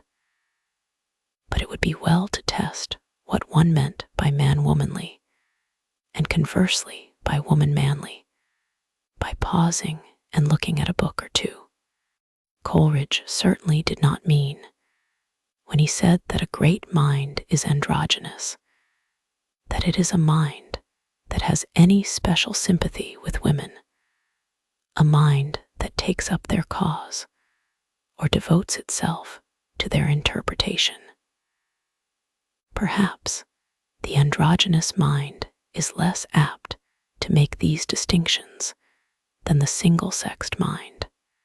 He meant, perhaps, that the androgynous mind is resonant and porous, that it transmits emotion without impediment, that it is naturally creative, incandescent, and undivided. In fact, one goes back to Shakespeare's mind as the type of the androgynous, of the man-womanly mind, though it would be impossible to say what Shakespeare thought of women. And if it be true that it is one of the tokens of the fully developed mind that it does not think specially or separately of sex, how much harder it is to attain that condition now than ever before. Here I came to the books by living writers, and there paused and wondered if this fact were not at the root of something that had long puzzled me. No age can ever have been as stridently sex-conscious as our own. Those innumerable books by men about women in the British Museum are proof of it. The suffrage campaign was no doubt to blame. It must have roused in men an extraordinary desire for self-assertion. It must have made them lay an emphasis upon their own sex and its characteristics, which they would not have troubled to think about had they not been challenged. And when one is challenged, even by a few women in black bonnets, one retaliates. If one has never been challenged before, rather excessively. That perhaps accounts for some of the characteristics that I remember to have found here, I thought, taking down a new novel by Mr. A, who is in the prime of life and very well thought of, apparently, by the reviewers. I opened it. Indeed, it was delightful to read a man's writing again. It was so direct, so straightforward after the writing of women. It indicated such freedom of mind, such liberty of person, such confidence in himself. One had a sense of physical well-being in the presence of this well-nourished, well-educated, free mind, which had never been thwarted or opposed, but had full liberty from birth to stretch itself in whatever way it liked. All this was admirable, but after reading a chapter or two, a shadow seemed to lie across the page. It was a straight dark bar, a shadow shaped something like the letter I. One began dodging this way and that to catch a glimpse of the landscape behind it. Whether that was indeed a tree or a woman walking, I was not quite sure. Back one was always hailed to the letter I. One began to be tired of I. Not but what this I was a most respectable I, honest and logical, as hard as a nut, and polished for centuries by good teaching and good feeding. I respect and admire that I from the bottom of my heart. But here I turned a page or two, looking for something or other. The worst of it is that in the shadow of the letter, I all is shapeless as mist. Is that a tree? No, it is a woman. But she has not a bone in her body, I thought, watching Phoebe, for that was her name, coming across the beach. Then Alan got up, and the shadow of Alan at once obliterated Phoebe. For Alan had views, and Phoebe was quenched in the flood of his views. And then Alan, I thought, has passions. And here I turned page after page very fast, feeling that the crisis was approaching, and so it was. It took place on the beach under the sun. It was done very openly. It was done very vigorously. Nothing could have been more indecent, but I had said, but too often. One cannot go on saying, but one must finish the sentence somehow. I rebuked myself. Shall I finish it? But I am bored. But why was I bored? Partly because of the dominance of the letter I and the aridity, which, like the giant beech tree, it casts within its shade. Nothing will grow there. And partly for some more obscure reason. There seemed to be some obstacle, some impediment in Mr. A's mind, which blocked the fountain of creative energy and shored it within narrow limits. And remembering the lunch party at Oxbridge, and the cigarette ash, and the Manx cat, and Tennyson, and Christina Rossetti, all in a bunch, it seemed possible that the impediment lay there. As he no longer hums under his breath, there has fallen a splendid tear from the passion flower at the gate, when Phoebe crosses the beach, and she no longer replies, "My heart is like a singing bird whose nest is in a watered shoot." When Alan approaches, what can he do? Being honest as the day and logical as the sun, there is only one thing he can do, and that he does, to do him justice, over and over, I said, turning the pages, and over again. And that, I added, aware of the awful nature of the confession, seems somehow dull. Shakespeare's indecency uproots 1,000 other things in one's mind, and is far from being dull. But Shakespeare does it for pleasure. Mr. A, as the nurses say, does it on purpose. He does it in protest. He is protesting against the equality of the other sex by asserting his own superiority. He is therefore impeded and inhibited and self-conscious, as Shakespeare might have been if he too had known Miss Clough and Miss Davies.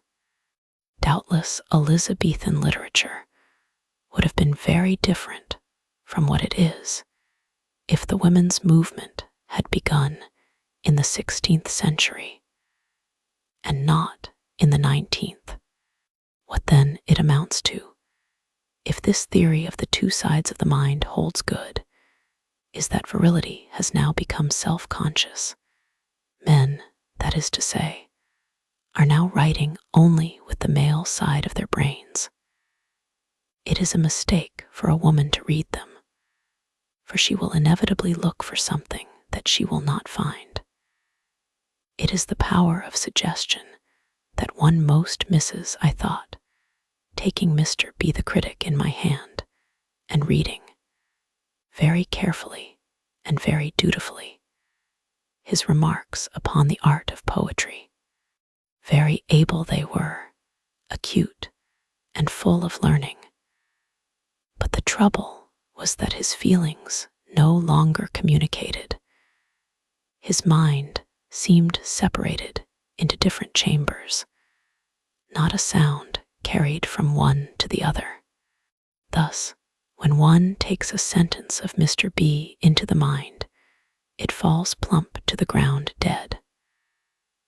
But when one takes a sentence of Coleridge into the mind, it explodes and gives birth to all kinds of other ideas. And that is the only sort of writing of which one can say that it has the secret of perpetual life. But whatever the reason may be, it is a fact that one must deplore. For it means here I had come to rows of books by Mr. Galsworthy and Mr. Kipling, that some of the finest works of our greatest living writers fall upon deaf ears. Do what she will, a woman cannot find in them that fountain of perpetual life, which the critics assure her is there. It is not only that they celebrate male virtues, enforce male values, and describe the world of men. It is that the emotion with which these books are permeated is to a woman incomprehensible. It is coming, it is gathering, it is about to burst on one's head. One begins saying long before the end. That picture will fall on old Jolyon's head. He will die of the shock. The old clerk will speak over him 2 or 3 obituary words, and all the swans on the Thames will simultaneously burst out singing. But one will rush away before that happens and hide in the gooseberry bushes. For the emotion which is so deep, so subtle, so symbolical to a man, moves a woman to wonder. So with Mr. Kipling's officers who turn their backs, and his sowers who sow the seed, and his men who are alone with their work. And the flag, one blushes at all these capital letters, as if one had been caught eavesdropping at some purely masculine orgy. The fact is that neither Mr. Galsworthy nor Mr. Kipling has a spark of the woman in him. Thus, all their qualities seem to a woman, if one may generalize, crude and immature. They lack suggestive power. And when a book lacks suggestive power, however hard it hits the surface of the mind, it cannot penetrate within. And in that restless mood in which one takes books out and puts them back again, without looking at them, I began to envisage an age to come of pure, of self-assertive virility, such as the letters of professors. Take Sir Walter Raleigh's letters, for instance, seem to forebode, and the rulers of Italy have already brought into being. For one can hardly fail to be impressed in Rome by the sense of unmitigated masculinity. And whatever the value of unmitigated masculinity upon the state, one may question the effect of it upon the art of poetry. At any rate, according to the newspapers, there is a certain anxiety about fiction in Italy. There has been a meeting of academicians whose object it is to develop the Italian novel. Men famous by birth, or in finance, industry, or the fascist corporations came together the other day and discussed the matter. And a telegram was sent to the Duce expressing the hope that the fascist era would soon give birth to a poet worthy of it. We may all join in that pious hope, but it is doubtful whether poetry can come of an incubator. Poetry ought to have a mother as well as a father.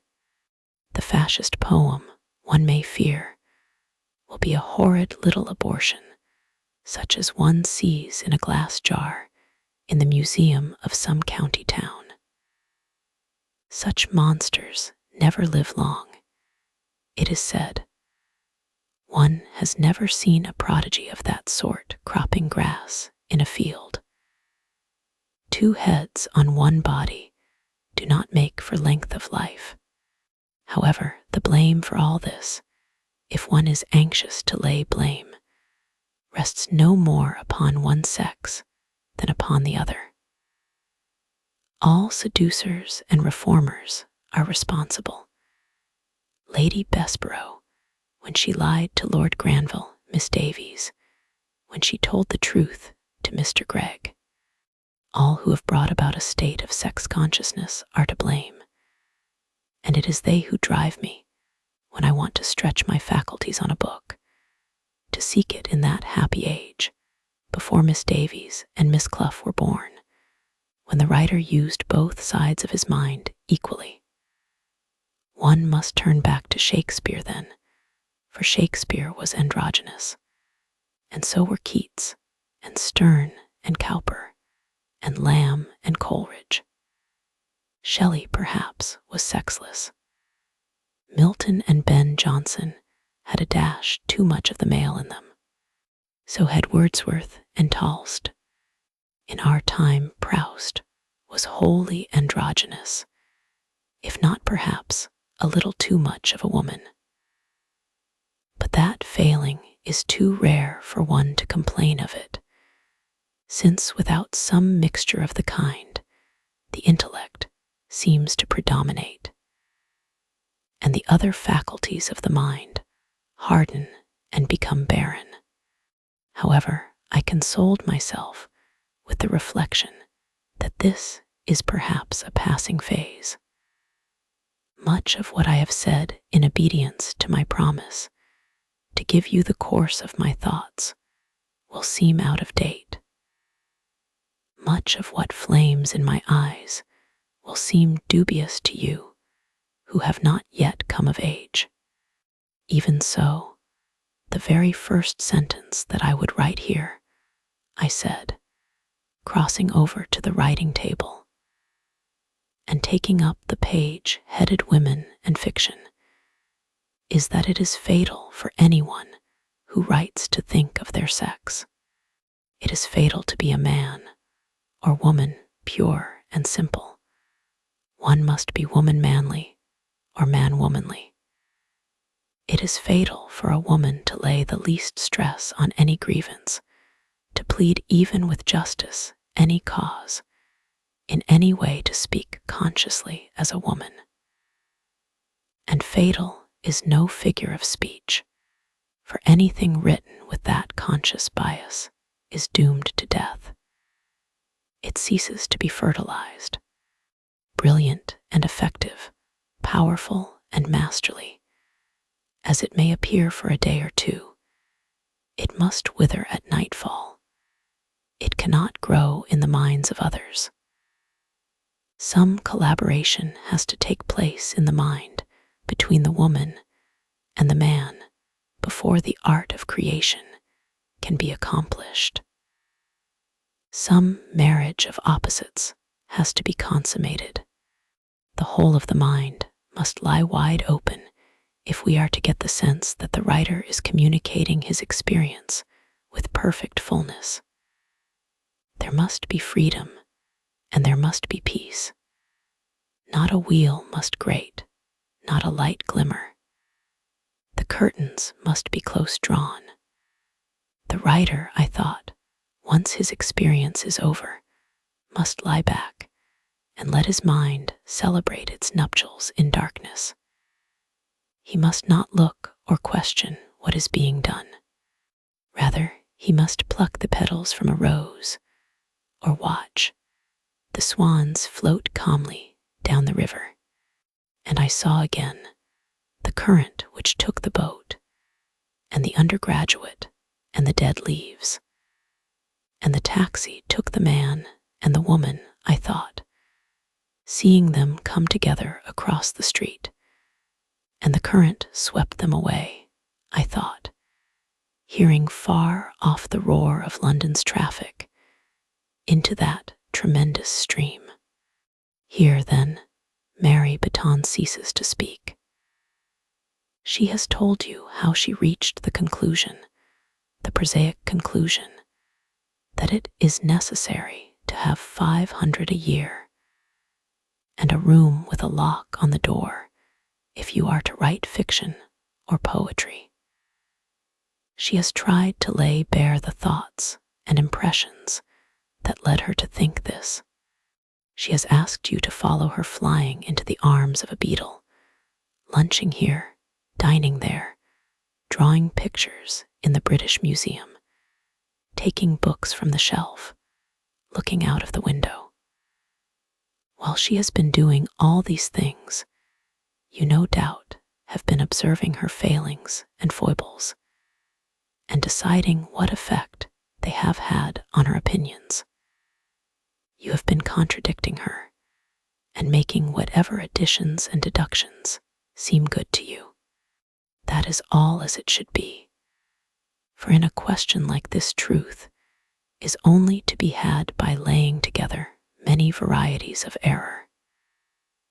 And I will end now in my own person by anticipating two criticisms, so obvious that you can hardly fail to make them. No opinion has been expressed, you may say, upon the comparative merits of the sexes, even as writers. That was done purposely, because, even if the time had come for such evaluation, and it is far more important at the moment to know how much money women had and how many rooms than to theorize about their capacities. Even if the time had come, I do not believe that gifts, whether of mind or character, can be weighed like sugar and butter, not even in Cambridge, where they are so adept at putting people into classes and fixing caps on their heads and letters after their names. I do not believe that even the table of precedency, which you will find in Whitaker's Almanac, represents a final order of values, or that there is any sound reason to suppose that a commander of the Bath will ultimately walk into dinner behind a master in lunacy.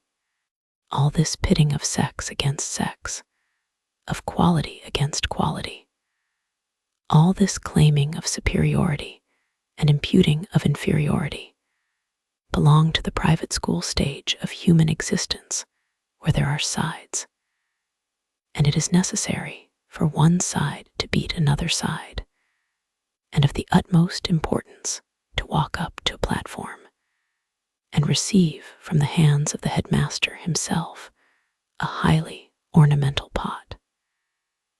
As people mature, they cease to believe in sides or in headmasters or in highly ornamental pots. At any rate, where books are concerned, it is notoriously difficult to fix labels of merit in such a way that they do not come off. Are not reviews of current literature a perpetual illustration of the difficulty of judgment? This great book, this worthless book, the same book is called by both names.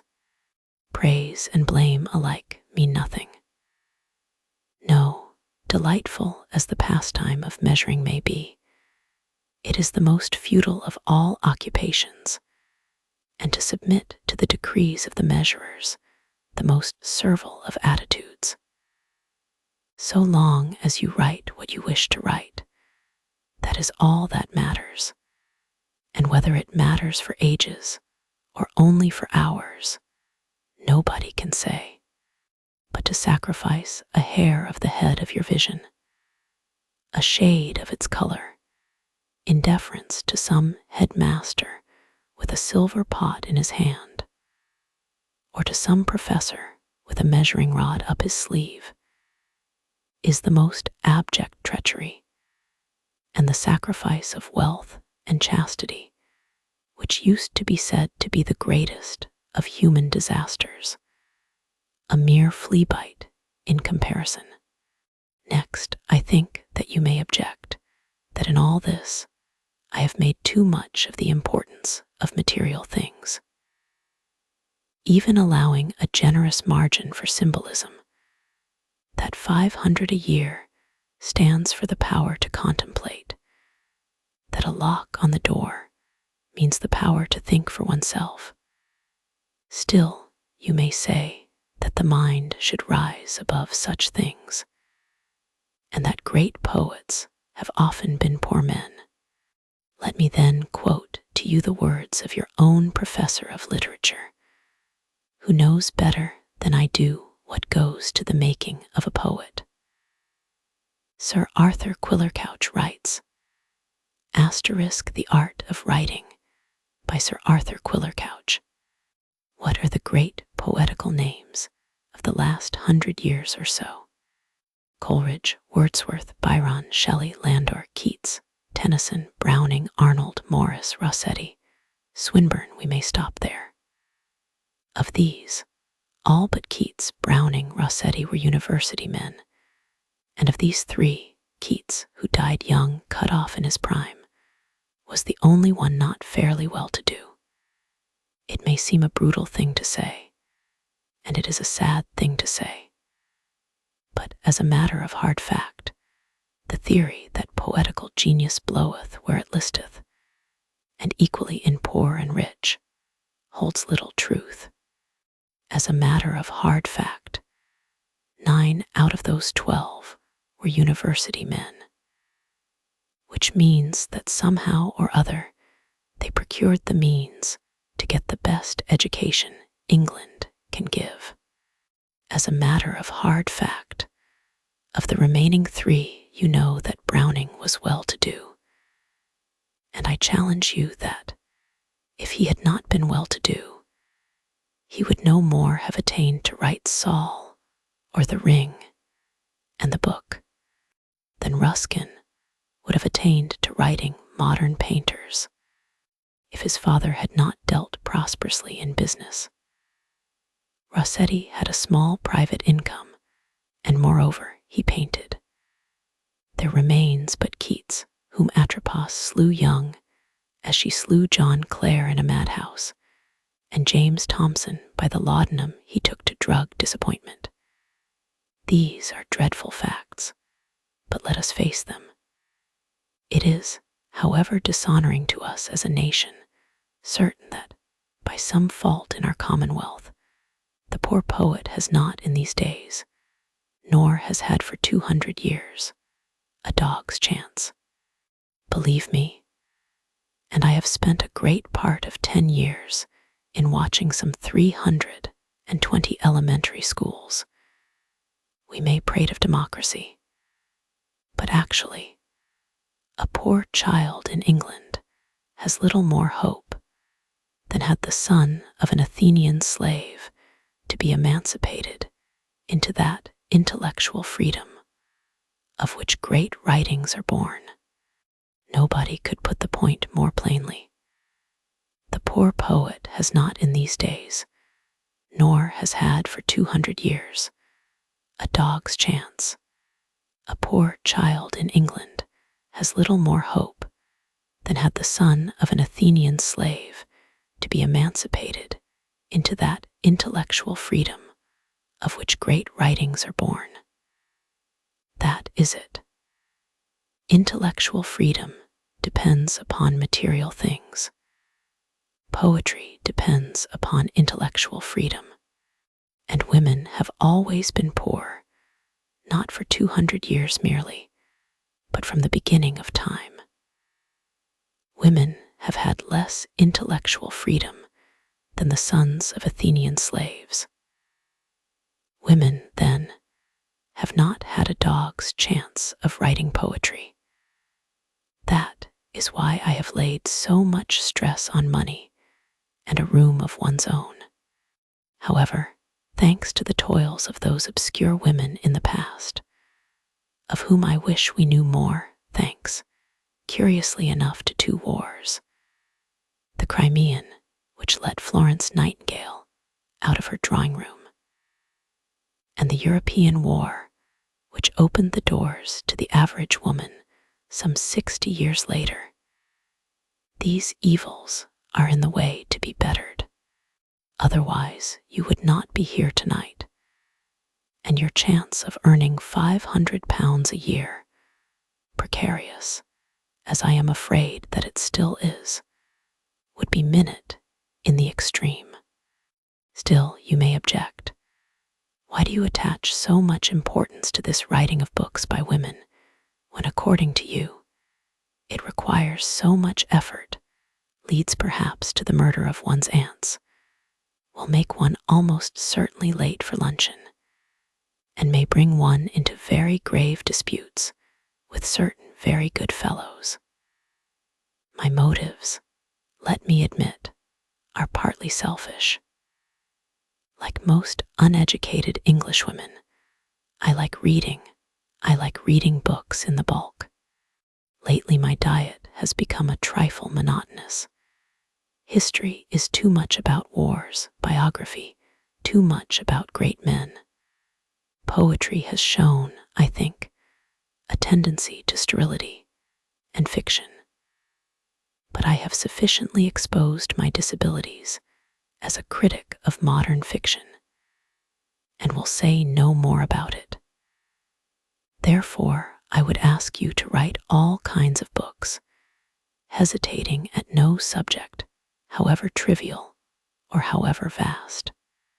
By hook or by crook, I hope that you will possess yourselves of money enough to travel and to idle, to contemplate the future or the past of the world, to dream over books and loiter at street corners, and let the line of thought dip deep into the stream. For I am by no means confining you to fiction. If you would please me, and there are thousands like me, you would write books of travel and adventure, and research and scholarship, and history and biography, and criticism and philosophy and science. By so doing, you will certainly profit the art of fiction, for books have a way of influencing each other. Fiction will be much the better for standing cheek by jowl with poetry and philosophy.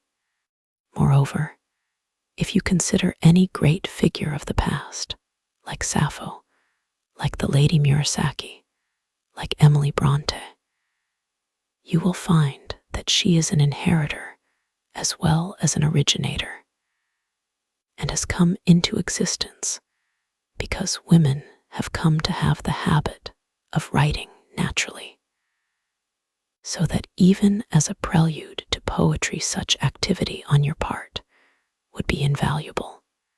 But when I look back through these notes and criticize my own train of thought as I made them, I find that my motives were not altogether selfish. There runs through these comments and excursions the conviction, or is it the instinct, that good books are desirable, and that good writers, even if they show every variety of human depravity, are still good human beings. Thus, when I ask you to write more books, I am urging you to do what will be for your good, and for the good of the world at large. How to justify this instinct or belief, I do not know. For philosophically words, if one has not been educated at a university, are apt to play one false. What is meant by reality? It would seem to be something very erratic, very undependable, now to be found in a dusty road, now in a scrap of newspaper in the street, now a daffodil in the sun. It lights up a group in a room and stamps some casual saying. It overwhelms one walking home beneath the stars and makes the silent world more real than the world of speech. And then there it is again in an omnibus in the uproar of Piccadilly. Sometimes, too, it seems to dwell in shapes too far away for us to discern what their nature is. But whatever it touches, it fixes and makes permanent. That is what remains over when the skin of the day has been cast into the hedge. That is what is left of past time and of our loves and hates. Now the writer, as I think, has the chance to live more than other people in the presence of this reality. It is his business to find it and collect it and communicate it to the rest of us. So at least I infer from reading Lear or Emma or La Recherche du Temps Perdu.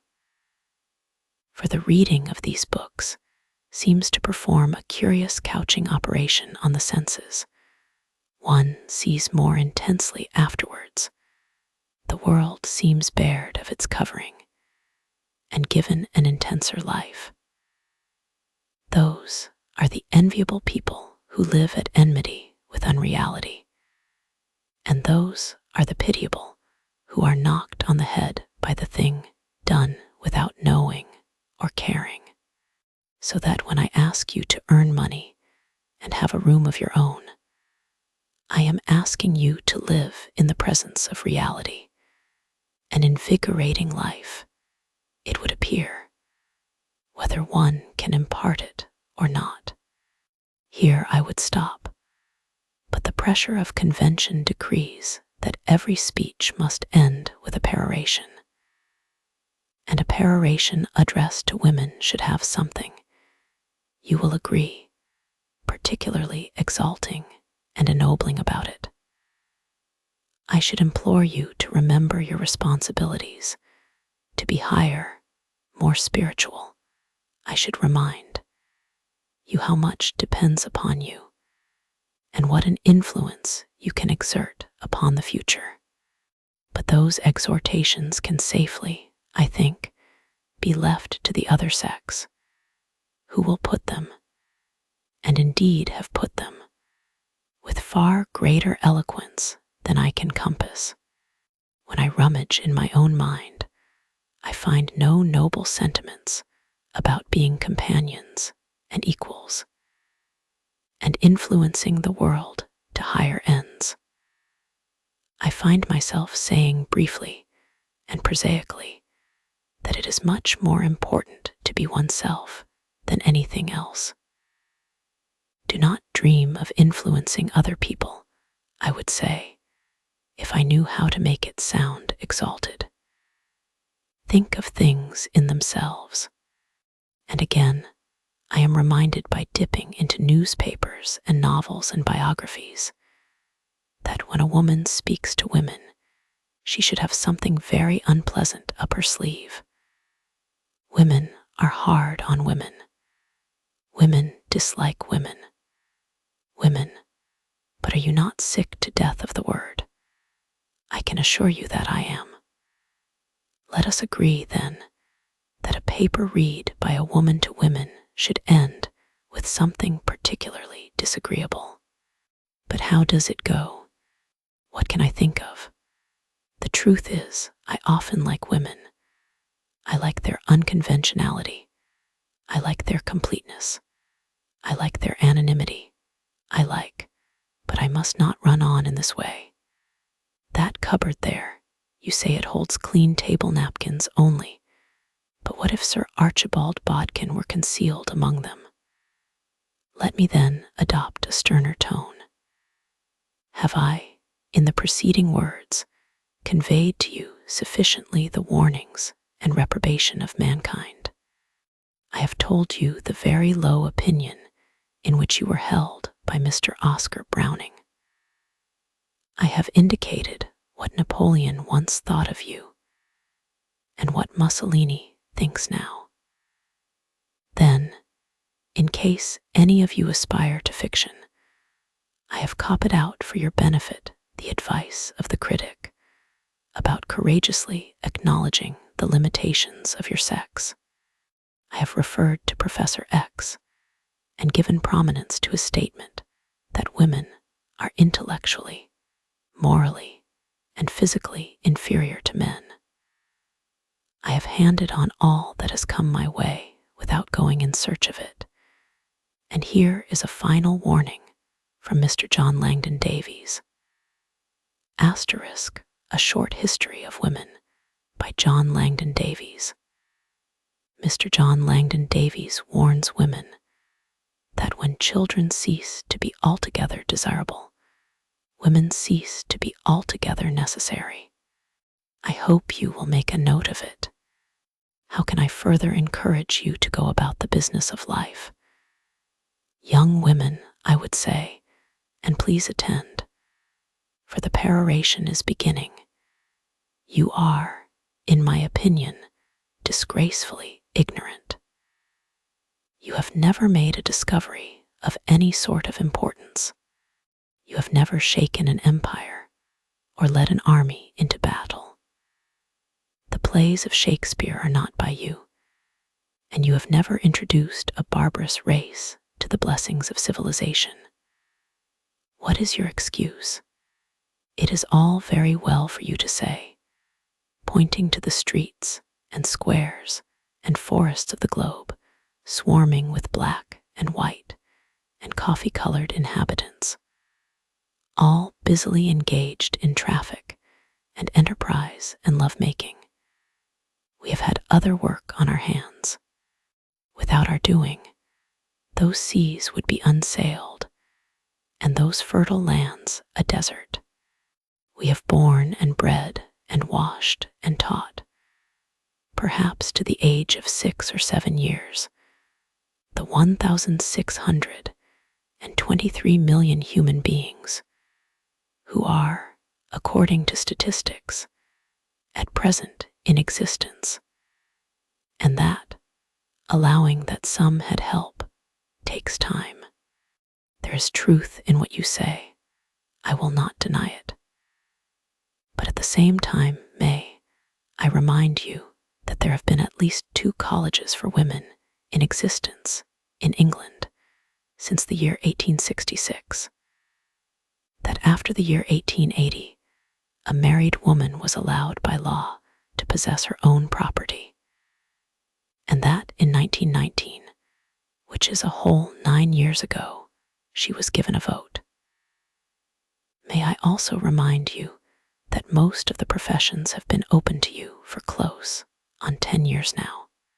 When you reflect upon these immense privileges and the length of time during which they have been enjoyed, and the fact that there must be at this moment some 2,000 women capable of earning over 500 a year in one way or another, you will agree that the excuse of lack of opportunity, training, encouragement, leisure, and money no longer holds good.